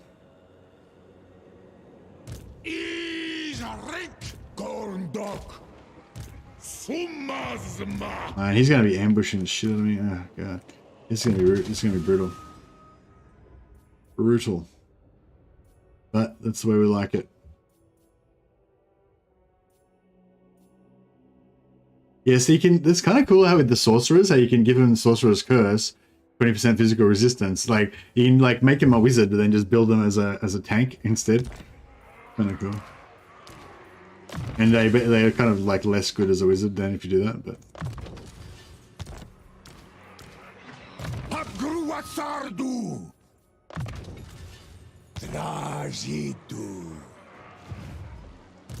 Alright.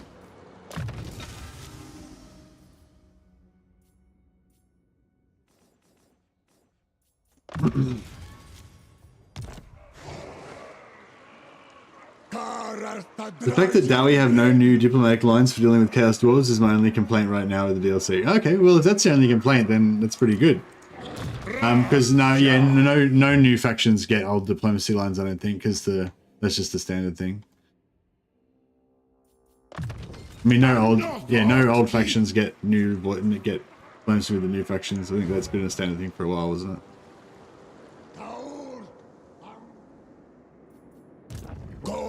But yeah, it'd be good if they could make an exception for Chaos Dwarfs for sure. You are disorder, and I am order. You will be quelled. Technically not at war with him, so that's interesting.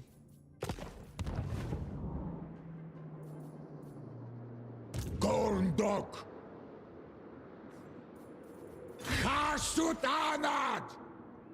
So what's that plan? So basically we're probably gonna lose everything. We'll try and hold on to Nangao.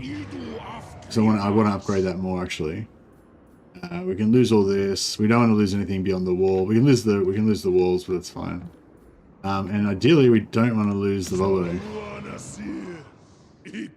So in order to make that happen,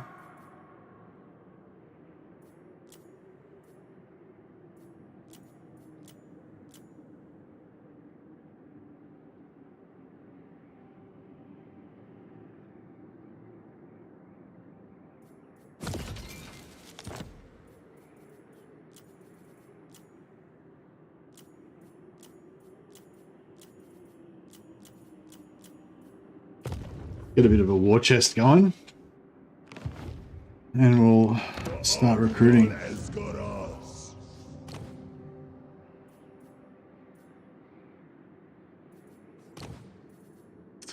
For greenskins, I guess Sorcerer Prophet of Fire is going to be the best. Speed is good actually on a flyer. Yeah, actually we'll go speed. That's good.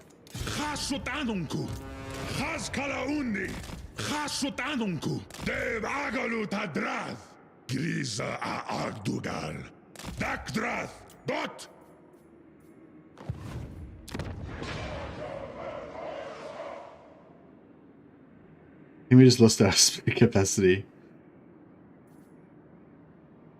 Alright,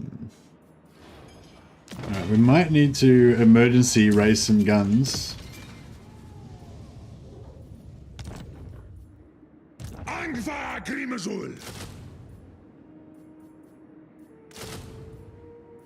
sure just get them organized.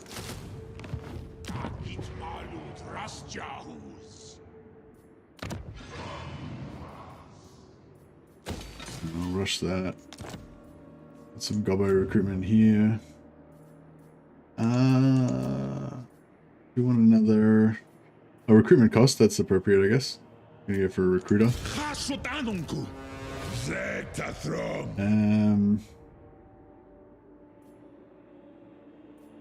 Oh, you'd get some bull centaur renders. That could be handy.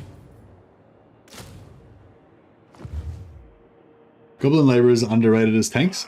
Yeah, I mean, they're not good, but they're like, you know, better than nothing. Hope their garrison is packed and your RORs are available. No, neither of those things are true. We've got a basic garrison and no ROR available. Unfortunately.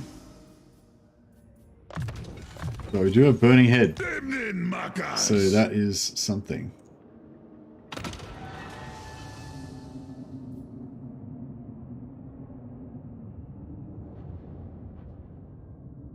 Yeah, they stole our magic power reserve, which is screwing us up actually.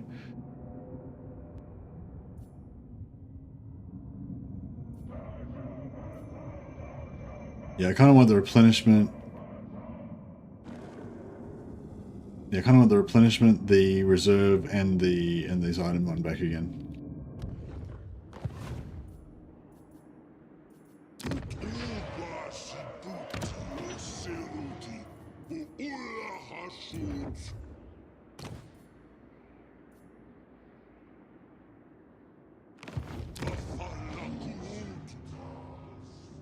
Oh, Ironstorm's part of that, right? I guess we could start recruiting at...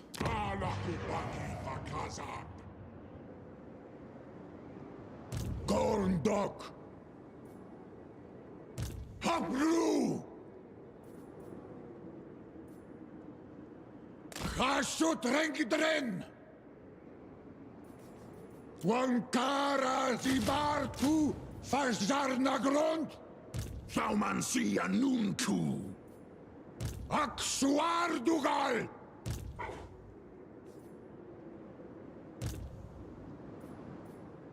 Man, I don't know if... Afula Doctor Aftramas. Sabarartun.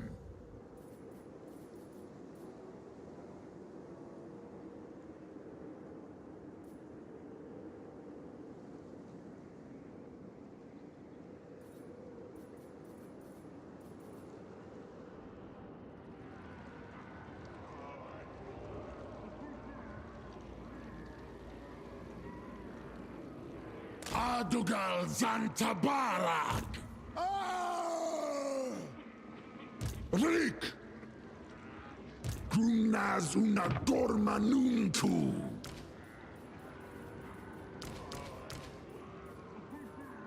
Izu de Klonclav. Padwari Yarbin Kazak. What would you recommend as a method to keep your labor efficiency up? I am kind of bad at managing in my campaign. Well,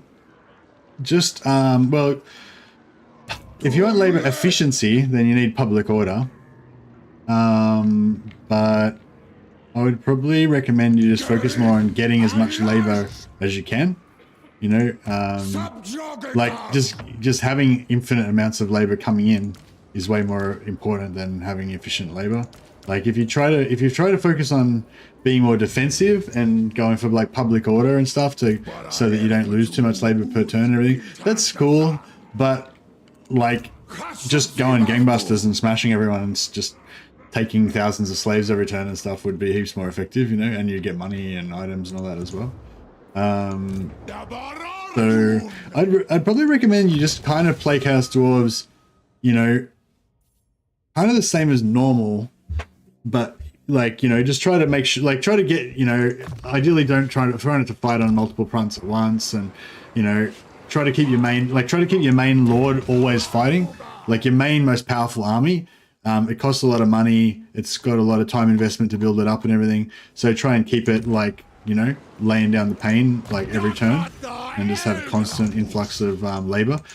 Just always like, so yeah, so probably the most important thing would be try and fight field battles and wipe out the enemy so that you get lots of slaves.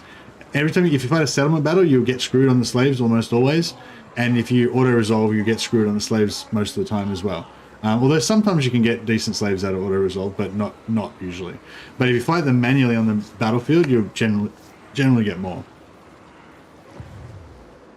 But yeah, public order, phlegmatic lords, like leveling up public order, you know, that all that stuff helps you reduce your slave decline.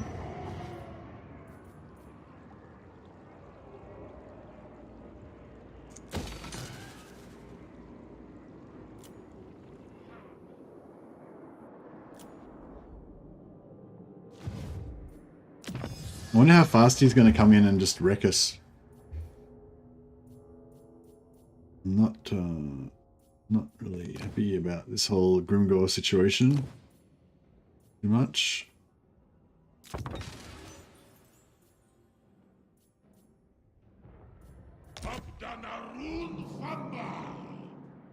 Any idea how much you lose out in auto resolve versus me? Nah, it's like random. It's like, yeah, there's no formula to it that I don't think that anyone knows as yet. Just, yeah, it's really, don't know how it works. Man, this is getting rough, and we haven't even got the endgame scenario happen yet. Man, I should have beelined for Grimgore and killed him. Oh, I should have added those guys to an army as well. They would be quite useful.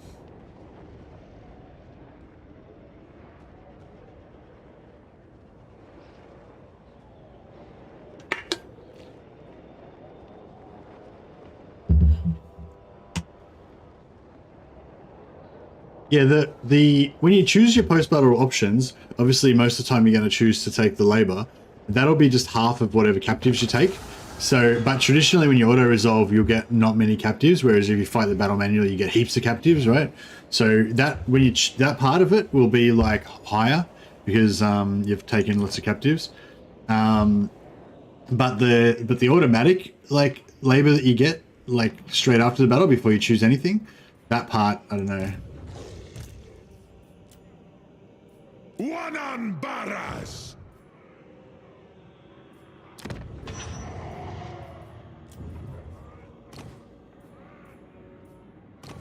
Man, I wish I had a high level guy disbanded that I could just pop out right now and just go to town. There's 60 wins of magic and we got fire. Yeah, he's not quite in range of the settlement, obviously. That would be foolish.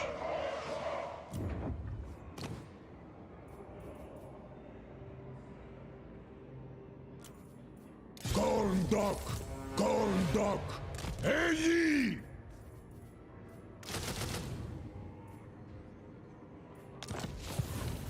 Zul Unajar. Let's rock. All right. Sartu Unzan. Zebartu Tabar as a Hashut.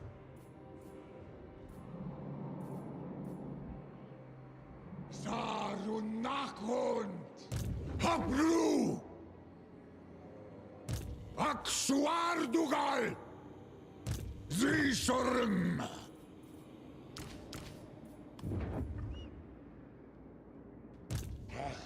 Vagador.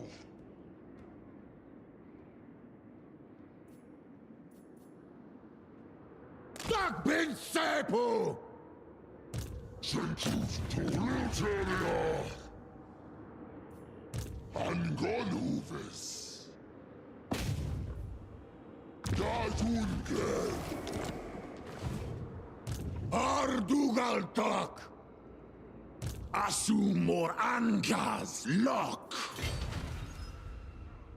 Tassadu Ardugal Ulahuri! Senaru! Sabarartun! Aye! Zegthron! Yeah, all right.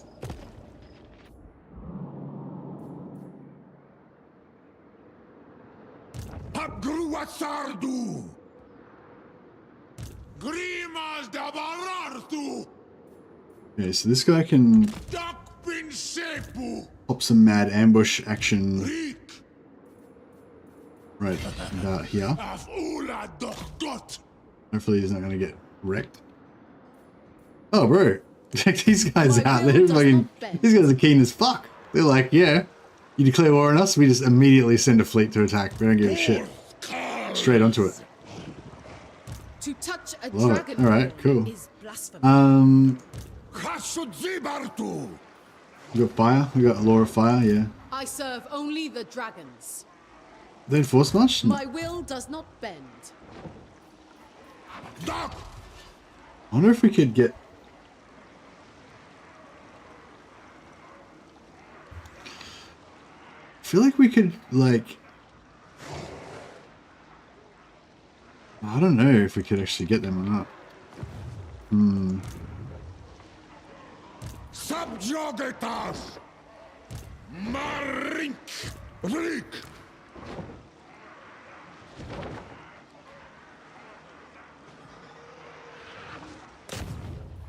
Arduchal Kul is the Kazakh monger!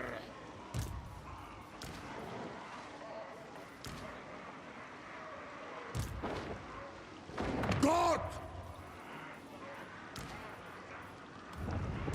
Raj Arbu!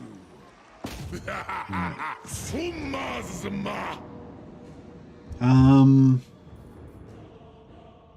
Yeah, we'll just load it up so that we can...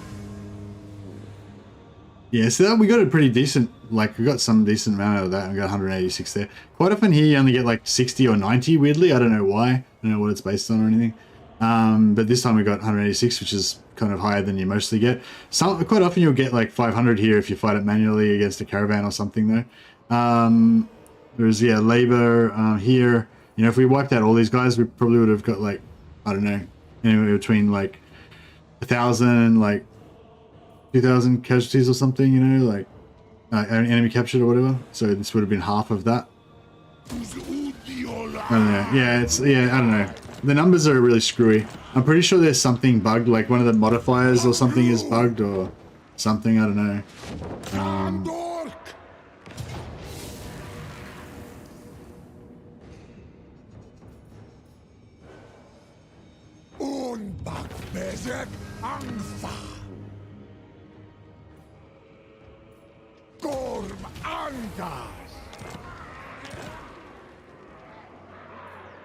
Sabarartun!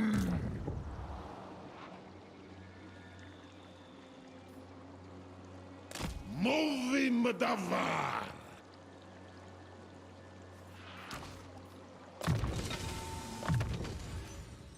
Do you have any extra Chaos Dwarf armies, or is it all goblins? I've got all my armies are primarily goblins, but some of them have got some like elite core of Chaos Dwarves in them as well. But the main theme, like the main kind of overarching strategy we're going for, is making our Hobgoblins really cheap, so that we can have lots of armies, and they're like moderately effective, I guess. Not now.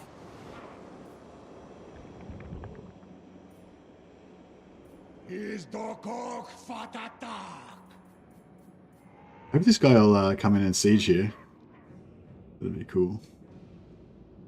Subjugatas!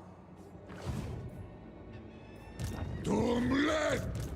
There's a lot of screwing around.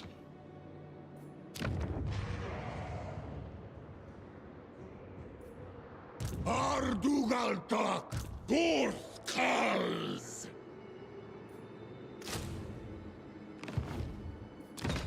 Alright.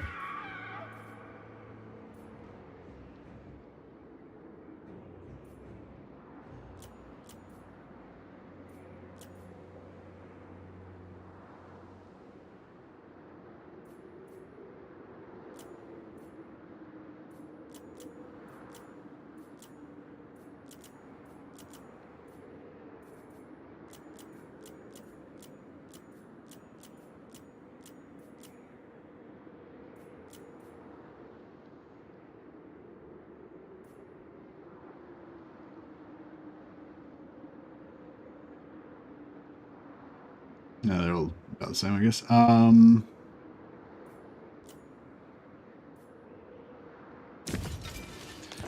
Cool. I'll just keeping our war chest going.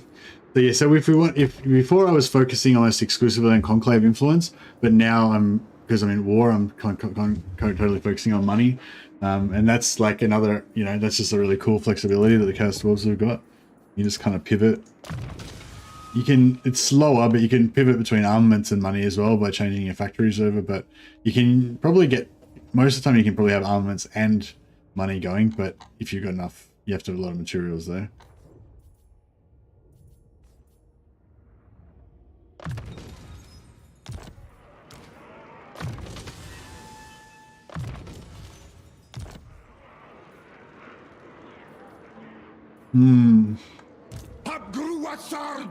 Put him outside, even though he could get ambushed, but at least then he can run away if he really needs to.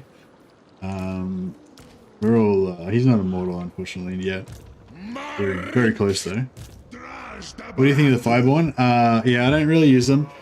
Well, I'm planning on, like, trying them out, like, at high level. Like, if you can get them unbreakable, then I think that they will be unbreakable with the barrier shields. I think they could be really, really good.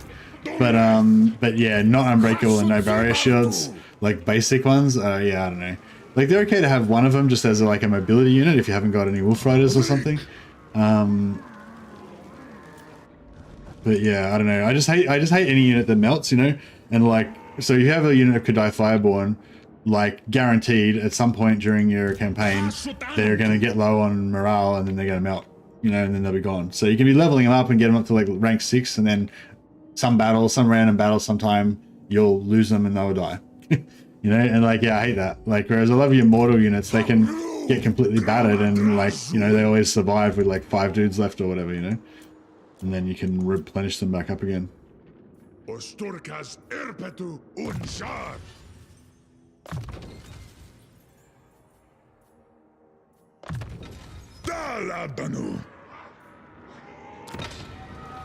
Okay, yeah, I think I'm going to save 112 and I'm going to steal the magic capacity because that's really hurting us, having not much wins.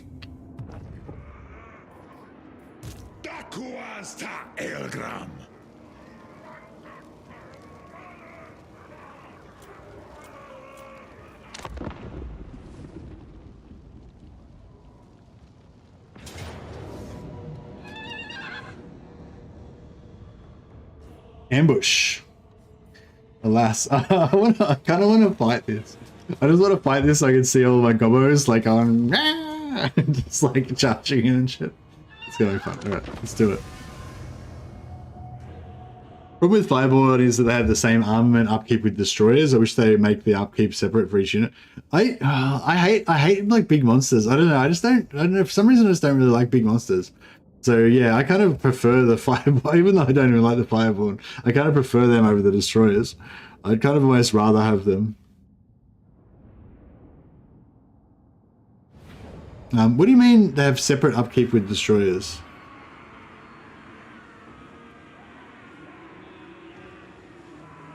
You mean you've got to like buff them all together?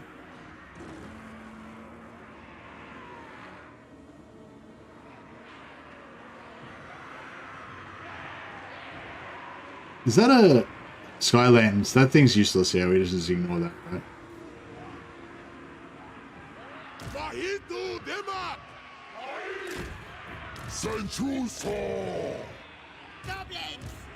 Alright, these guys, not you. These guys are going to try to assassinate their lord. There's a little wagon. It looks like the wagon's being pulled by the lord, or, it's in there, it's in part of their train. It's just a little thing on the side of the road. Pretty cool.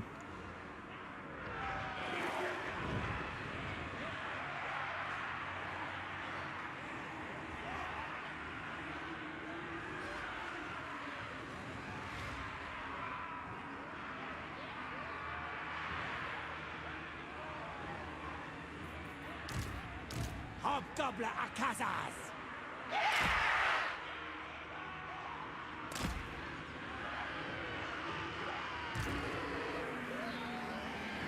Let's scrap!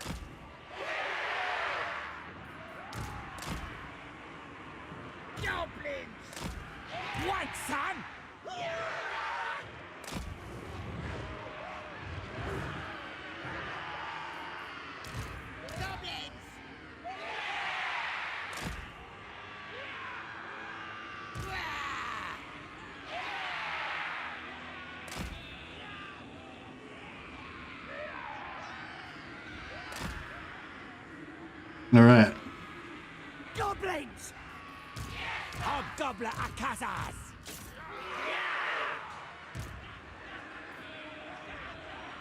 Goblins! Simbar to Bindrang! We is President Dan! Gonna stop him! Hobgoblin Akazas! Lazard stuck! Let's fight!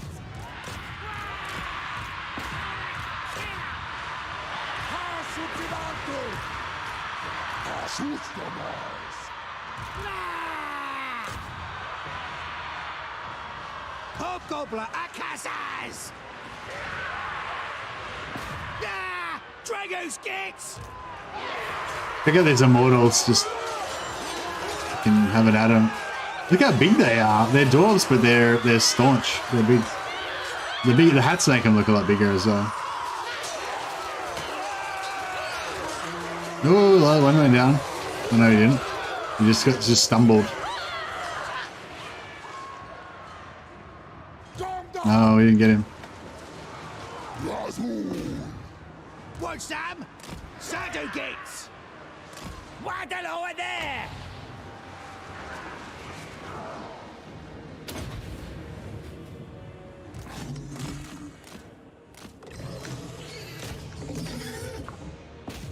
Hit him. Stop him. Block him in. Ah! Get away. Nah, I didn't have enough time to, didn't have enough time. Nice. Aldal! Hobgoblin Akazas! Slag drink the gates!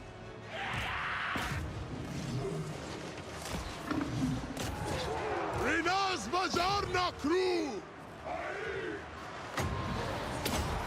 Ice hunger! Hey! Drunk! Roots! Ease up! Katana!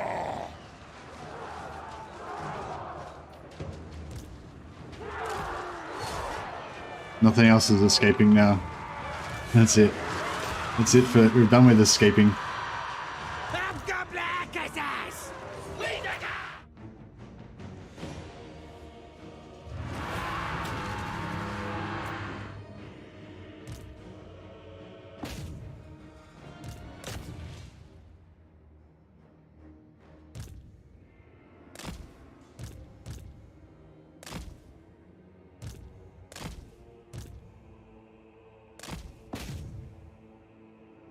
I know.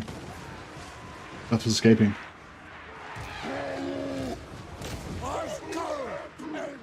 Halt! Come back here.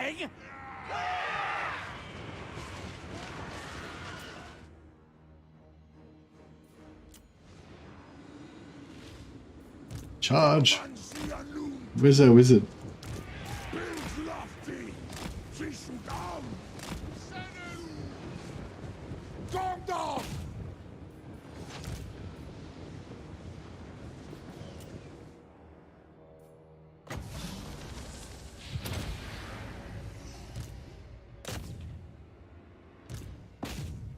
Oh well, I got a few of them. A few.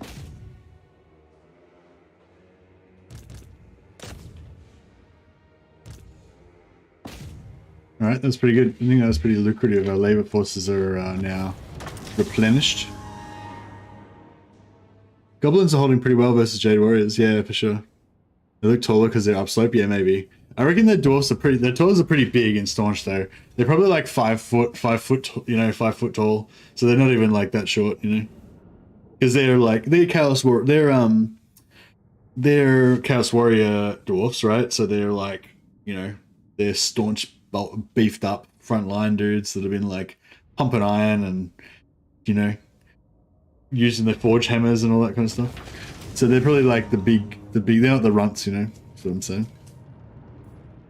700 labor, that's good.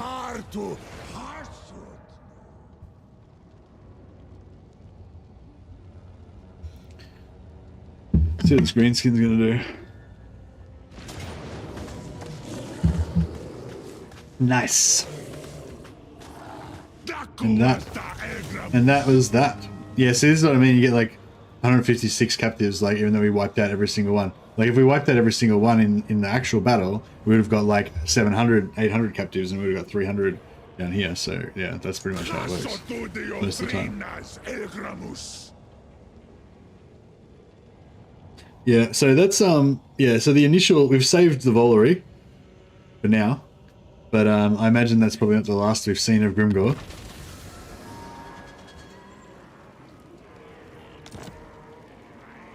Oh, for value for money, yeah, they're really good. The value for money for the Goblin Laborers is really good, and you can buff their leadership quite a lot. Like I think they get +8 leadership just for being near. I think they get +8 leadership just for being near any Chaos Dwarf unit. Then plus the Lord, if they're in the Lord area, you know, they get +5. Plus if they've got you've got the red line, that's like another +5 or 3 or whatever it is. Plus you know more buffs, you know. Yeah.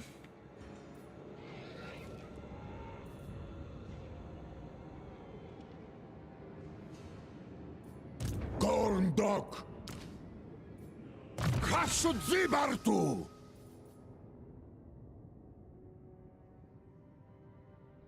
What's this guy's deal? Impulsive speed. Okay, so he's like combat kind of lord. Here's your replenishment, hit points. Yeah, can you get hit points or upkeep reduction for elite armies? But nah, we're gonna go Harshmaster for upkeep reduction on all of them. Who am I kidding? We'll have the sorcerer. Some of the sorcerer prophets will be the ones that will lead the elite armies, but the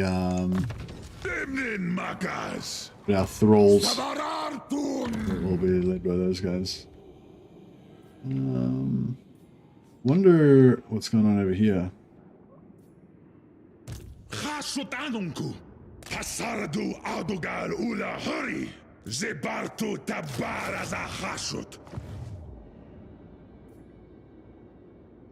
Gorndok. Nachiwazaf. Ut damas. Unut anadzad. Aksuardugal. Dantalaj. Tumlet. Let's just do a little. Tagrungron apgru. Ardugal talk.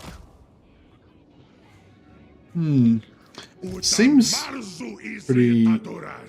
Ardugalzan tabarag. Apgru azataji. Apgru wasardu. Dakuaz ta elgram. Got gristas wanas. I don't know. It seems pretty safe. Seems like there's no one around. But yeah, we don't want to lose this settlement because this is our kind of gateway before it gets into the guts of our back line. I thought that was protected by Kolek, but obviously not. Is Kolek... Kolek's not even at war with him. Fuck, we really need Kolek to be at war with Grimgor. Ready. Yeah, I doubt we're going to be able to swing that, unfortunately. I mean, we're friendly, but he doesn't like us enough. I don't think he likes us enough to go to war with Grimgor on our behalf. No, he's not into that. What about if we go to war with everybody that he's at war with? No. Yeah, that's probably about right. Yeah.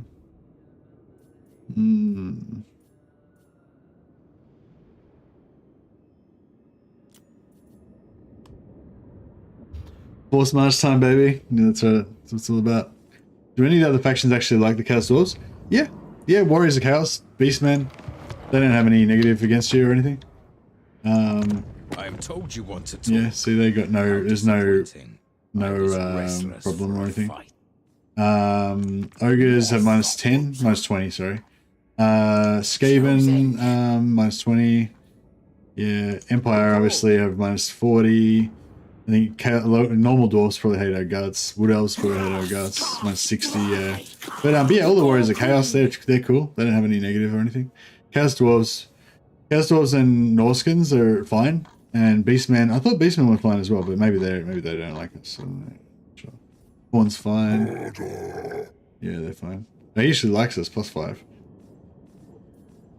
Greenskins have a slight negative, I think. -100. Okay. What you want? They hate our guts. All right. Okay. Oh, greenskins hate us. That's right, because we enslaved them. But yeah, I forgot. There was that whole enslaving the greenskins thing. They're still angry about that for some reason. Jeez. Anyway, but yeah, no, Chaos likes us, so.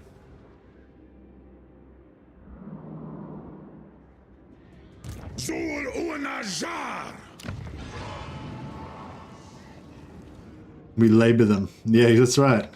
They're mislabeling it. Gorndok. Oh, no. Mansia Nuntu. Hasutanat! Gorndok. Gumleth. Zishorm.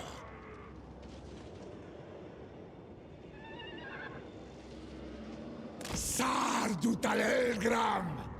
Dumleth. Waddle. Waddle.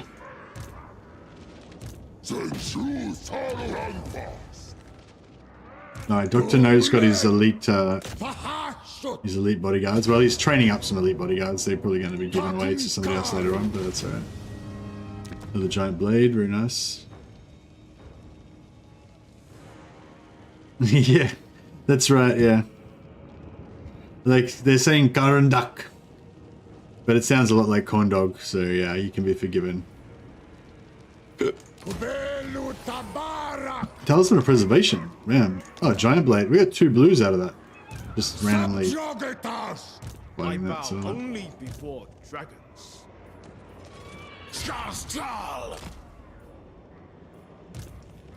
A fool a dog.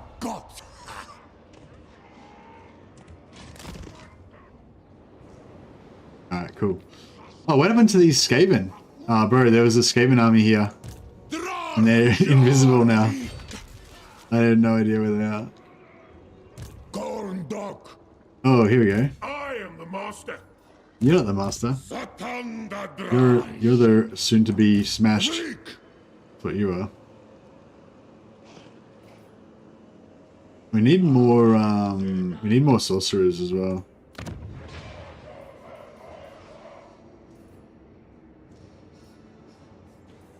$700 armaments. Okay, so yeah, we do need to actually upgrade our armaments again now. Got a convoy? No, we're not doing convoys right now. Convoys are off the table. Because Grimgor just kills them. Because he owns these territories nearby, so he has like armies chilling here, and then if you pop a convoy, he just comes over and murders them straight away. So yeah, that's where we got all the good stuff that we needed before that happened anyway, so it's pretty fine.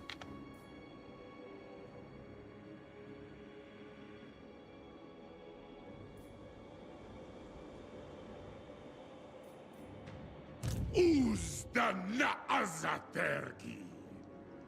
Strolden.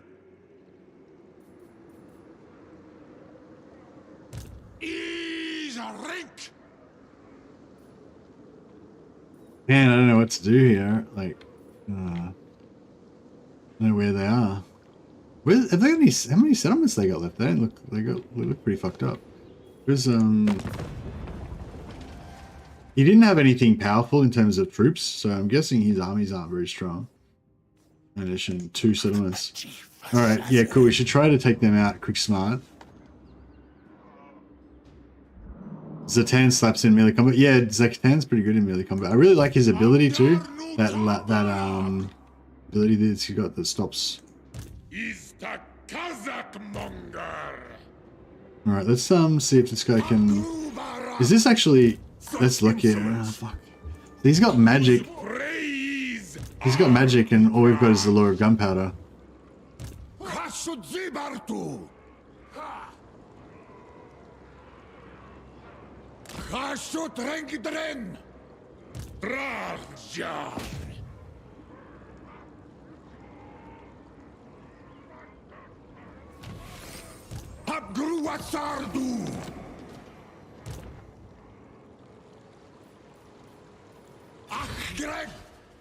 God!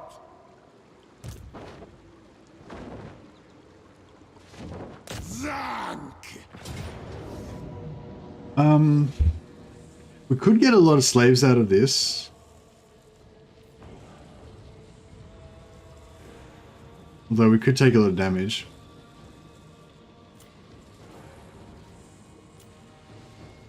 I think it could be good though, because they've got Lure of Death, but they're going to use that mainly on Zhatan, and he's going to regenerate it, so that's not too bad. We can hopefully shut down their artillery. They do have, they got much better range than us.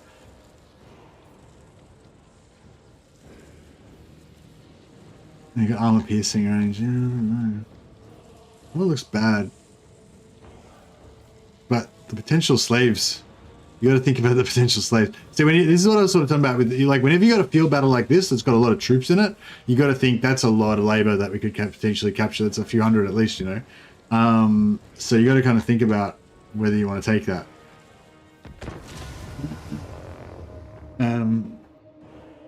Yeah, we're probably going to take some casualties, but yeah, we'll see how we go.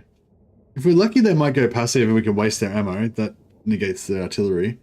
We can almost certainly lure out their manticore and just get that killed. Hopefully we can waste all their winds of magic on Zhatan. And yeah, but there's shades and stuff. I'm like, yeah, I'm a bit worried. But we got a lot of flying monster heroes, so if we can just like tie down shades with lots of gobbos everywhere.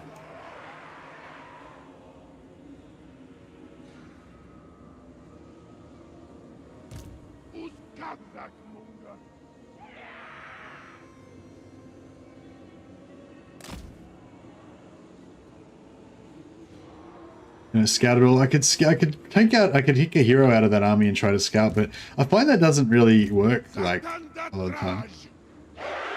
We'll probably scout by just moving around in a camp stance and hoping that we bump into them.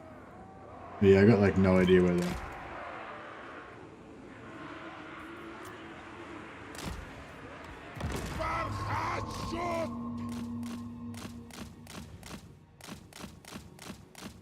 Cool. Looks like they're gonna wait.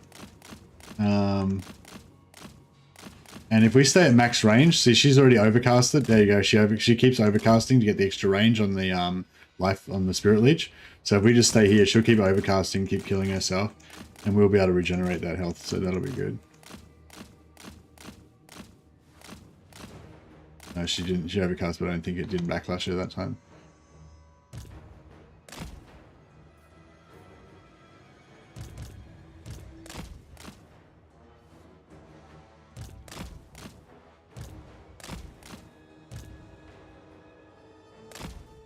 Still doing it. That's fine.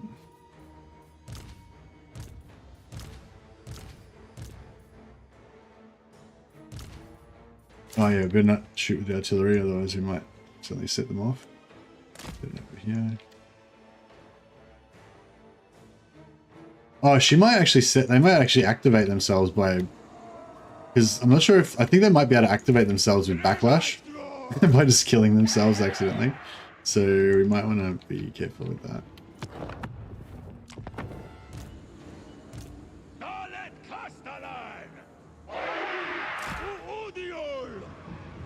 Yeah, we'll try and get on both sides of them if we can.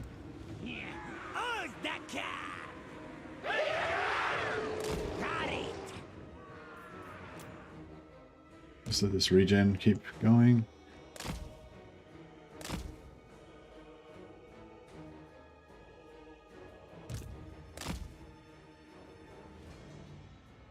I was hoping they were going to shoot at us with the artillery, but it doesn't look like they're going to, but that's okay. We can always shut down the artillery with wires. Yeah, I'm liking this. We can cut off all egress.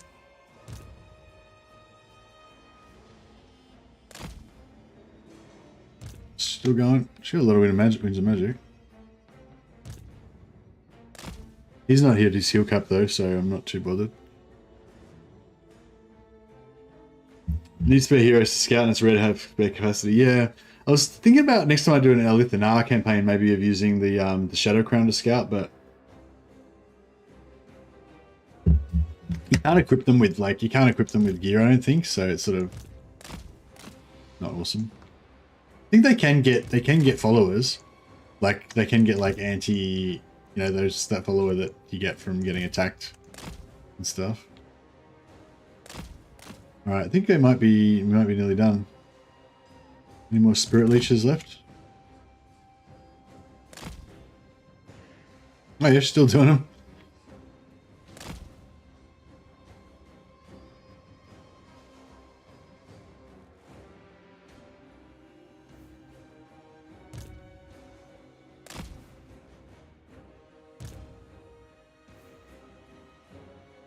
She's down at half health now.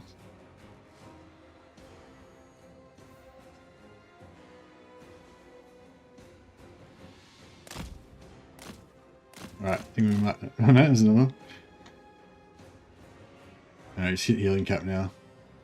Alright, I might try to not let him take all the spirit leeches. Alright, let's what's the best way to do this? So yeah, I want these guys to be right around here, so they just can't get out at all. And the same with you guys. Right. Yeah.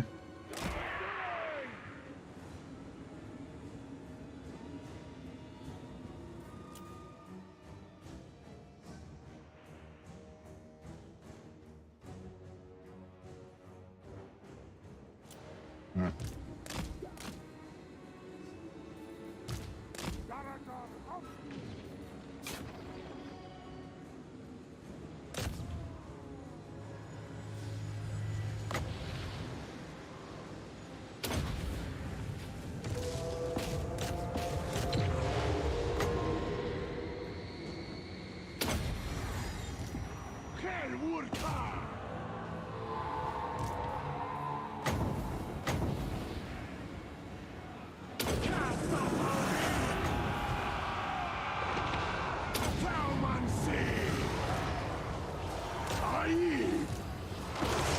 One artillery piece down.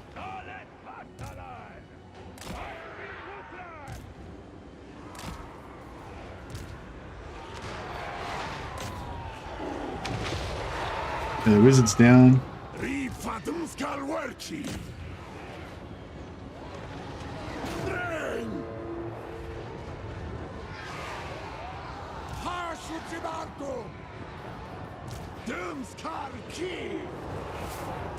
I've got one artillery piece down.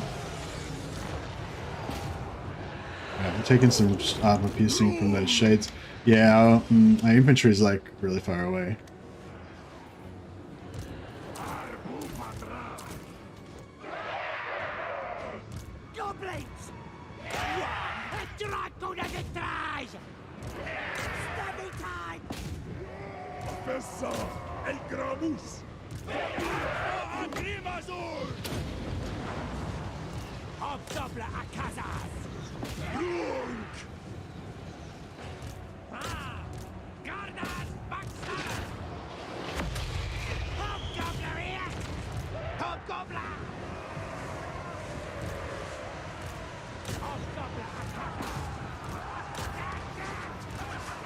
Alright, I think that's shutting down archers.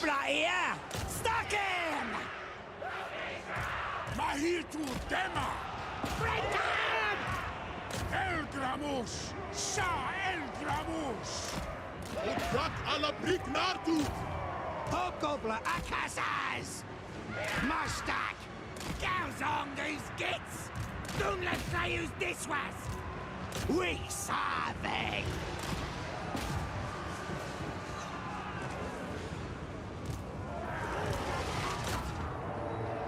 Argu Hirma!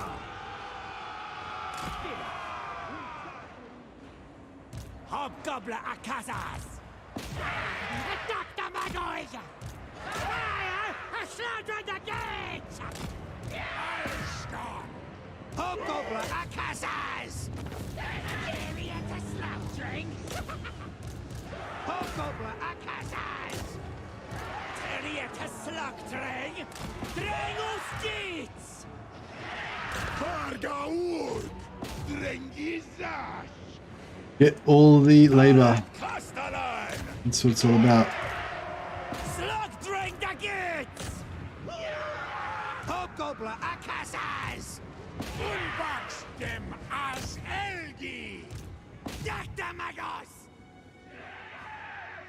I think that was pretty good. Like the sheer amount of murdering that we got done there. Marink, Maroon, Arak, Zogbentok, Minus armor. Suut Takazak.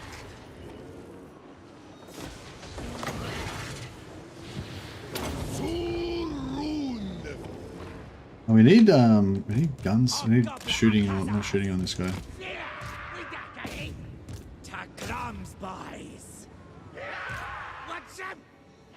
Lokta Dratsha. Yeah, we kill him, we'll get more money in the post battle. I'm pretty sure. Yours.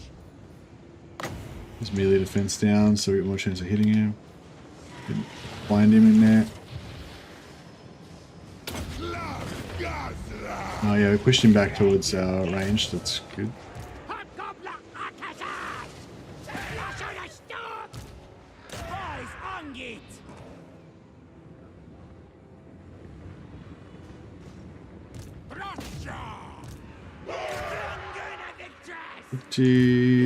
Pretty comprehensive. Pretty comprehensive slaughter.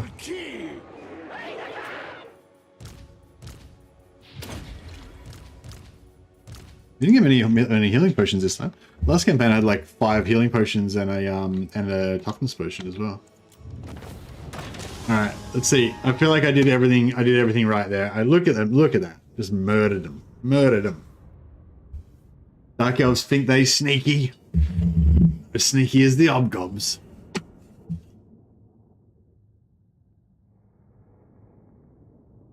They update the animations of the fire spells. Yeah, they look really good now, I think. Mirror armor barrier cheesing is so disgusting for baiting shots. Yeah, it's pretty good.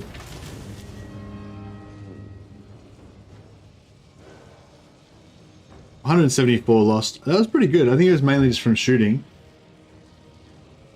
We were lucky that they had a death mage and we were able to just negate her completely. 621 labor, it's not bad. It's about 4,500 gold worth. So better than the treasury. Sometimes the treasury is worth more.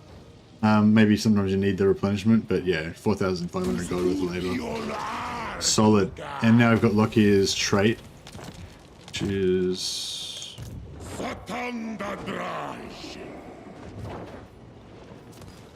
immune to storm and reef attrition. That's right. Yeah, that sucks.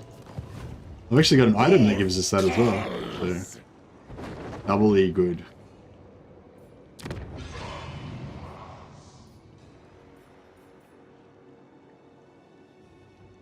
Oh yeah, that's another good thing. If you need to get something up to tier 3 really fast, if you've got lots of money, then you can make it a strip mine, and then you can just pay money to put it up, and then you can use labor to rush it. And if you don't have much money, like I don't, but you've got lots of raw materials, then you make it a factory, and then you can use raw materials to level it up, and then you can still use labor to rush it as well. So yeah, I don't know, that's cool.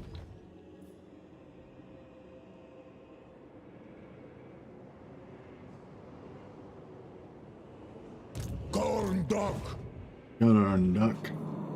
All right, everything's starting to turn blue now, so that's good. But anytime after turn 40, which is 4 turns away, we've got green skin. Those green skins that are still angry about that whole enslavement thing for hundreds of years. They're going to get angry with us in a second. Where the fuck is he? Well, he was here, right? So he couldn't have moved through us, could he? So he must have moved that way, or that way. So if he went that way, that's gonna suck.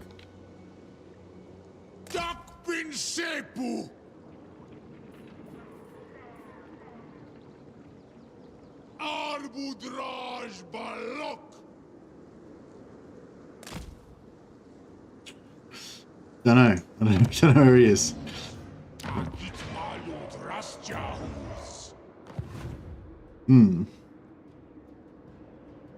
You think you know where Eshen's hidden settlement is? Yeah, I think I've got a bit of an idea as well. Is the Kazakh monger? Wish I could.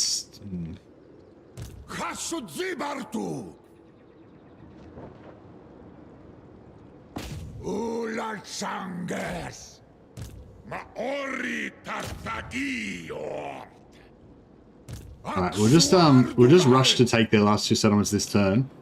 Even if we do get ambushed, hopefully, you know, we'll be able to get rid of them.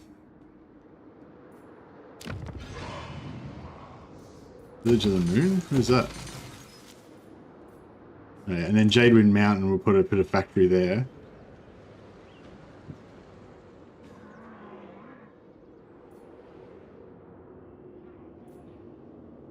Gorndok.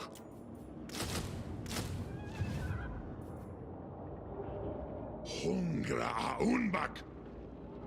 There's a sound effect for ruins if you click them. That's pretty shit. This kind of gives it away, doesn't it?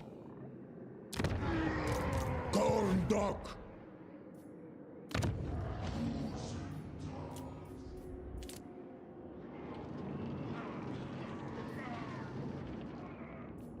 Bloodwind Keep. Yeah, Bloodwind Keep. Yeah, I think we'll go for that.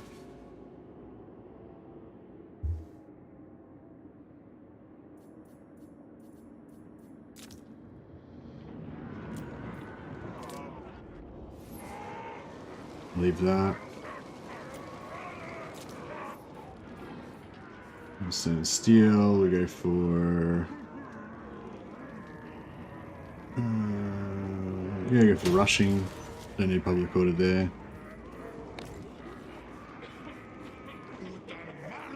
Now, with the slaves,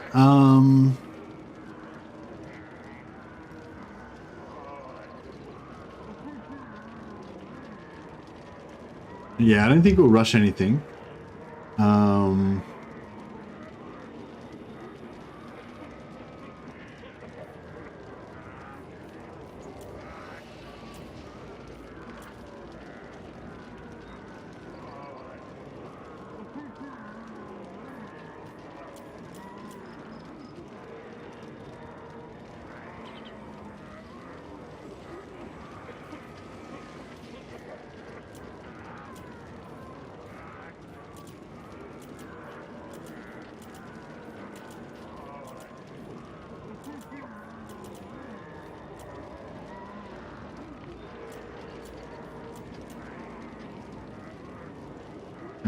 And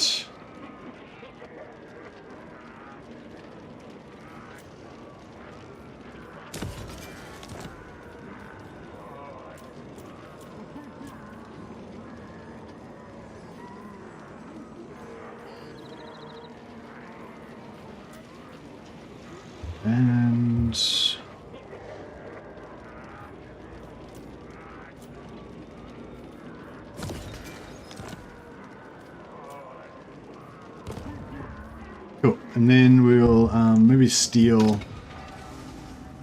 this back so we can get that magic per turn, because having no winds of magic is sucking.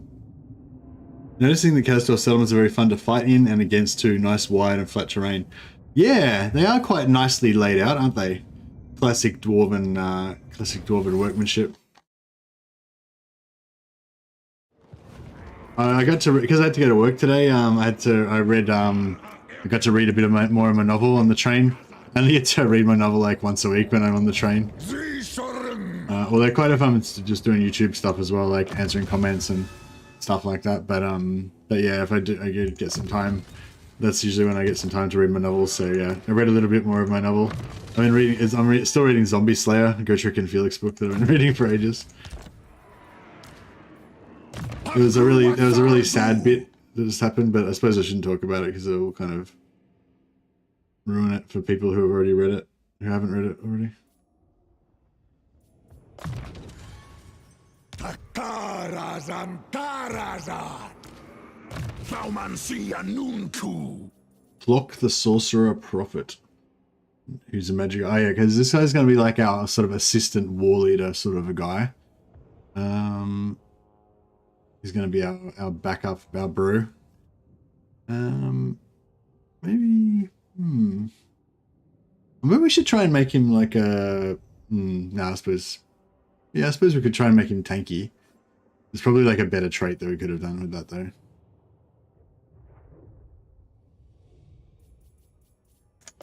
left. Dalabdanu. Rik. Sabarartun. Ardugaltak. Is on Wolfram. Alright.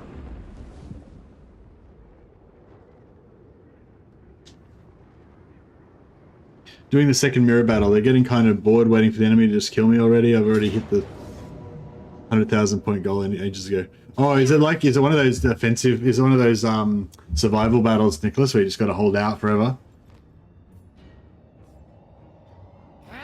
Okay, well I guess we know where they are.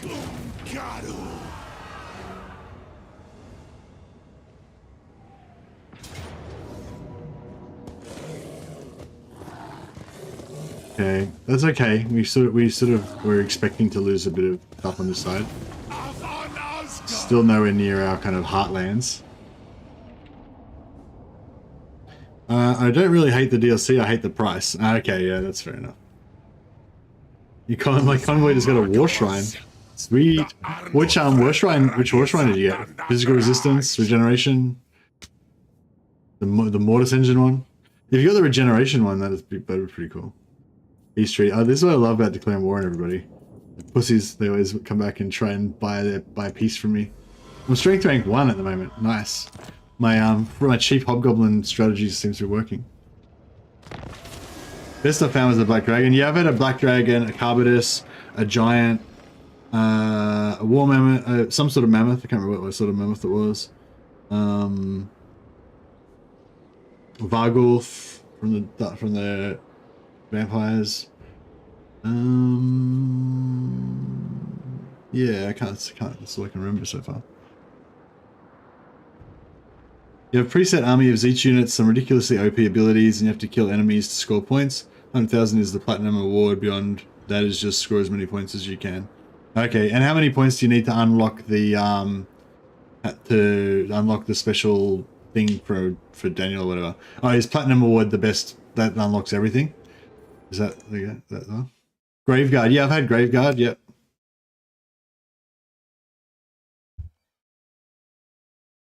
Imagine they're quiet around the campfire. Yeah, I know. Imagine like your convoy all just camping out and the Graveguard are just like everyone else is like cooking their dinner and everything, and the Graveguard are just standing there like in a ring of like death dudes that just never move or say anything. They just wait until it's time to like march again in the morning.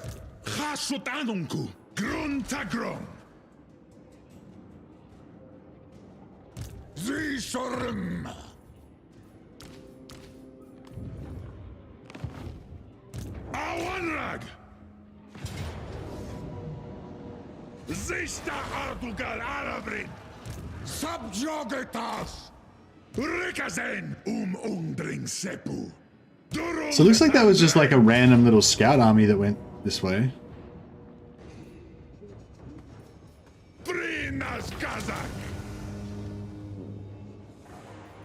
Maybe I should occupy this as a factory, because it'll be more defensive. But no, I don't really need it as a factory. Outpost is kind of big.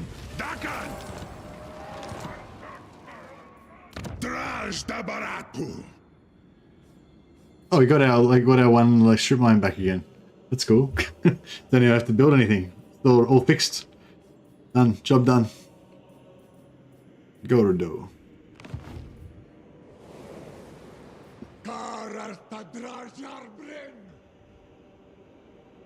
Graveguard had magical attacks in tabletop. Why did they remove it? Not happy with the patches. I think they removed it because it was overpowered.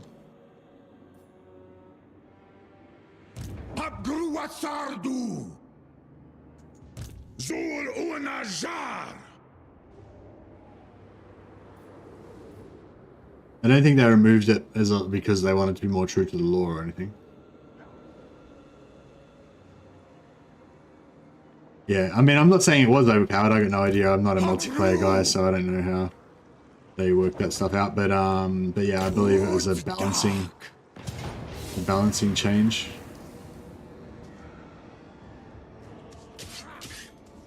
I wonder how strong those vampires are. I'll have your soul. Looks kind of strong. Never. Dactyl Gramus. Arak.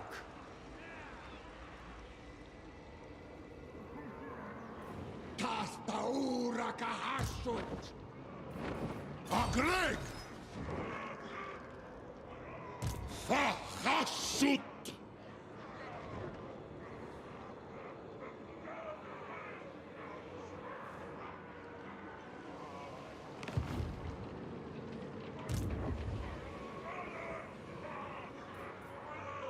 Got. We still got the plus movement on, right? Yeah. Whose praise arbitrage.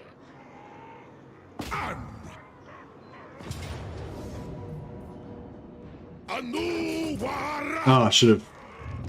Yeah, we could have got massive slaves out of that. I just realized. Oh. Abdarnu Ardugal.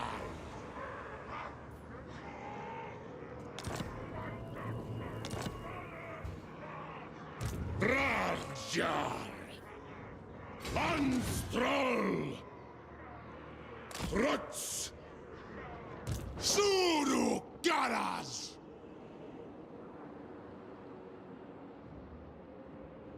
Angrat Victras. Dand Urk. Gerit Allahs. Rikazenum. If I raise it, I'll get a little bit of extra movement, right? Takumkaru.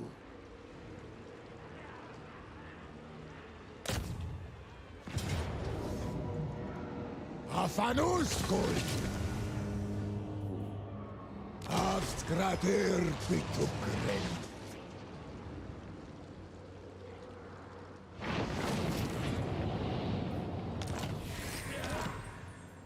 Rik.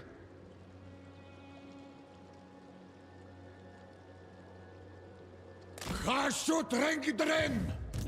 No. I don't know if that's gonna work out well for us there.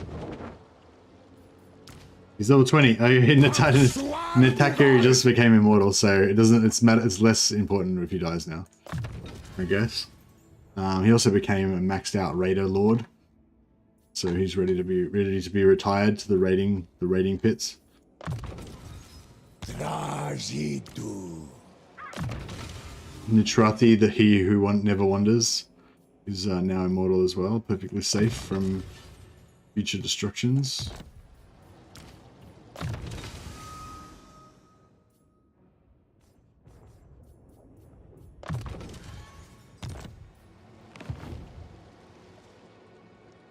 Victras. Yeah, it might be a bit overextended here, I think.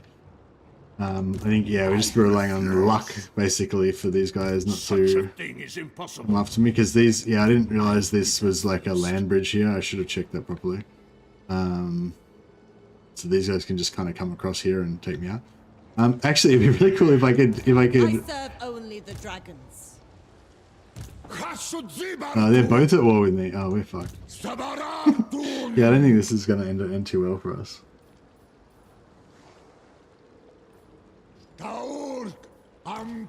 Maybe we should remove some magic items from these guys. Not that I don't have absolute faith in you, Nataku, but just in case things go badly. Alright, cool. Now I'm happy overall. I'm kind of happy with what's going on over here though, so that's good. Now we've got the sacred wine. So we're happy to lose Strident of the Alchemist. I'm happy to lose all this stuff really, as long as we don't lose Nangao. And Lee obviously can go if it needs to, that's fine. And Shang, yeah, none of this stuff has been built up, so it's all fine. Alright.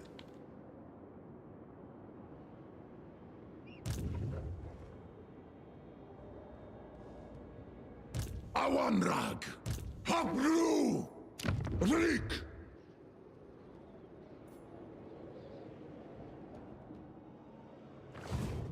Aksuardugal! Oh, shit.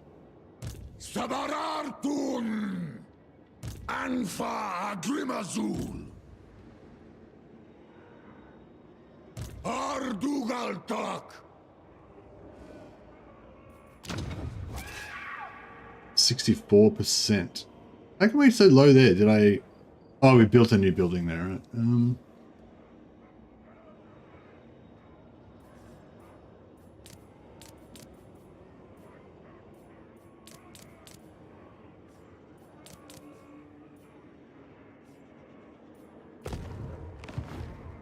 Subjugatas! Rick! I could... No. Habru! Nati Wazaf! Sanaru! Doomskullki! Ulastas! Nahitiwas! Orana!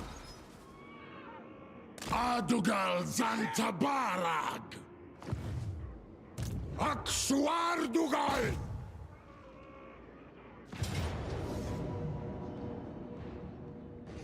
Having your magic items removed is like putting on a red shirt in Star Trek.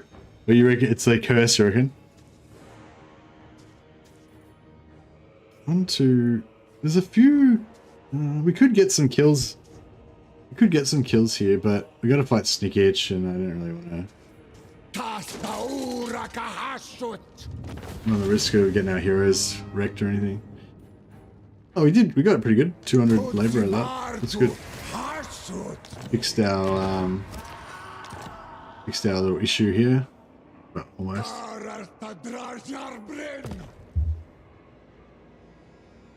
Sabarartun! Suferayo! Tumlet! Gandork! Rick! God! Well, hopefully there's no more Snickage armies floating around ready to gank us or anything. That would suck. Dumfaumancy!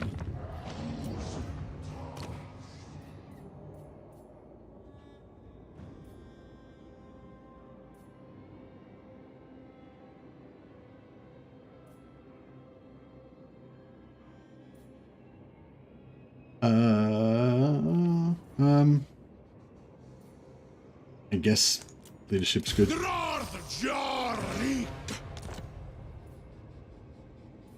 Da Elgram Oskol, da Ital Grigstak, Drarth Jarik.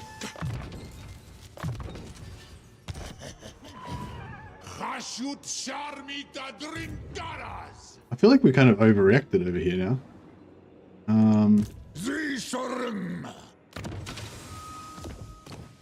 Yeah, we don't really need all this stuff. Gromadrazul.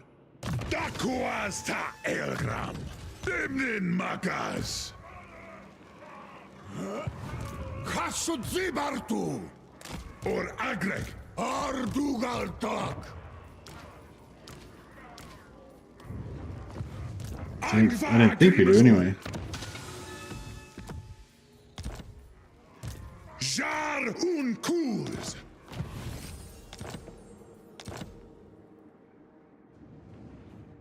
I mean, I think we should probably still invade through here, like sooner rather than later. But I would like to get military access from Kolek first, just so he doesn't. Bow before the mountain god. I'll swap you for who are the mountain eaters? What are they? Is there? Oh, they got one settlement. They can't get to us. They have to go all the way through here, through Greasus's territory.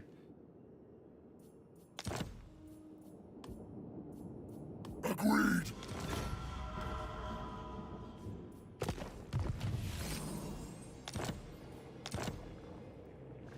Oh, Dr. No's character, Dr. No's got stealth now, as he just killed Sneakage. Dr. No, the stealth flying bull. Flying stealth bull.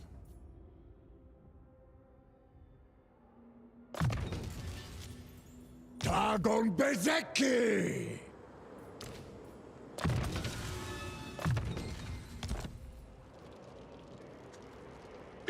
Zidu. Tough starting position next to Clannish and Grimgor. Well, yeah, they're both good. They're both really not too bad if you take them out early, though, especially Clannish. But yeah, I think if you play as Astrogoth, you can take out Grimgor early, and that's probably a good idea. Axo Ardugal.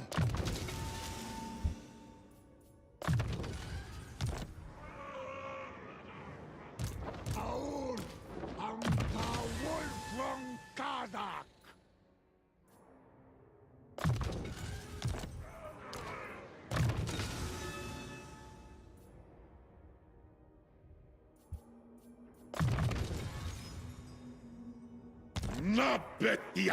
Alright, how's our poll going?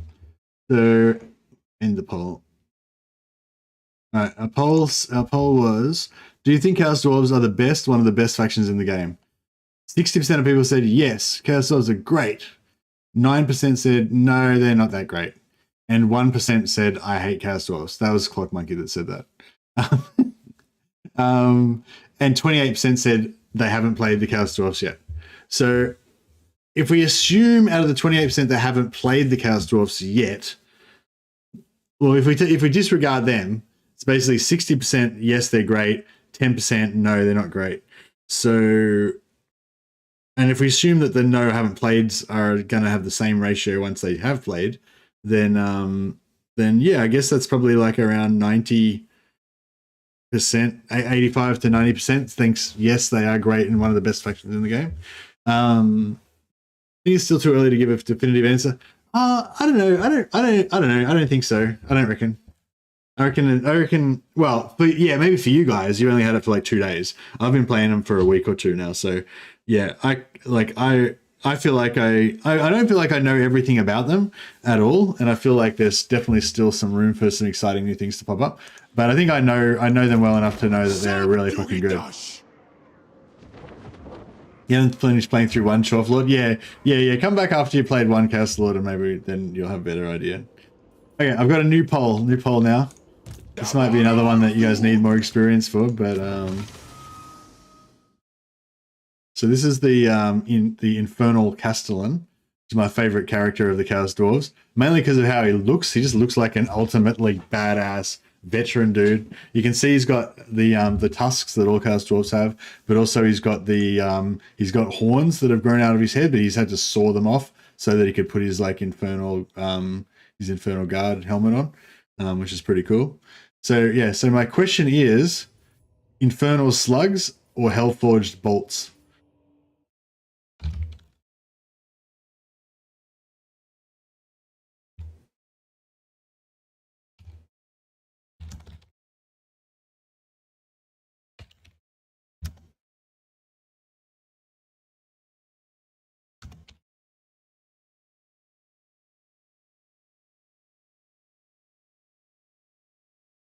What are the Hellforged ones are long range and sundering.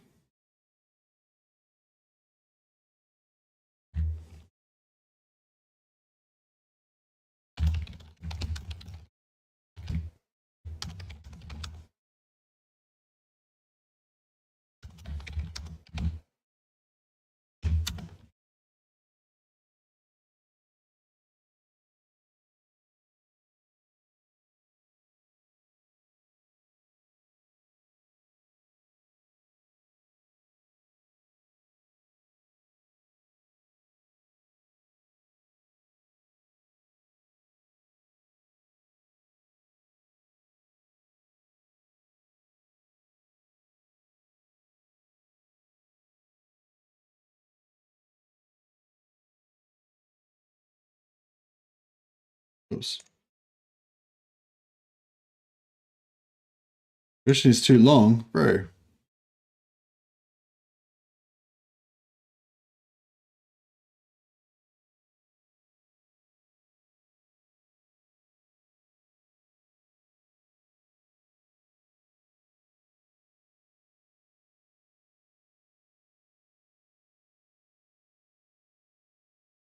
All right. No, sorry, my question needed to be typed in properly. Yeah, so Infernal Castellan, you go Infernal Slugs, gives you minus 50% range, right? So that reduces the range down to 90 or something like that. But then yeah, reduce it down to 90. So normally, yeah, so I'd have 135 range if it was normal, I guess. No, that's not right. Normally they'd have like 180 range, I think, or something like that, 200, 180 range. But yeah, so basically you can have short range, but they have explosive bullets, so they do little AoEs. So they're good for like anti-infantry, I guess. They dig in fast. So when they stop moving, they quickly dig in. They get bonus range resistance, and their range goes up by 40%. So even though they get the short range down to 108, as soon as they dig in, that goes up to like 152. So it's actually still pretty long range. It's like longer than your archer's range, but it's a shotgun that does like explosive, well, fires explosive little bombs, right? And he's got the flash bomb, which is great for snaring. Minus 60% speed. It's a big snare, really slow. You pop that on an enemy lord or something, or you pop that on a melee infantry that's just about to get to your blunderbusters or something. Slows them right down and they get wrecked. Also, charge speed negates them, so great for anti-cavalry, but he's not normally in the right spot to use it for cavalry, but he's usually in the right spot at the front of your line to stop enemy lords so they get shot to death, or to stop melee infantry from getting to your line. So it's really, that's one of the main reasons I choose Infernal Slugs usually. In your face, explosive missile damage 100%, and Vanguard deployment, so it just makes his explosive damage even better. Plus, regardless of which one you go for, he's got extra powder, which gives you extra armor piercing explosive damage and base explosive damage in a AoE radius for everyone, which is pretty cool. Yeah, or you go Hellforged, which makes his damage magical, so pierces physical resistance, gives him 15% extra range. I think they start off at 880, so that makes it like 205 or something. He gets better, he gets a different dig-in bonus, gives him expert charge defense, range plus 60%, and he gets Stalk, so he's like invisible, but he gets less armor, so he's not as tanky. He gets the Cinder Blast Shell, which is like a long range kind of shooting attack, but like a spell, but I don't really like it. And he gets Molten Cores that gives him sundering attacks, and that's pretty cool. So if you got like long range stuff, he can shoot that stuff to reduce its armor. However, I feel like, I don't know, like your guns are like armor piercing anyway, so you don't really need to use sundering attacks on them. But if you're pairing this guy with a bunch of Hobgoblin archers, then that could be really good, because he's like sundering their armor off, and then all your Hobgoblins can, with their non-AP, can shoot, you know? So yeah, it's pretty cool. I like the shotgun with the blunderbuss and the sniper for fire glaives. Okay, nice. Yeah, I think shotgun with blunderbuss definitely is good. I think shotgun's good with everything, but yeah, I'm going just reading through it now. I think, yeah, probably the main thing with the Hellforged bolts would be to the sundering to help the non-AP Hobgobbs. But yeah, I don't know. I think I'm pretty much going to go Infernal Slugs all the time, because I just love Flash Bomb so much. And also I love the extra melee defense, extra armor, whereas this one gives you, actually reduces your armor, you know, and gives you Stalk. I generally want to use my heroes a little bit as tanks as well. Sniper to snipe dragons or balloons as Cathay. Yeah, I mean, yeah, they do have pretty good range damage, you know, so they would be pretty good snipers, I guess. It'd be pretty cool. Yeah, like Andrew Jones was talking about having like a Castellan Doom stack. I wouldn't mind trying that out, actually. It'd be pretty cool. Anyway, so that's it. Which one do you like better? The short range shotgun or the long range stealth armor sundering sniper? Tagrungron Apgru. Afsepuzan Suminu. Hasudzibartu. Nawadal.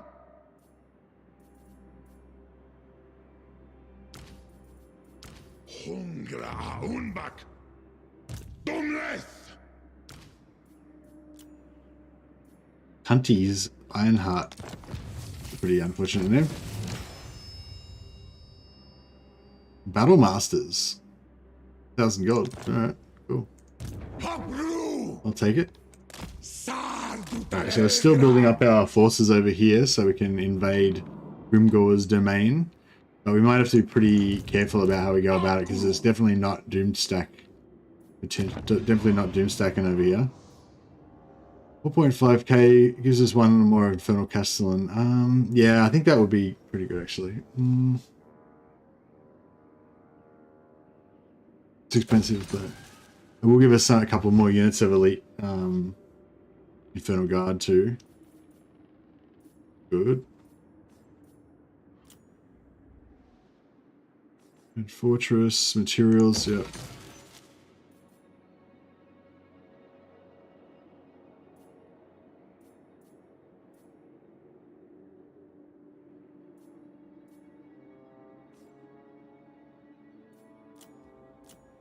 Just putting off the next turn because I don't want to lose my army to those vampires.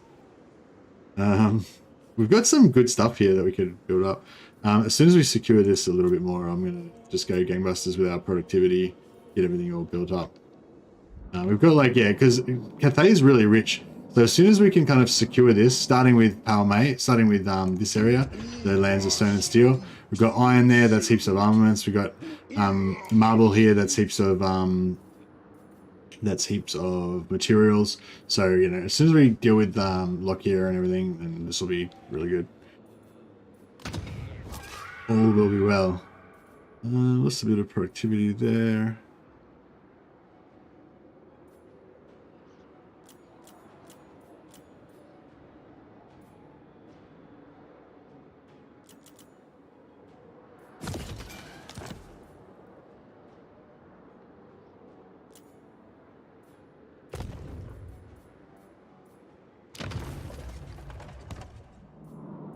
Why did I do that?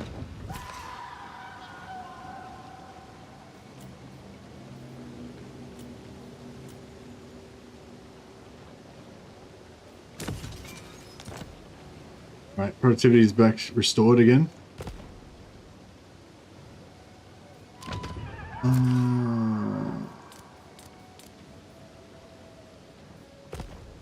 How's our raid farm going? Has it got to tier 4 yet?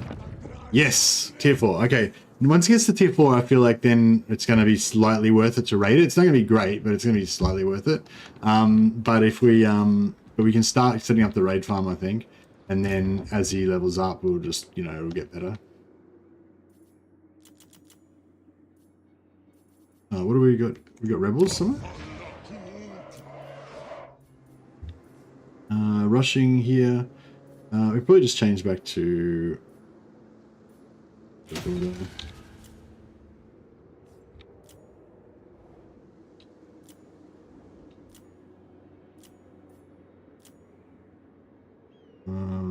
Probably public order, yeah.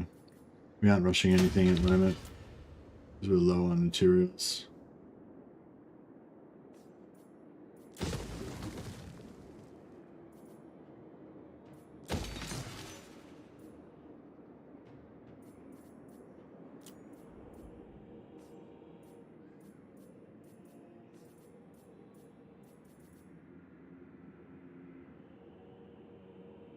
We might rush that at some point. Actually, yeah, we probably will rush that.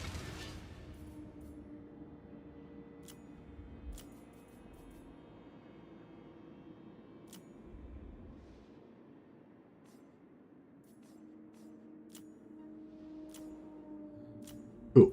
And was there a rebellion about to happen? Yeah. Yeah, it's fine, whatever. Not worried. Alright, so who's gonna die? Nataku and Natarathi. Natarathi is probably gonna die, but he's gonna go down with a fight. He's fully geared, ready to rock and roll. I haven't got much Winds of Magic, but that's alright.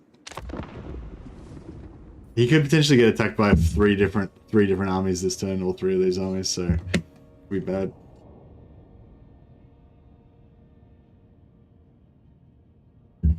But if we can win down in this area, we can push through to the next wine, which is right nearby. And if we get these 2 wines, that's another 6% upkeep reduction, which is, you know, a lot.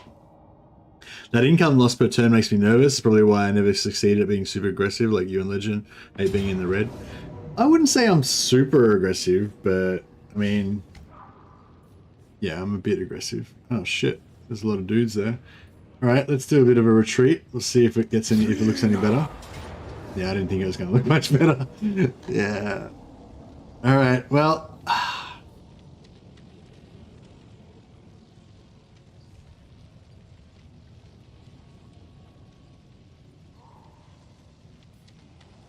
I don't know if it's worth trying to do a bit of damage or just don't even worry about it.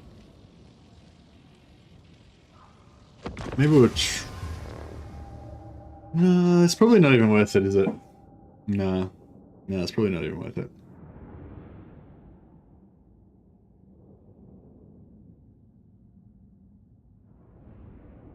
Well, I guess it's one of those times when maybe I shouldn't have sold that. I shouldn't have sold that war that I sold.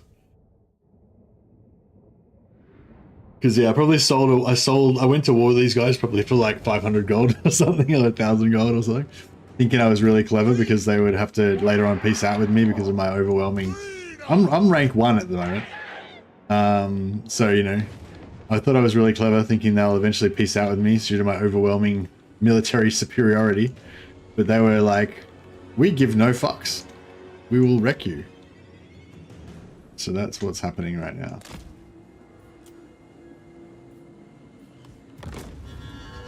Alright, we'll get a bit of a classic,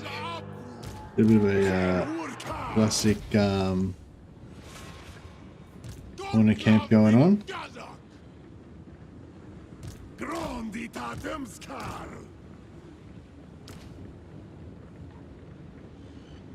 Oh, because his health is low, he's not going to have that much. He's not going to have a whole lot of, Hobgoblin Akazas! Hobgoblin Don Batlu!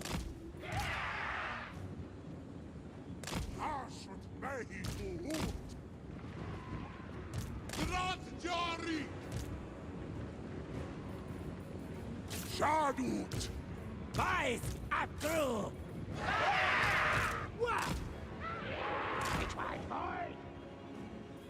yeah, if we had all more army abilities, if we had the Doomshaker, whatever it's called, you know, if we had the artillery, we could really almost do alright with this. But,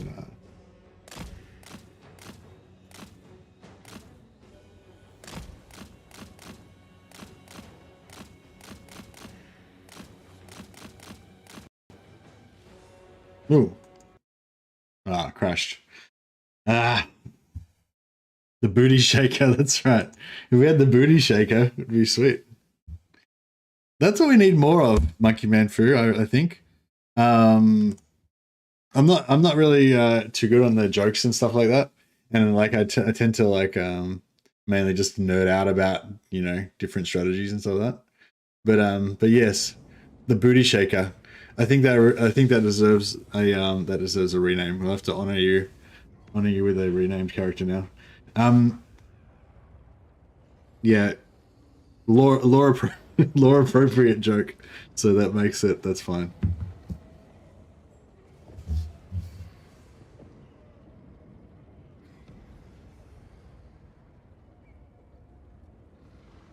I think calling that a joke gives me too much credit. I don't know. Well, it made me laugh. It tickled my fancy. I think that crashing during that battle it's the game's way of saying that I should just auto resolve it. So.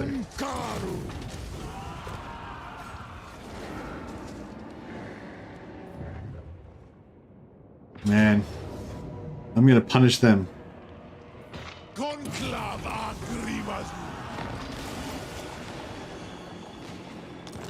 I'm gonna punish them for their insolence.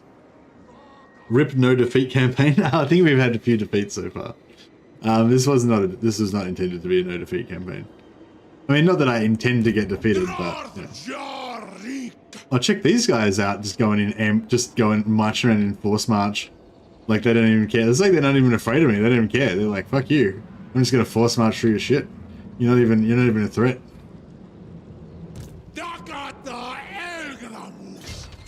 Fuck you! I'm not a threat. I'm your worst nightmare.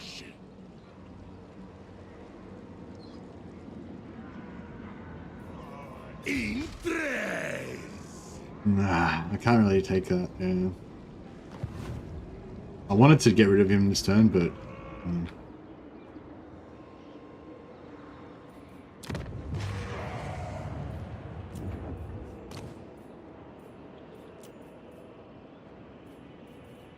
Still not getting any good traits. I mean, I'm getting some good traits, but we're not getting the ones that I want. Yeah, like getting exiled just to increase your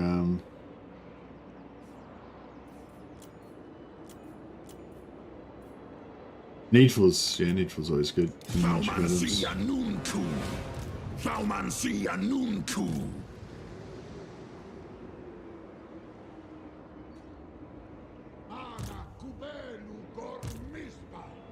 Subjugitash! Dabararthun!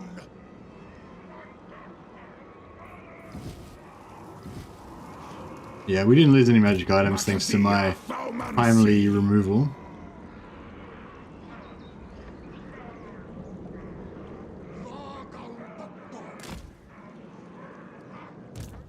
Impudence! Is the Kazakh monger! No! How much slaves do you reckon we're gonna get out of this? I refuse. You gotta probably get a few. Oh, I don't know. It'll probably get screwed up because this first army doesn't have that many units in it. I don't know. I'm not sure, but I think maybe we'll get screwed. Whose praise are Putraj?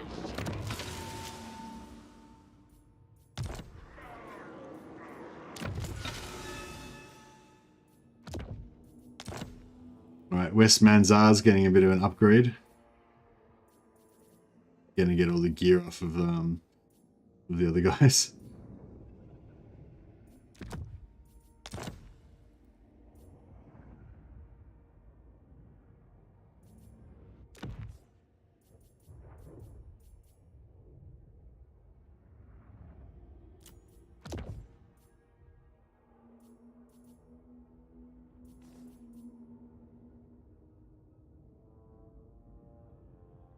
We'll give him like Executioner's Axe maybe? Yeah. Basically just give him all Doctono stuff.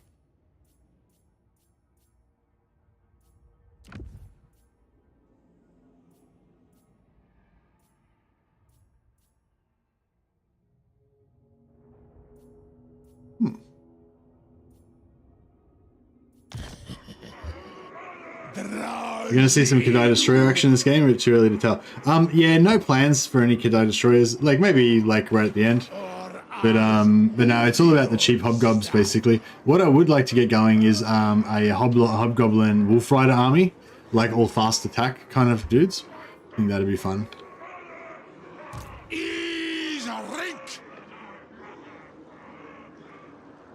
So yeah, we'll try to make that happen really soon. Enchanted. What's enchanted?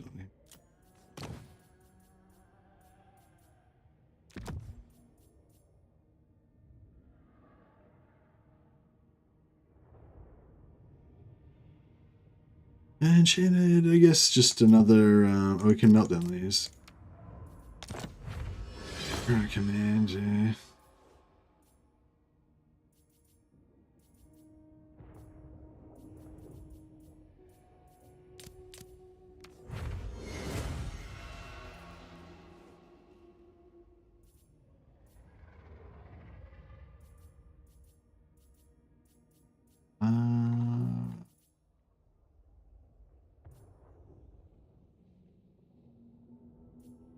Yeah, Talisman of Obsidian is cool. I wonder if, is a Talisman of Obsidian like a Chaos Dwarf item, or is that just like a...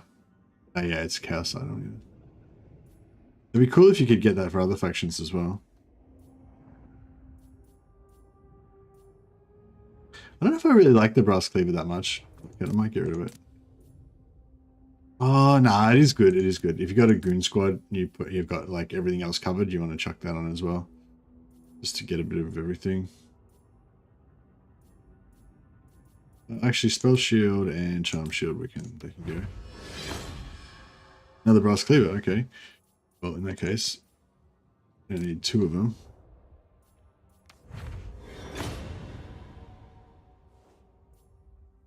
Don't really need that either.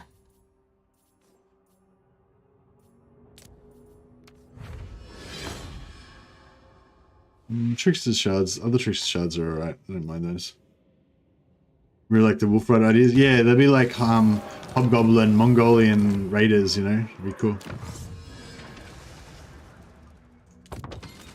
Alright, cool. Got our +1 Infernal Castellan coming, and we're gonna also level up. Yeah, we're also gonna do that, so we get another. So we get 2 more Infernal Castellans out of that.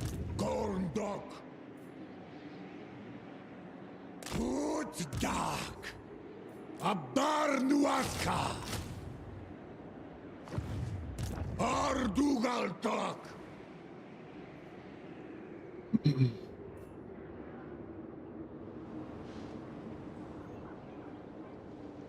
Okay, so yeah, it's back to where we're up to is killing these dudes. Let's do it. So yeah, we lost our artillery piece. I was actually kind of liking that Deathstreak mortar. It was pretty cool. But I don't know if we really need it because I don't know if we nearly need it because we've got the lords that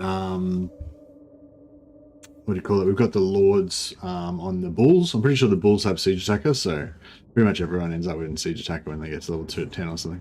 Need some pump wagons.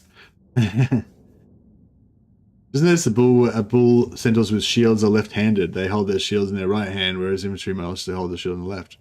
Oh, okay. I wonder if there's something in the lore about that, because they're like, you know, twisted, evil, you know, things of chaos. They're all like, you know, they're all evil and off-sided or whatever, so they're left-handed or whatever. I'm left-handed, so. But yeah, I remember in the olden times, they used to think left-handedness meant that you were, you know, the spawn of the devil or something.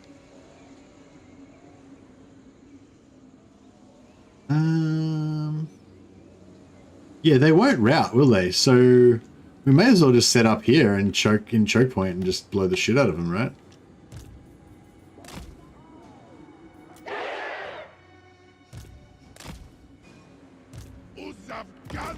I'm probably not thinking this through as much as I should. They're gonna have a lot of flyers, so it's probably not gonna be that. But yeah, there's a great little hill here, right? So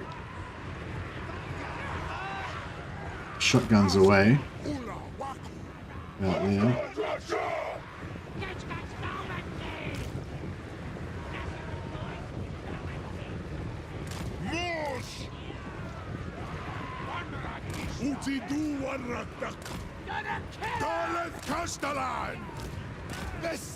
And then we'll check aboard our Hobgobbs. Dumb left players these ways. Hobgoblin Akasas.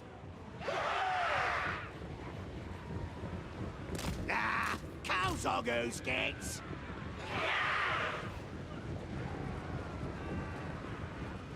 Druggy boys. Hobgoblin new live struck a gal. Waddle over there. Hobgoblin Akasas. Oops, didn't do that properly. Cool. Yeah, I think they've got some flyers, but I don't know if they've got that many, so hopefully they'll be right.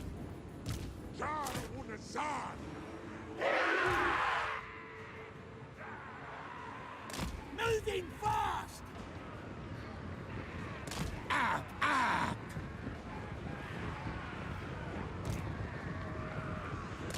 Up. Kazakh Mongol diet. Gosh. Mima Uzudio. That's grunt boy. Kazakh Mongol Udiot. What's Sam? Hobgoblin Ole. Hobgoblin here. Sasa. Helwurka. Duck. The best kids. Hey, This is probably not going to work out as well as I hope it does, but we shall see.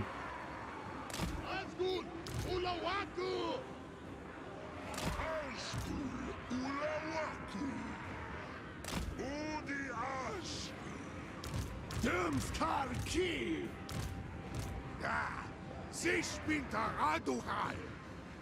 Gondok! Alright. Arbufadraj!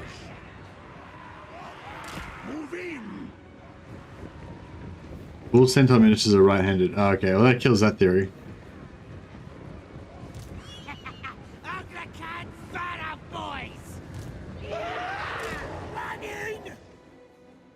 Alright, they're coming. So how many flyers have they got? What? I thought they had some bats or something. Maybe I don't know. Maybe I misremembered.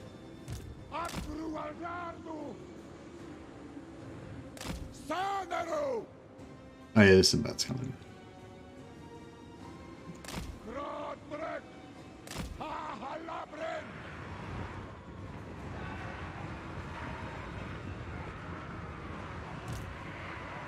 A great boss!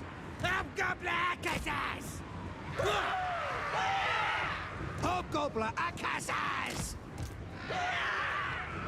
Scrans, boys! Atom Dumlet! Boys, up crew! Kazongus Gits! Naspatlu! Hobgoblin new livestock Kogal! We duck, aye! Gondok!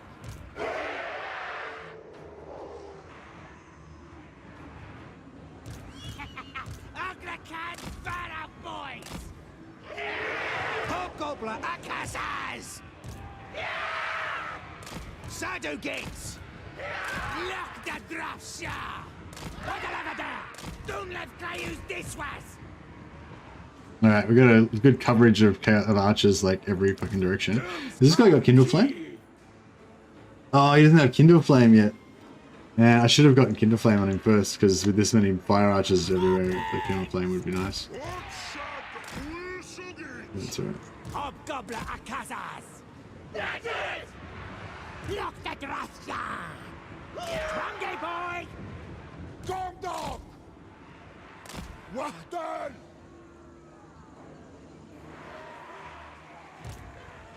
Hobgoblin Ori! There! Trans Kazan Bakus! Prostja! Pashut Mahitu Ut! Moose! Utshad Ulzukid! Ai! Asum Ahashut!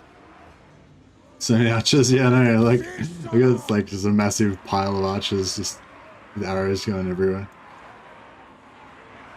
I mean, you need some infantry mixed in with them a little bit so that we've got something to,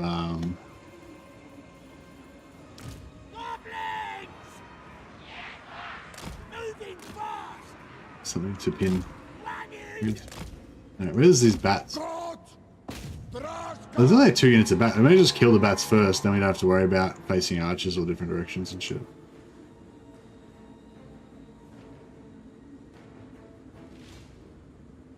That's kind of annoying though, aren't they?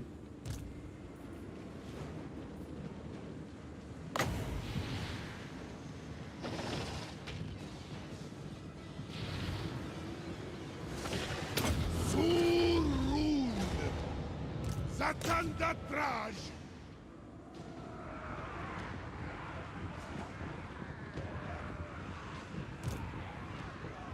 Yeah, Felix, we duck, aye? Drangi, boys! Ditch wise, boy! Mustak! Uzat Ula Elkramus! Hobgoblin Akazas! Taktalash! Oh, where's the other bats? Gondok! Back there. Hey!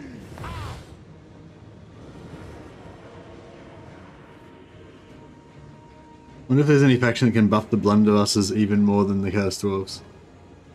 Oh. Grima's Gorm! I don't even need to really watch what happens to them. It's probably going to be pretty bad.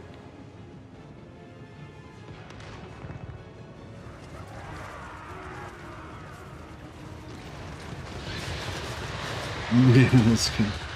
Here it comes. Minas Fazar Nafro! These guys are facing the wrong direction. No wonder we're not getting as much carnage as I was expecting exactly. But there's bats. Yeah, they're fucked basically.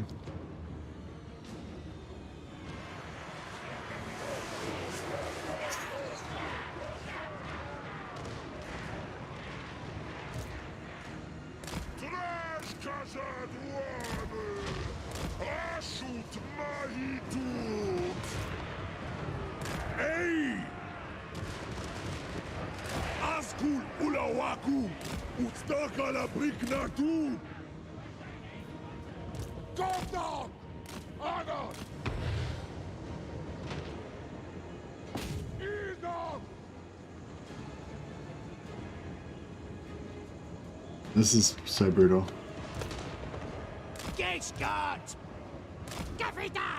We just need more deeps. Don't need any strategy, just as much damage as possible.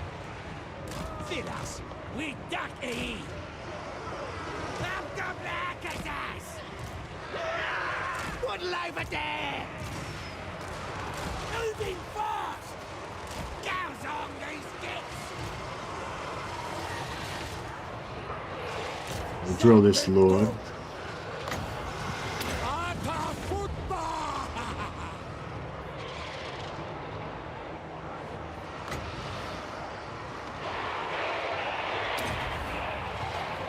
Hobgoblin who lives struck Kogal!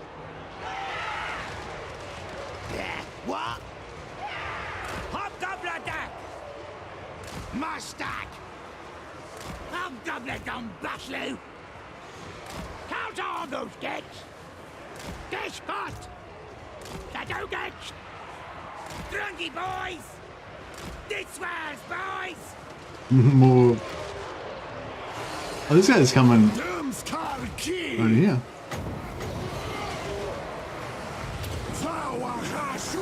Oh, I probably should have done that over here. Okay.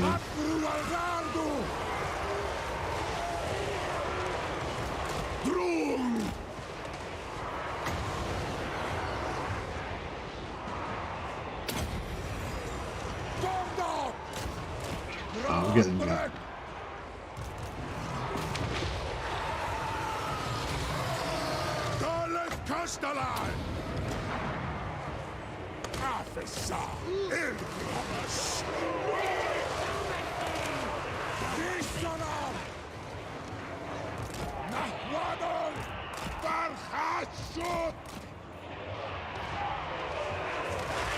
I'm in trouble killing this guy.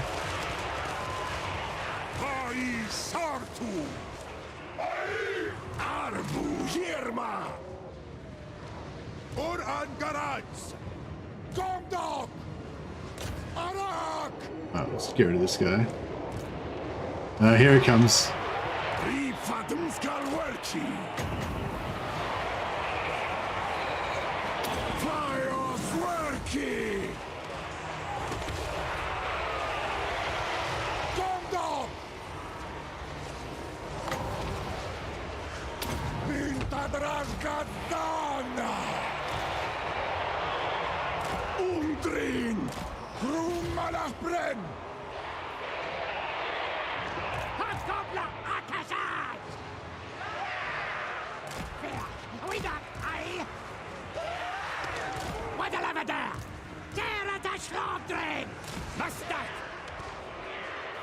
Not much damage.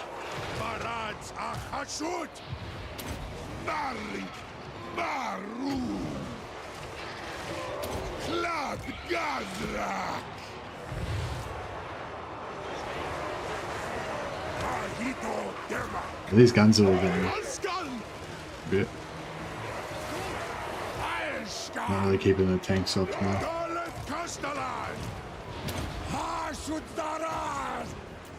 Good deal. That was an absolute slaughter. Seemed like a lot weren't on fire. Oh, were they? Weren't they? Okay, maybe they weren't. I thought they just maybe just had a really slow rate of fire. Oh yeah, maybe a lot of them weren't shooting. I don't know.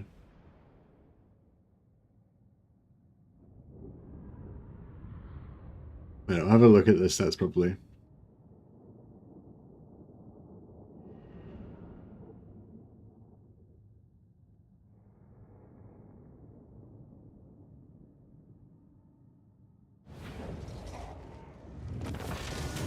Crushed. Yellow one cheating. Yeah, I don't know. Maybe I turned him off by accident. 0 damage. Yeah, I had him turned off. So how did we kill him? Oh, just this army. This army was shooting. They did a lot of damage. Yeah, I must have turned off the other dwarf blunderbusses. Oh, that's disappointing. It's complete wipe. Yeah, anyway, yeah. I think I must have fucked up something up there. 430 labor, that's still pretty good. I was kind of expecting to get screwed somehow, but we kind of did get screwed, but still 430 is still good.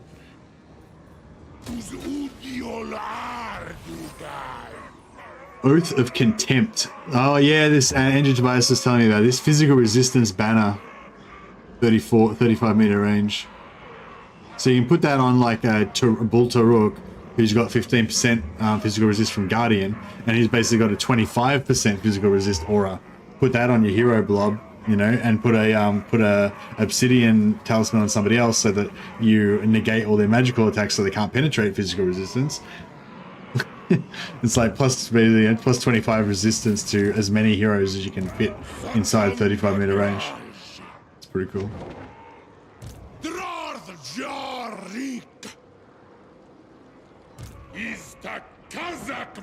Alright, we're gonna move Matok Hellsmith.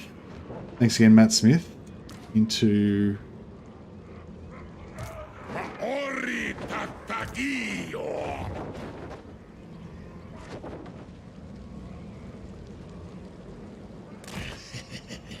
oh, it's a lot of movement to miss out on, isn't it?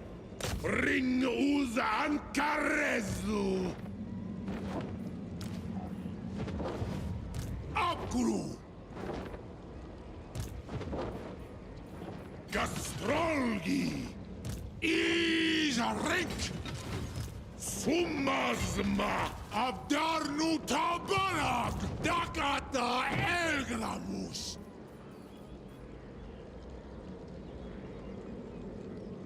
Ana Kubelu Gornisma.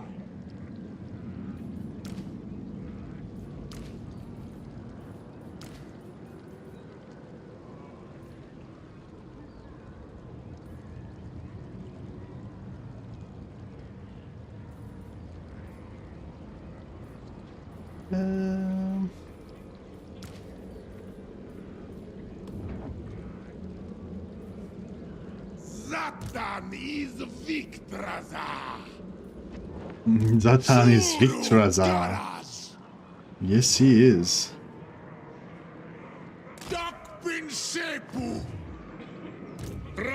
Alright, so we finally got a caster permanently in Zhatan's army. So yeah, that'll upgrade his capabilities. Yeah, I can't believe I screwed up that battle so much. I don't really know.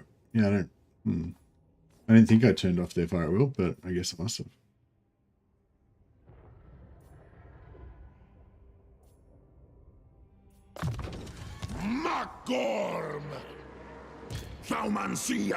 Right, yeah, so hopefully he can at least force march into range of that, and then he can take it, and we can get rid of it gets rid of slickage.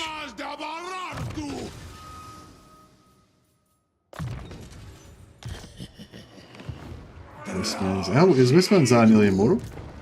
17, yeah, he's nearly there. She might live.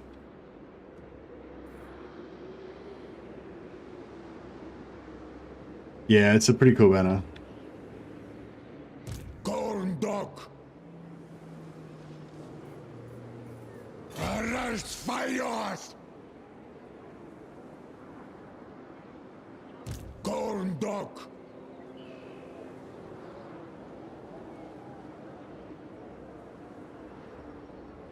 Freak.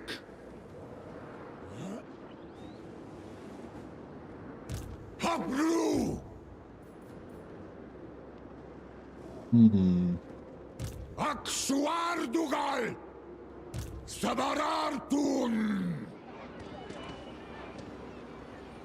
So we want to bring him back in here, or we want to go out there? I think we want to go that way. So yeah, so we'll do a bit. We'll make this a bit complicated, but we'll do a siege with this guy.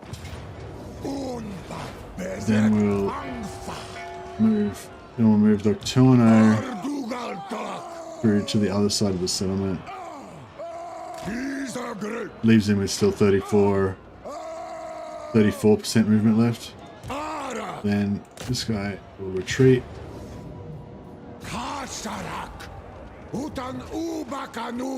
Then he will move back into range again so we can assist. Then Nocturno will attack.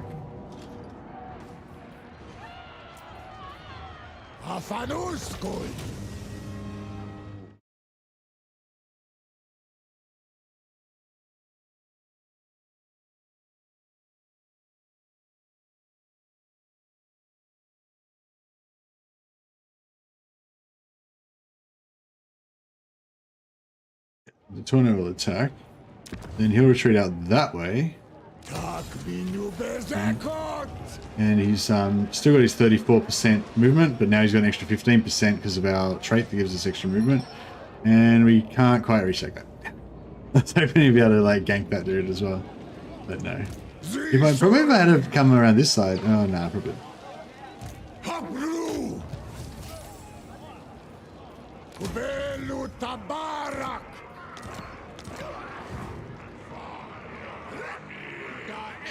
Noblar is allowed via ogre diplomacy for this campaign. Yeah. There's no restrictions on this campaign. It's just the Hobbo game style is in Hobgoblins. Yeah, Hobgoblins are cool, aren't they? They're cheap. That's their main advantage.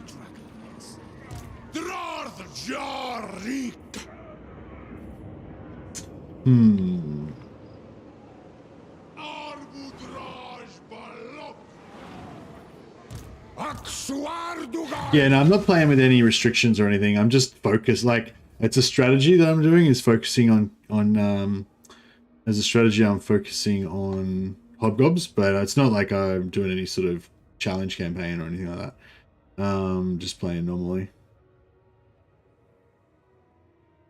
Yeah, he's nothing special.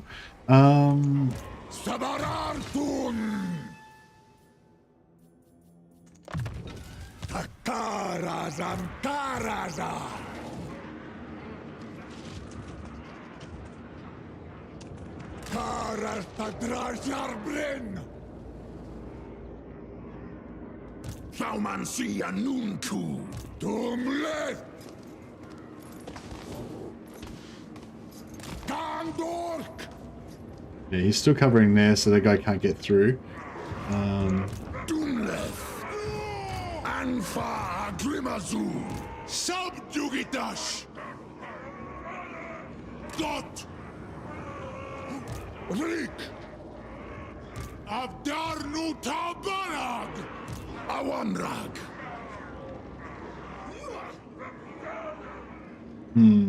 Taurk Amta Wolfram Kazak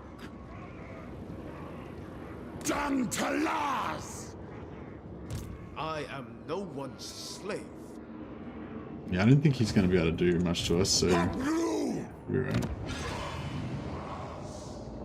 Now, Poe May, I do want to upgrade. I want to start building this up.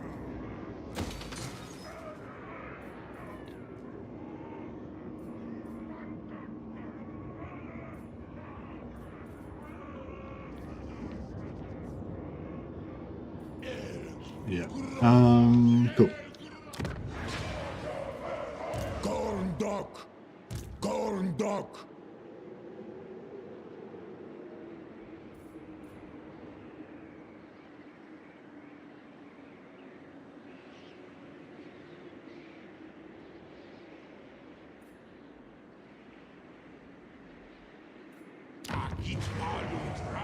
Bit of spam. I don't know. Your laborers aren't very good. like, I think in the early game, laborers are okay just to fill out your army. But I think even in the mid game, it's kind of not even really worth, like, you know, like if most of your army is made up of chaos dwarfs and monsters and stuff like that, if you have a unit of laborers in there, they're just going to be like paper compared to the other tough, like mid game stuff. Compared to early game stuff, they're okay. They can kind of hold the line, you know. But they take a lot of damage and they, you know, they get fucked up. They're just expendable trash, you know. Early on, yeah, no, well, yeah, but they don't do any damage. They can't even really kill routing units very effectively. Like, they're just filler, basically, you know. But yeah, I mean, early on they're okay, but no, I wouldn't, like, they don't replace, like Hobgoblin archers are fucking heaps better than they are, you know. Like, Hobgoblin archers are better in melee than they are. They don't have as much hit points though, actually. That's true. That's a good point. But they've got heaps better leadership. They do damage with their archers, their range and stuff, you know. So it's like, I don't know. I guess you could use them instead of the Hobgoblin melee as like line holders, and then have, yeah. I suppose you could have like 10 Goblin laborers and like 9 Goblin archers as like a super cheap army, or something. But yeah, you can just go for like a hero, a couple of lords, and like 19 Goblin laborers, and just have the hero do everything, basically. Have the lords do everything. Fill it with magic. I don't know. There's lots of different ways. Yeah, I'm not going to say it's right or wrong or anything. I'm sure you could make it work, and they'd be really cheap, so that'd be good. To touch a dragonborn is blasphemy. I don't want to just ignore this for a bit longer and just let this go fallow, and then we'll kind of come back. Same with this. Don't care about that. Don't care about that. As long as we don't lose Celestial Monastery, that's the only thing we really need to hold.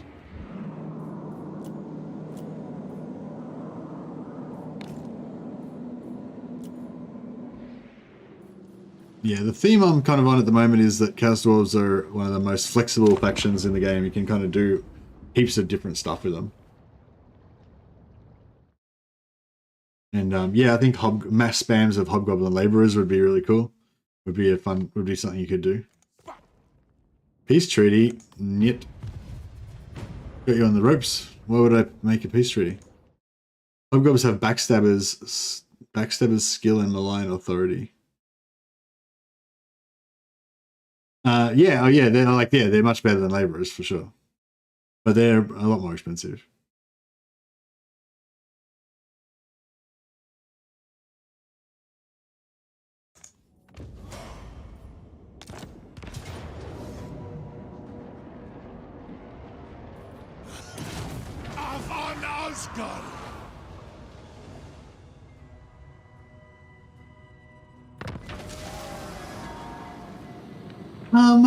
Yeah, I don't know, Andrew. I mean, like, I kind of get what you're saying. Like, if you're going around with, like, if you're doing, like, old school vampire, you know, kind of like old school vampire counts, you know, you just go around with, like, four Chaos Dwarf Lords on, four Chaos Dwarf Sorcerer Lords on Lamassus, or two, you know, three on Lamassus and 1 Caster Lord, and each of them have 19 Gobbos in their army, and just go around with, like, 80 Goblin laborers and stuff. But yeah, and that would, yeah, I'm sure that would be pretty good.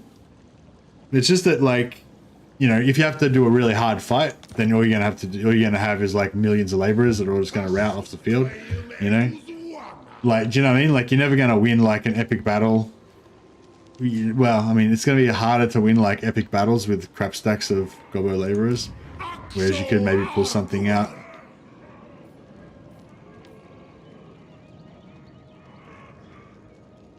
$80 Goblin laborers, yeah. Yeah, but they'll just all rout all the time, you know, like, I don't know. Yeah, I don't know. I mean, it'd be interesting though. I'm not saying it's bad. I'm just saying it's like, you know, there's good and bad strategies, you know what I mean? Like, if you want armies that are good, then Hobgoblins are going to be a lot better, obviously. But if you want, yeah, I mean, trap stacking definitely works.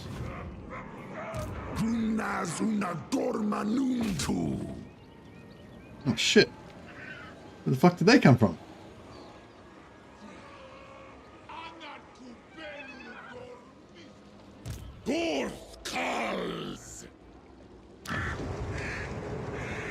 Did they reoccupy that? Surely not.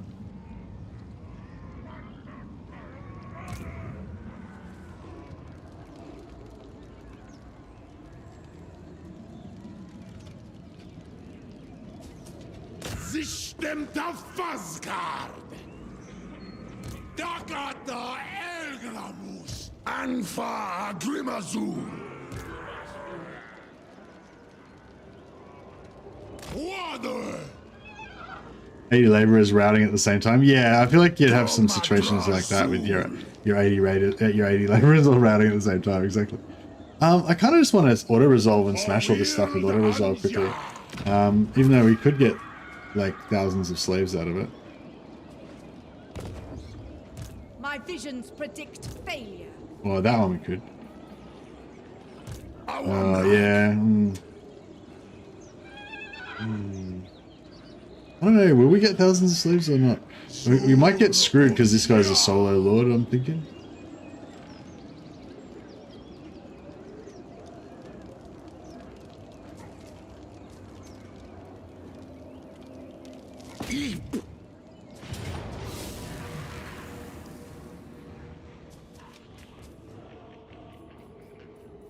Maybe we don't control large armies and we might be able to, you see, yeah, you receive less laborers for auto resolve in general, yeah.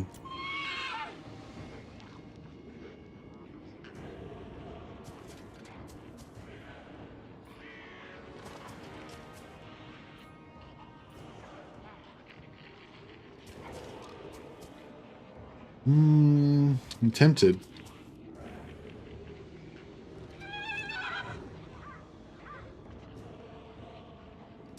If we fight it manually, we'll get an extra magic item drop chance as well. Which should be good. Alright, okay, I'll do it. I'll do it. We'll get more laborers. Yeah, I do like the idea of having like just millions of laborers and having like, you know, like just have like no chaos dwarves and just have like, you know, one chaos dwarf controls like, because 80 laborer units is like, I don't know, it's like thousands of them because there's 160 or 180 in each. There's 180 in each unit, isn't it?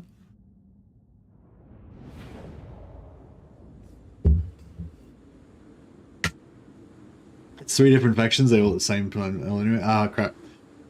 Screwed up then. I screwed up.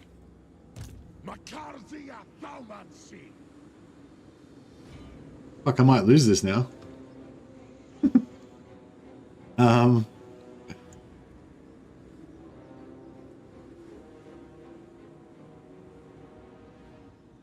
Let's put this guys over here. It's gonna take a while, but that's alright.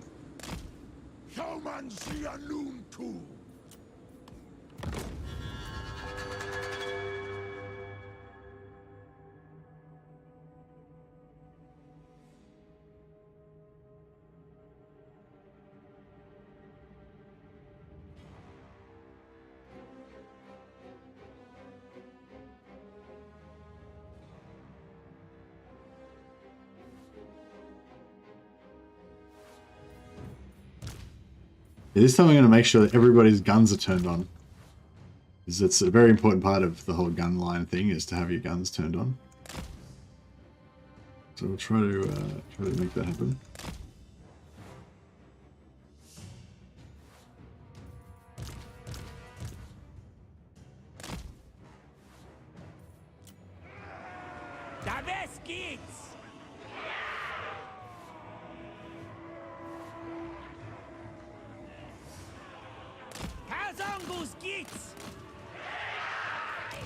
Hobgoblin Akasas!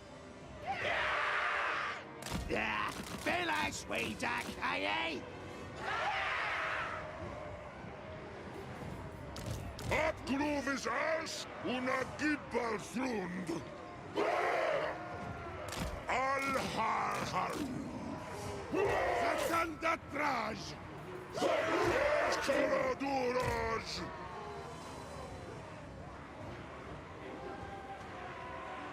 Askul ulawaku. Heino drata. Hashut mahitu ut.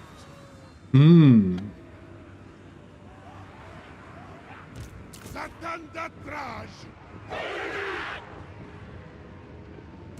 We should probably come back here, shouldn't we?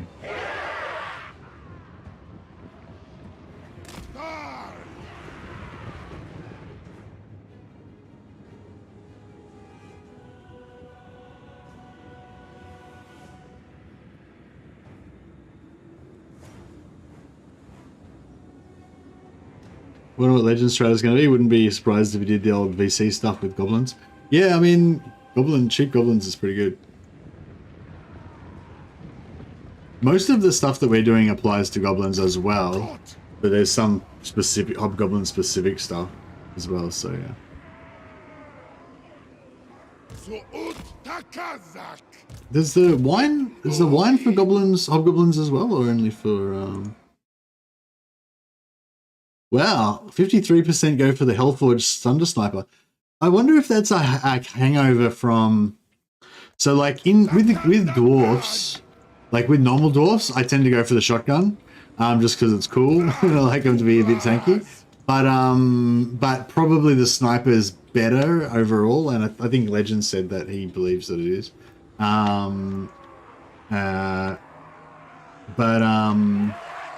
Yeah, but I don't know if it's really it's the same with. Yeah, I'm not sure if it's the same proposition exactly with these guys, as with the normal dwarfs. So yeah, I wonder how much of that opinion is people that just haven't actually tried them out properly yet. I'm just assuming that they're better for the same reason as the normal dwarfs. You know.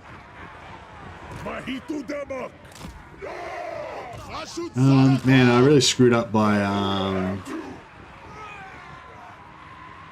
Hey Spanner. Oh, it's my weekend, so I can go a bit longer today. Yeah, I was originally planning on streaming for 6 hours, but I actually had a good sleep. Well, I slept for like 3 hours after my last stream, and then I slept another 3 hours before, just immediately before this stream. So I basically had like a normal human amount of sleep today. So you know, if you add it together. So yeah, I'm feeling good, feeling really good actually. I haven't felt this like slept for a while. So we've got a lot of dudes here. We should do a little bit of like cycle charging. Become a stone, or they charge at us.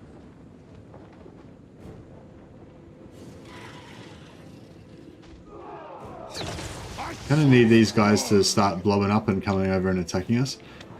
Oh, actually, I need to go and take out that artillery. Just try and dismount that artillery. Man, I screwed this up badly. If I had have just had all my army come in at once, probably would have been super easy. But now it's actually going to be hard because we've got like all 3 armies at once on our one army. I like reverse lightning strike myself. We've got 3 different spellcasters as well. Or 2, actually the Skaven don't have any magic, but we've got Dark Elf casters and we've got Cathay casters with 2 separate pools of magic. So that's not that awesome. That's right, we can just drop out. These Kadai actually really been pretty useful. They're just like you can guarantee they'll take out at least 1 unit of artillery. Usually like 2 or even 3 sometimes. So that's pretty good.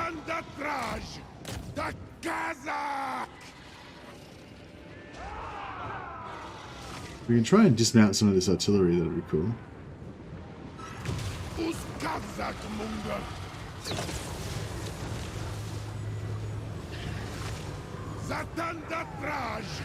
But yeah, thanks Stana, thanks for the reminder. Yeah, I will, I probably won't, I'm not feeling tired at all actually, but I'll, yeah, I'll try, I probably won't go too, you know, maybe I'll go for an extra hour, maybe go 7 hours today. But I won't try and go for like forever or anything. We've got to get out there before that cavalry gets us stuck. Oh, let's just kill this chick. Yeah, that'll be the quickest way to do it. Yeah, she ain't got no healing. Oh, see that hit?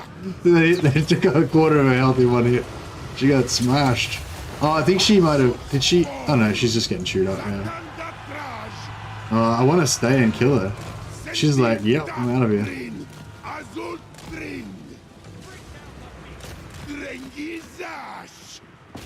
If we get rid of her, that'd be quite good, wouldn't it?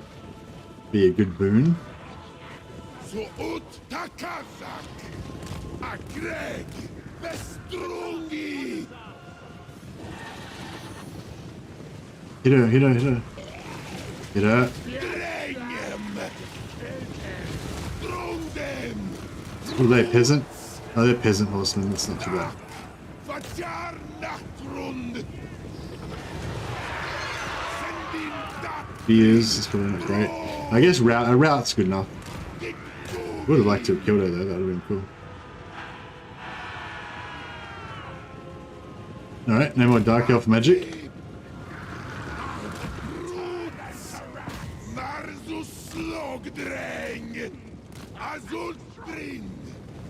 Did we dismount? Oh yeah, we dismounted one of those units of artillery. Beautiful, that's good. See, they run! They flee, we run!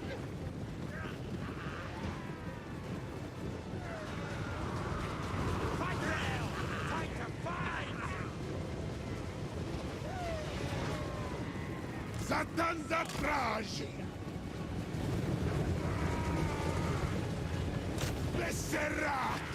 It's probably a bit dangerous going in there, isn't it? I could get jammed up in there and die. It would suck.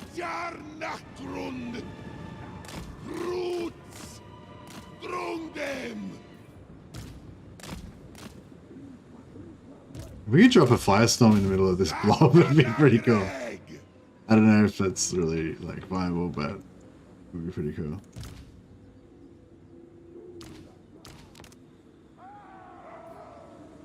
Arbu Hirma. We're getting shot by some stuff. Is this a mixture of like Skaven? Yeah, there's Skaven, Dark Elves, fucking everything mixed in there. Pretty cool.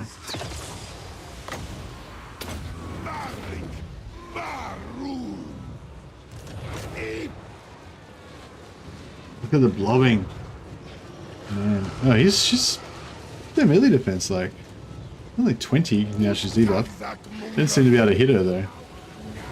For some reason.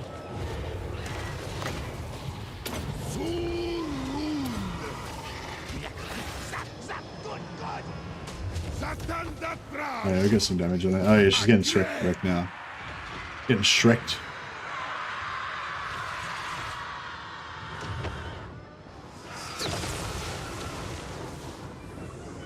Oh yeah, she got terror out of it, I think.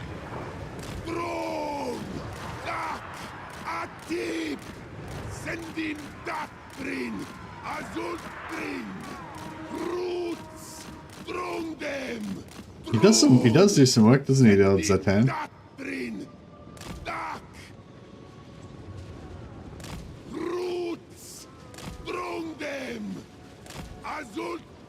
Yes, yes, magic kill, kill! Ah, missed. Swing and a miss. Swing and a miss again.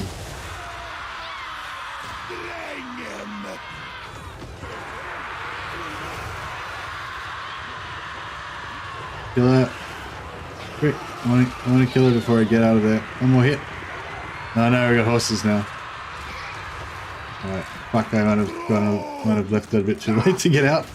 No, still good. Oh, look at that mass. Pulls out, no problem. Umdrehen! Fajar nach Grund! Grundita Dömskar! Usav Ganzatan! Besserak! Dömskar Ki! Fajar nach Grund! Zhatan Greg! Aschutzborg! Dömskar Ki!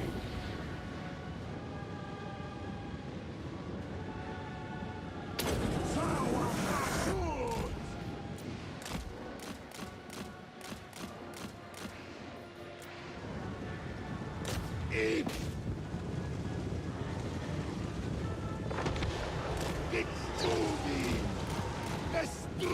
Oh, what? How did... Oh, bro. How did that... Oh, man. Must have misclicked. That would have been epic. I did a bounce off... I bounced off the bridge. Oh, brutal. I didn't even know they could bounce off the bridge. I know now, though. Let's go do it the other way.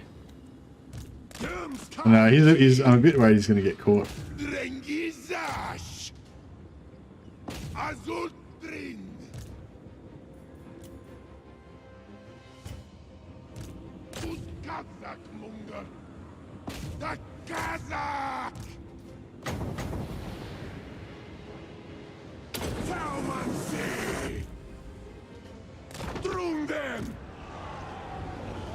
It's a bit better. Mate, maybe it's going to go somewhere good. You better get back over there now. No, I could have missed.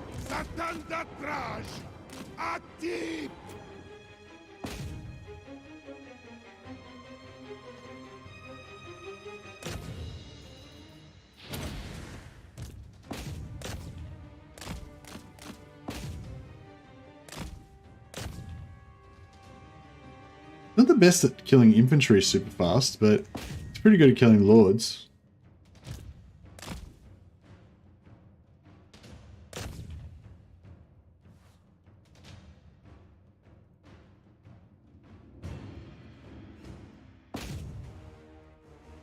Yeah, trying to get these Reapers out of there. I think they're dismounted at least. All I need them to do is dismount. Yeah, they're dismounted, I think. Very cool. These ones are dismounted too, yeah. Yeah, they still got their ammo, but they haven't got their Reapers anymore. I think we might be good now.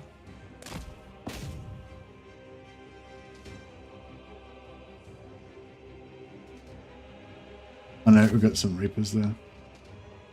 They're targeting as well.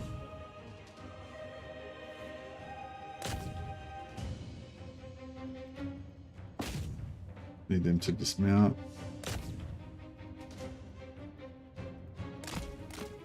Oh, we got another of these. They got an artillery piece.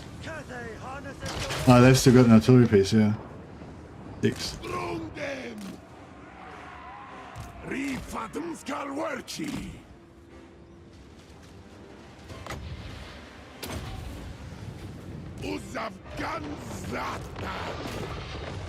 Restore your balance.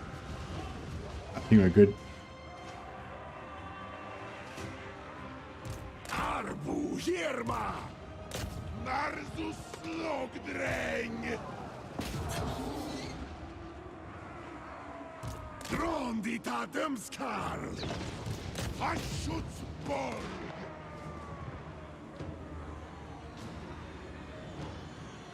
Dömskar Ki! Wo! Ut! Barchashut!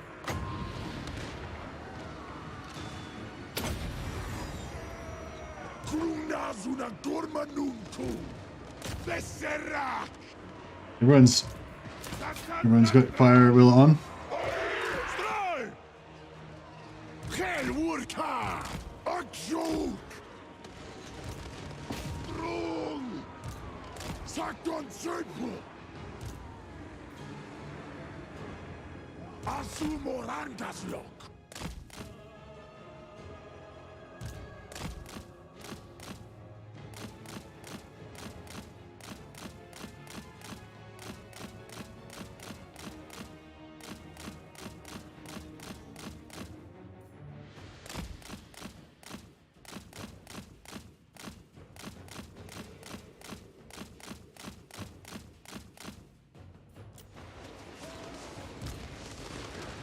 Rengizash!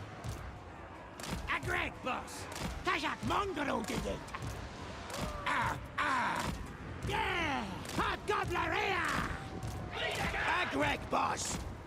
Yeah, I probably should have even maybe tanked with the Hobgoblins because we can just replace them. We've got heaps more shit coming from off the battlefield anyway.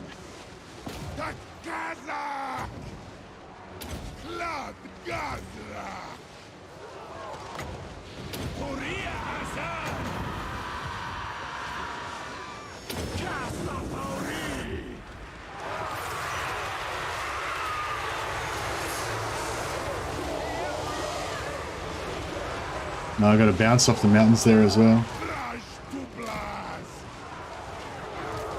Drängen. Roots. Bestrungi. Dalet Castellan! Drungan drain. What, Sam? Get in, Doomleth!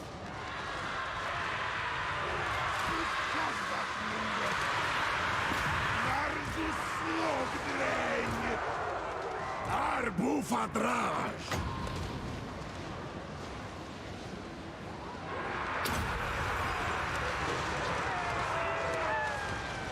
Drashkazard Wagoose. Drashkazard Wagoose. I put him in a hill. I think I put him in a hole.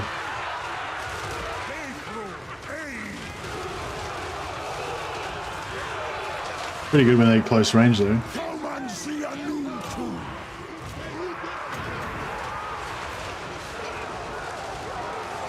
Tauri Rot.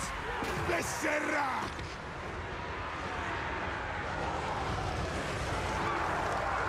That was a good burn.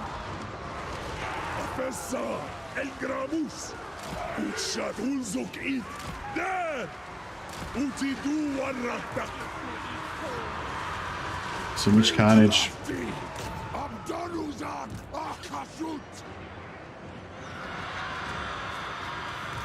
Zhatan Datraj. Drengizash. Sartufa Basharak. Ustakala Briknatu. Askul Ulawaku.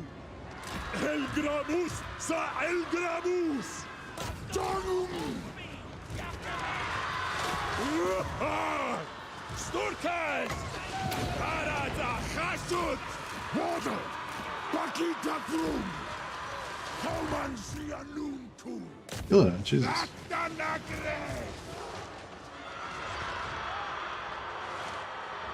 Alright. This is looking pretty handled.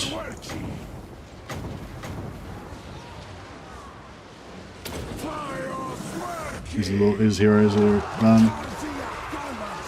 Wonderful. Agreg! Rukum! Dumskar Ki!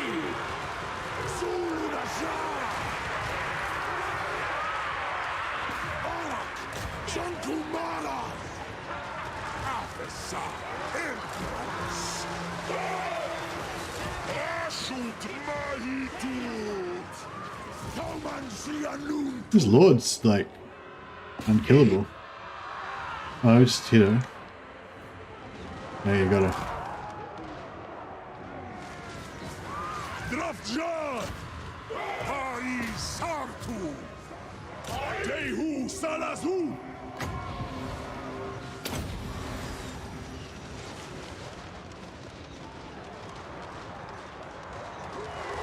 Rinas Fajar Nachrod!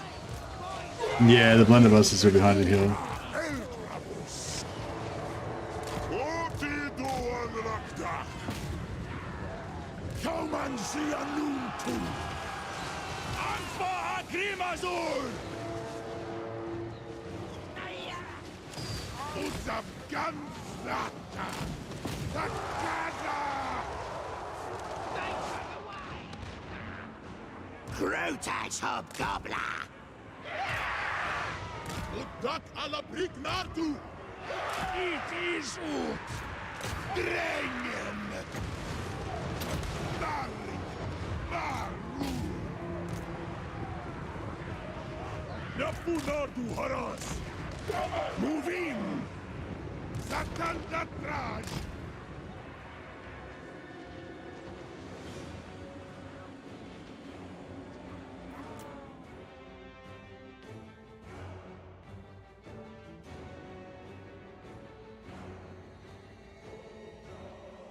Oh, wait. Oh. Are you shooting us? Jar Unazad! Olapri! Ansa! Utshad Ulzuk It! Rikazen! Agreg!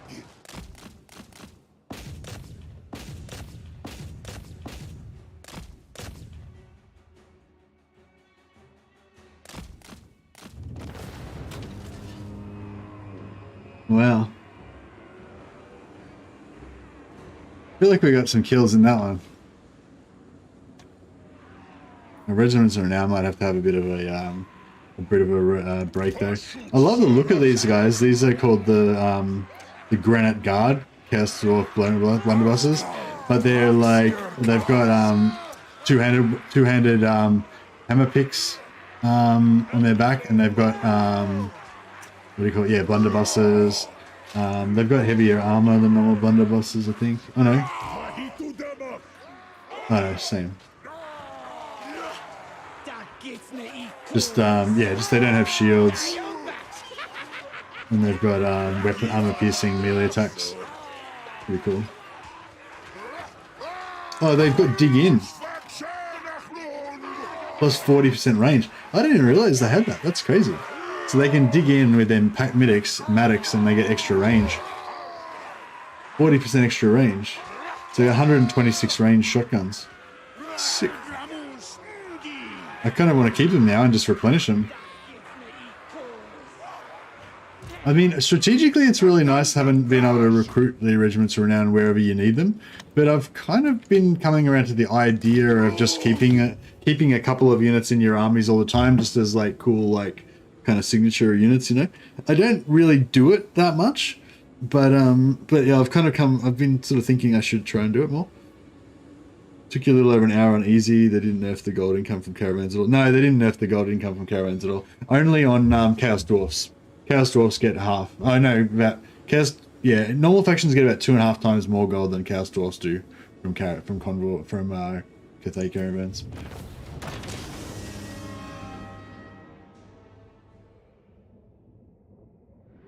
Yeah, Chaos Dwarfs get about 3.5 to 4,000 gold per lord. Whereas normal factions get about, 9 to 10,000 gold per lord. It's about 2.5 times as much, I would say.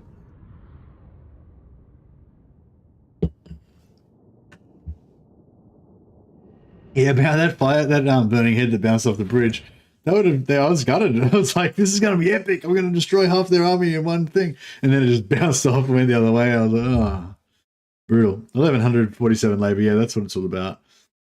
We could take a nice 12% replenish, which would be good, but yeah, see, that was one of the things I was most excited about Chaos Dwarfs when I first saw them. Yes, they've got post-battle replenishment, and then I literally never ever take it because I'm just like labor, every time labor. You've just got an endless hunger for labor. Banner of Eternal Flame for the blunderbusses. Yeah, if I'm casting Kinderflame a lot, then that'd be a good idea.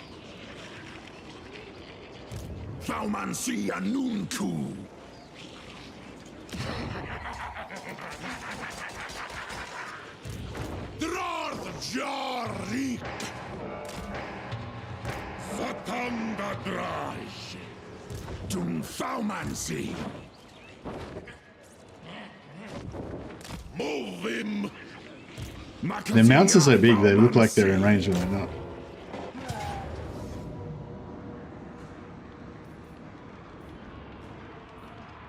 not. So we can auto-resolve fairly safely. Probably should have manually fought it and passed our healing potion around, but it's alright.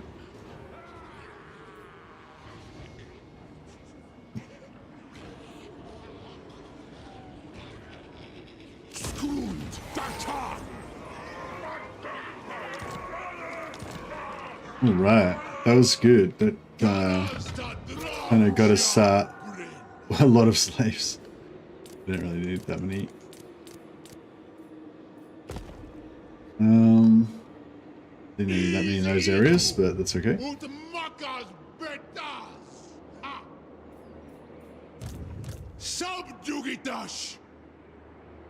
So what are these guys down to now? 22 gold, and these guys down to 59 gold. So like, yeah, like 59 gold's pretty good though.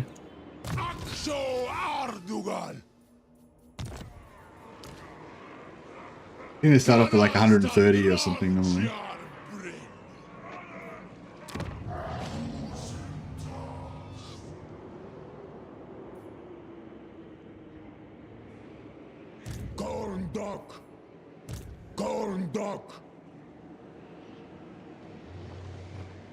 Yeah, I wonder if it's worth trying to like sneak through here and see if we can gank some of Gotrik's Grimgor stuff.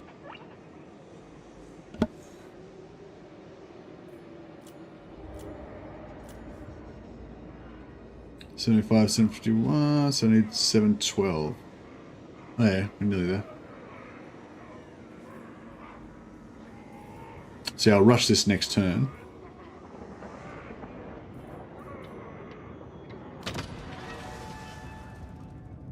Just beat village, now going for Great Bastion Fort. Should I raid there, occupy a raise, or all of them like leaving one way to go through?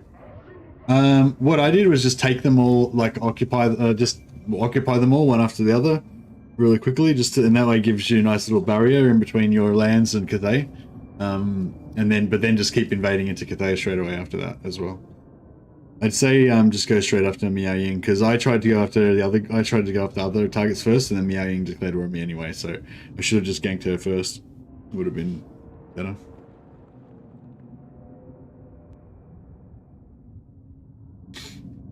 It's sort of annoying that we don't have this materials output bonus from this one. It's like I don't want this trait. I just want them to take it. But yeah.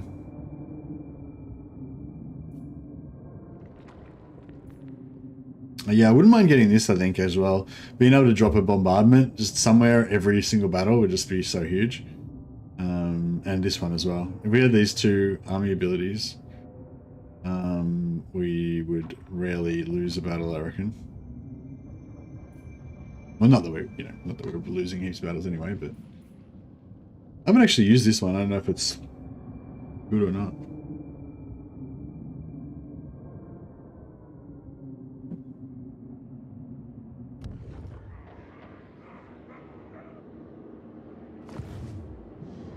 But yeah, I wouldn't bother raiding them. You get nothing for raiding them. Or sacking them, I wouldn't think either. Just sack them, then occupy them, and then yeah, just keep going in. The cannon, I mean the mortar only does adjacent regions. So if I build it in Bloodwind Keep, it only works in Bloodwind Keep and Foundry of Bones, Dragon's Crossroad, and Ironstorm, which there's no, hopefully no enemies are ever going to get there. Yeah.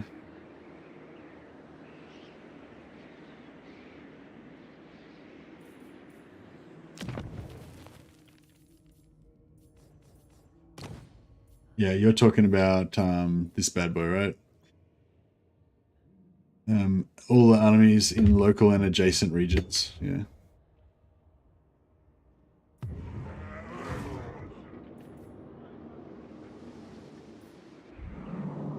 Yeah, but if I get this army ability, I'll just have it automatically on every army in every battle. And if I wanted to build some, then that'll be additionally to that. So it's not really like, it's not really the same thing.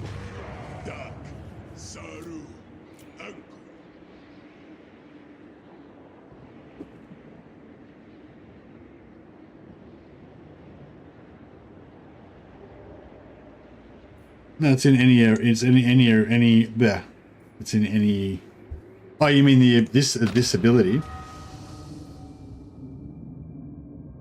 When in owned territory. Okay, cool. Thanks for pointing that out. No, I didn't realize. So maybe this one would be better to get actually, because this one doesn't have to be in your own territory. I like this one. Actually, maybe I should just go for this one. Wrath of Zar is nice. It's like Zufbar 42 pounders, but I feel like it's even more powerful unless they upgraded Zufbar.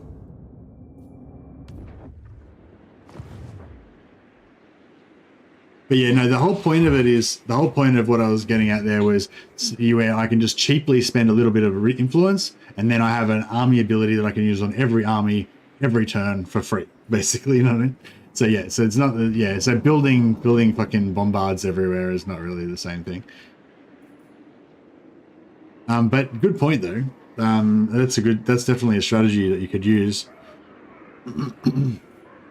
Like building them on the frontier. Might be expensive though. Doomskull Key.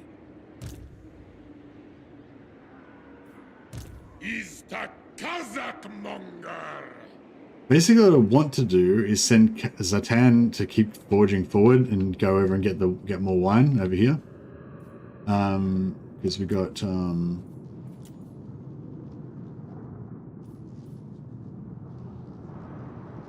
oh yeah, so this thing, like they mentioned that you can search landmarks with this, but you can't actually search landmarks with this, right? You can search factions, you can search lords and heroes, you can search provinces, settlements, blah, blah, blah. And then you got landmarks, and then you got locations of interest, but it only has like these things, like Dark Fortress, Savage Orcs, Fortress Gate. Like it doesn't have yeah, it doesn't have the landmarks. It only has these other things that aren't landmarks. No, that's weird, I thought. Anyway, sorry. Yeah, so we're Celestial Monastery, we've already got that one. We just got to level up to rank 3. And we've got Li Zoo over here, which is our next target. And then that's close to the port, to the sea lane if we want to go through the sea lane. And then we'll come out over here. And then we're close to Silja Tor. We want to go up here. And then from Silja Tor, we can go to Toralia. Quite not far away. And then Angariel. And then from Angariel, we can go to Bordelot. And then from Bordelot, we could go, well, different ways we could go, but we could go into Sartosa, etc., etc., etc. That's kind of the plan. We are making significant headway, but Grimgor is about to go berserk on us because the greenskin endgame is about to happen. So, man, I thought he was going to be in range for that, but no. Corn Doc. So he's still alive. No, not paid me. What? He's got 0 settlements though. So where's his last army? Does anyone remember where the last time we saw our escaping army was? I don't even remember.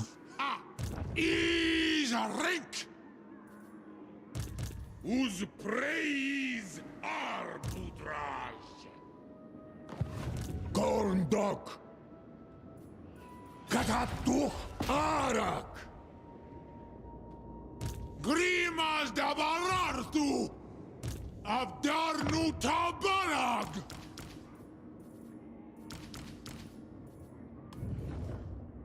Suru Garas.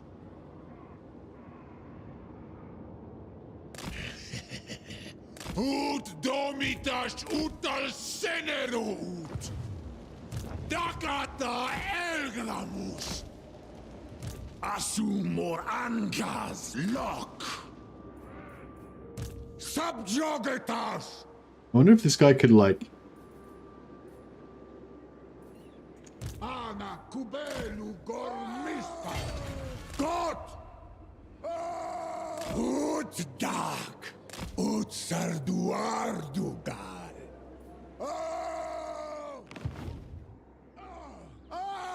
Kasudzibartu. Gumleth. Makazia Faumansi. Barikwatal. Doomskullkey. Upgru. All right. Reek.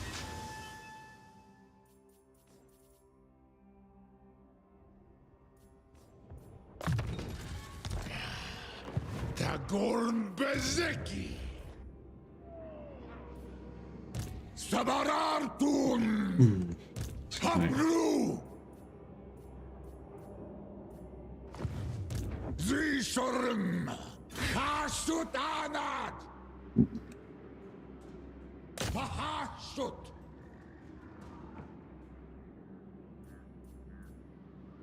Ha! Kubelu takankornorn.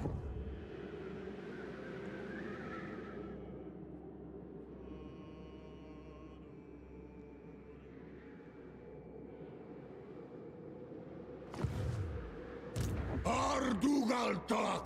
Vrik. Tumlet.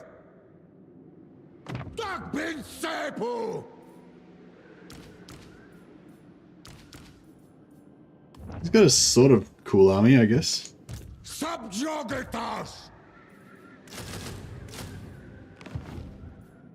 Alright, yes, the energy bias. Let's see how the Gobbo armies go with no magic support.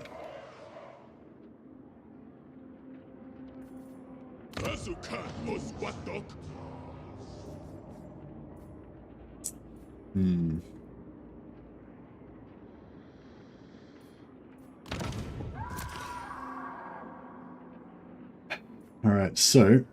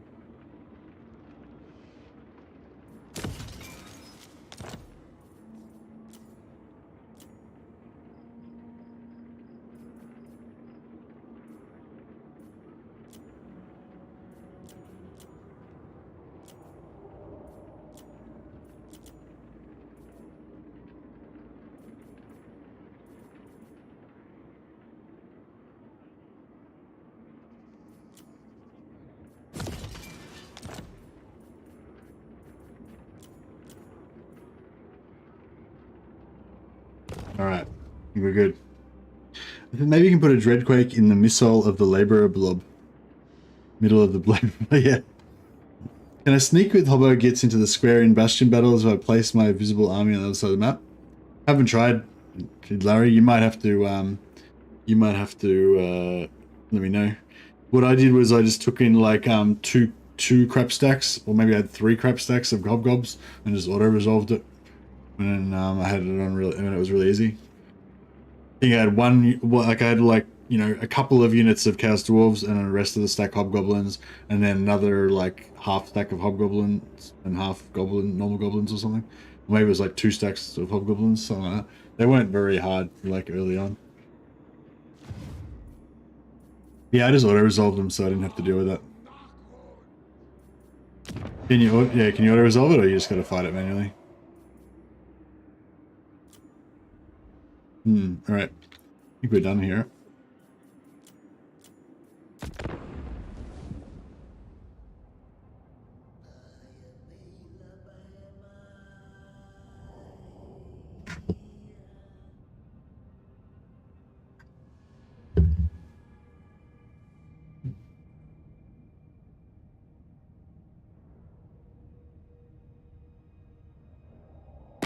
Stantastadjar nachrund. Uzav narundir. Okay.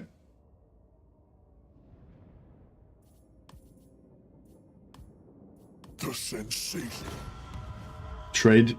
Oh, that was me talking to him with that weird. I feel like when they talk to you, they should like say, you know, they should talk, right?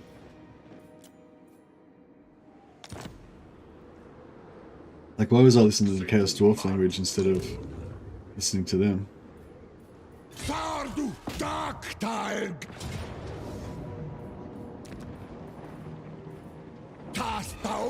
Yeah, my mighty siege engines. Have you had any problems with legendary Chaos Dwarf lords not being wounded after Confederation? Have you heard of any problems with legendary lords not being wounded after Confederation? Oh, as in they disappeared and they just don't exist anymore. No, I haven't heard anything. Sorry. Am I dead now? Oh no. Which one did you miss out on? I wonder I wonder what that's about. I wonder if it's like a special like I wonder if a special set of circumstances has to happen for that to occur, or if it's just like a random thing that can happen anytime. Oh bro, I don't have to fight a battle. We like lose a war or something? Jesus. Englaris! I don't know, to fight battles like some kind of peasant? Dappin sepu! Grimas da Varartu! That's better. Well, we do lose our entire army though.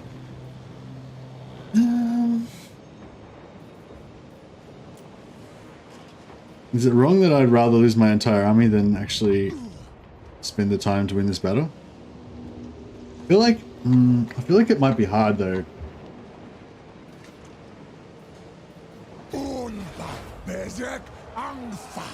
He did die to a vassal of Archeon. Now he's near my wounded list. Not sure if it's broken. Have you? Oh, did you? Can you back up your save and then just flick forward a couple of turns and see if maybe he pops up or whatever? I mean, I don't know if that's likely, but maybe it might be a thing to try. Maybe he'll just appear after a turn or so. Arak! Gomlech! Dromadrazul! Dabararthun! Idan Kazakmak! Ula Krukma! In Drazoth. Douchebag. What did he take of mine?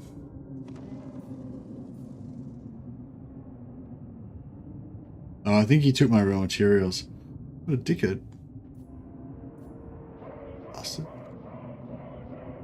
Wait 10 turns. Yeah, I know. I don't think it's particularly likely, but I know a couple of things like that, you know, like maybe, yeah, maybe like, yeah, a couple of, yeah, I don't know. Buddhism says, since I watched your rating video, I can't stop playing Chaos Dwarves and dominating the world. That is awesome, man. I love hearing stuff like that. I'm really happy if it helped, you know, you have a fun campaign. You want me to fight? I don't want to fight. I'm gonna move every magic item in my army onto these guys to buff my buff my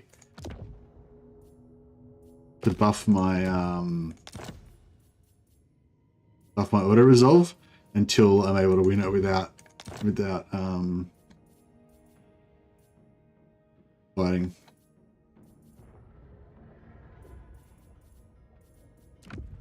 Just pull these purples on, even if they're shit, doesn't matter. There's an enchanted item. Run a command, there you go. Awesome. Give him a bunch of banners. Yeah. That one. Just every banner that you can get. There's no flying units, doesn't matter. Oh, maybe they do have flying units, who knows? Oh, where's that one that gives you extra captives? Actually, we want that.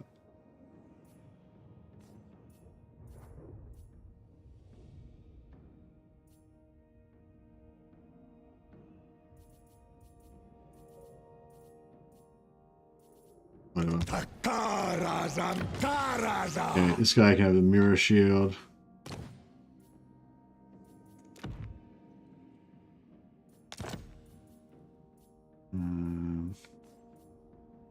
Executioner's axe. Talisman of obsidian. Endurance. Actually, no, talisman of obsidian. An enchanted item. Trickster shard. Beautiful. The ancillaries that are good for this guy.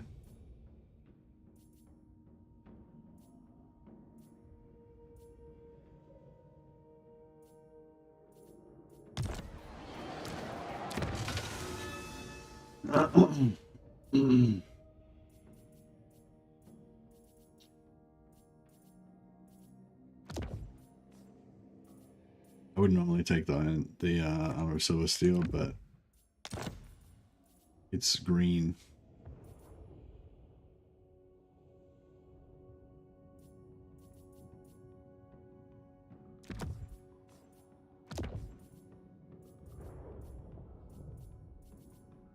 Enchanted item.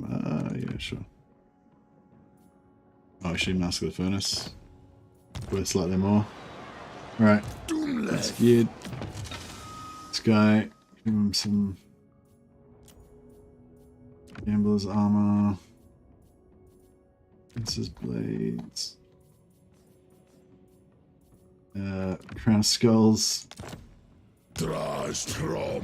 This guy. Suru Garas. Excuse me.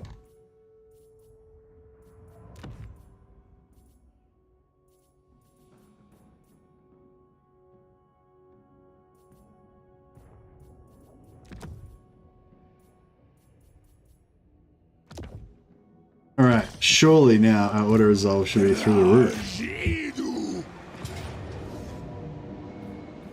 Nice. See? Didn't have to fight that battle. It probably took longer to move all those items onto my dudes than it would have actually fought to fight the battle, but you know, it's fine. It's all part of the fun.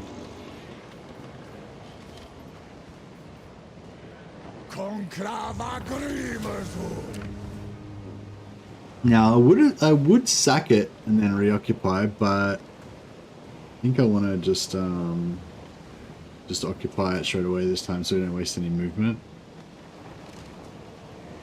I mean, they could go those materials would be nice as well. Just raise it and then reoccupy it. But then if we'd have to spend this money to reoccupy it, to rebuild it and stuff.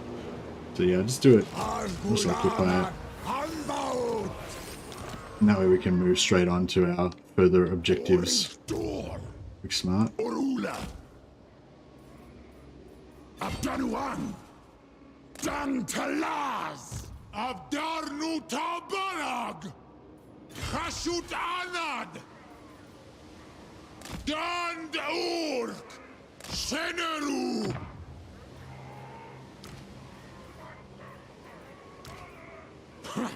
Elgramus Italum.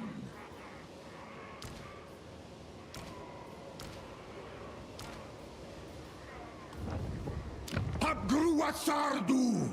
Ardugaltak. Dakata Elgramus. Habru. Alright, that armor is starting to get a little bit serious now. It's starting to look a little bit like a real army. Is a rink. Skastal. At a dockstock. Grumnas una dormanuntu.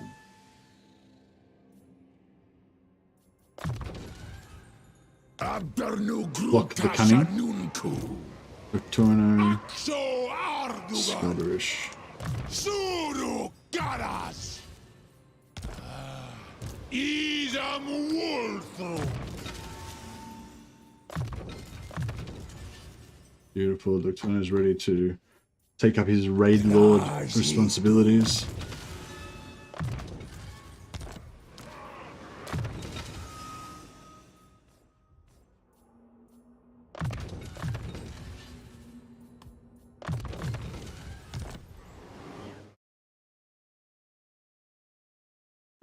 Fell to the wall and died. That sucks.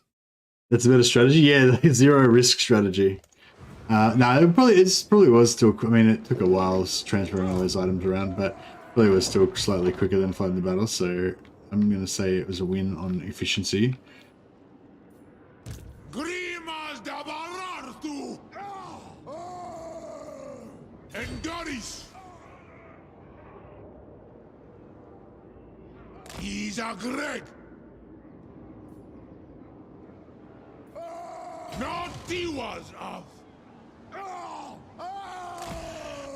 I think we're going to be okay with that force march there. We are force marching to glory a little bit, but yeah. I might have to have a little break. I've just got to quickly go to the toilet, guys. Sorry, I'm still feeling good, but just my stomach's not feeling very good right now. So I'm just going to be back in 5 minutes. Apologies about the break. I don't know. I guess grab a drink or whatever. But I shall return momentarily.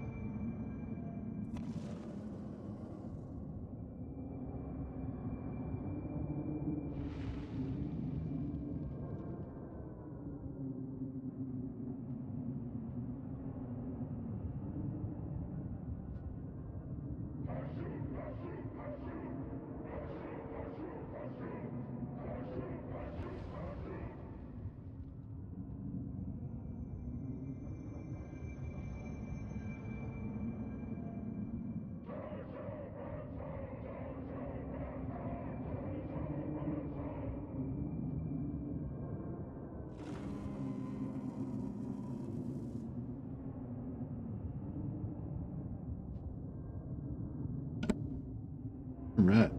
I'm back. The cat's having battles. Having like running battles back and forth through the room on the ground. It's like I'm like this giant kind of like strolling through the land like in slow motion, and then on the ground there's like this epic cat warfare going on, just at like high speeds, because like cats have, you know, cats' reflexes are like twice as fast as ours, so they're like shit's going on at like super high speed. Anyway,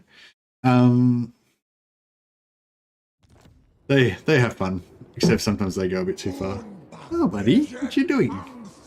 You wanna be cat parrot? There you go. Wait, stay for a while. Stay and say hello. Look, yeah, there you are. Look in the camera. Look over here. Oh no. No, he's too busy in pursuing his foe.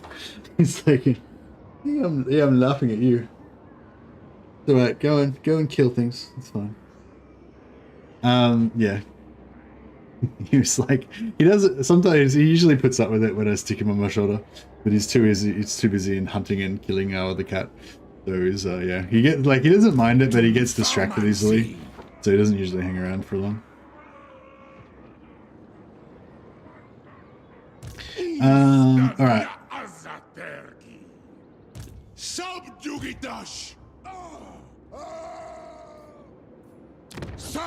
Hey, what's our landmarks here? We've got the Eastern Bazaar. Indeed. Oh, I thought there was a landmark. Maybe I didn't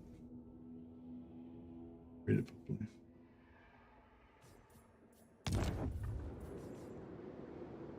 Oh, a tower. Sorry, I thought that was like a landmark thing or something. Yeah, cool. Okay. 100. Yeah, I guess we'll down 15. So I want to upgrade to get more wizards. So I'll pop that. I'll pop wizards.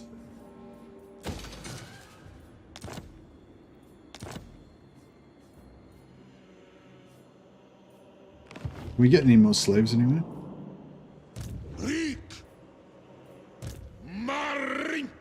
Marik.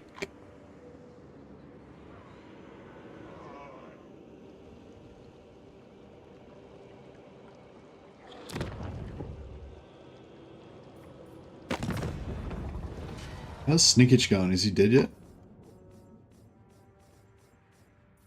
He is not dead.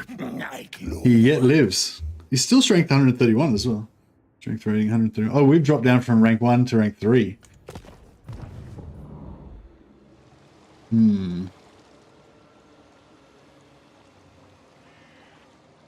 Alright. What units does Zhatan work best with? Blunderbusses are so good, I keep recruiting them. Yeah, blunderbusses are great. Just go ham on the blunderbusses. They do get outranged at some point though, so you know, sometimes it's nice to have a bit of artillery. You want some flying lords and flying heroes as well to stop them from getting outranged. Help stop them from getting outranged, I reckon. Alright, doesn't look like we're going to get any more slaves just now.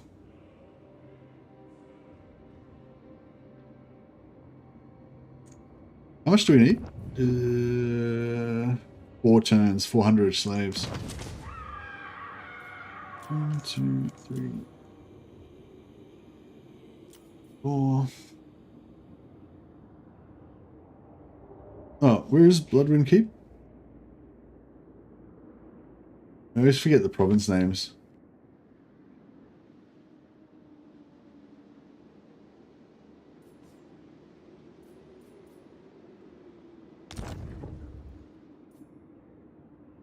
Eastern Steppes, right.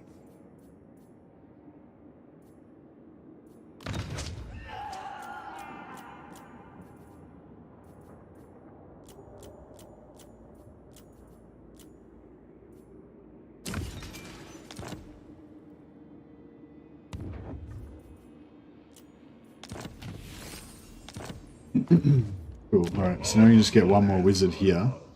That'll help this army be a bit less shit.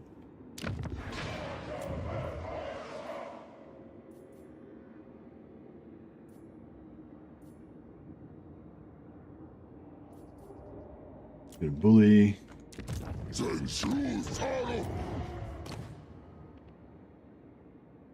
Oh. Oh fuck. Did the wrong thing. I meant to level this up so I could get another Demon Smith Sorcerer. Dope. Oh man, maybe I am getting tired. I need to update our money.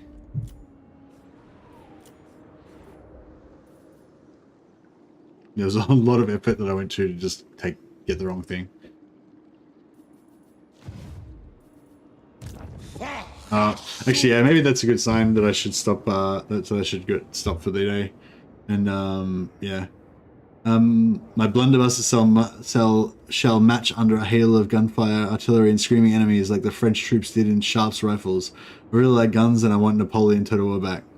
Yeah, that's true. You can roleplay your Napoleon Total War Sharps fantasies. I love Sharps as well. You think the suppressed upgrade is worth it on blunderbusters? I don't know. I haven't tried it out, Andrew Tobias, but that's the upgrade that most excites me. Yeah, minus 10 reload and suppression are the two I would take on blunderbusters. I wouldn't even bother taking anything else, probably just those two. Yeah, but yeah, I reckon the suppression would be cool. I mean, they're short range, so you know it's probably better to take it on the Infernal Guard that have a slightly longer range or whatever. But yeah. But I mean, slowing them and knocking them backwards seems like a pretty good combination, you know. Yeah, I haven't really evaluated how good it is. Anyway, yeah, thanks so much for hanging out, guys. It was a really cool stream, and I definitely could go longer, but probably my mental faculties are getting a bit reduced now, so I should maybe leave it till tomorrow. Be sensible, have a bit more of a sleep. I'll just have a check and see if there's anyone else playing some Warhammer.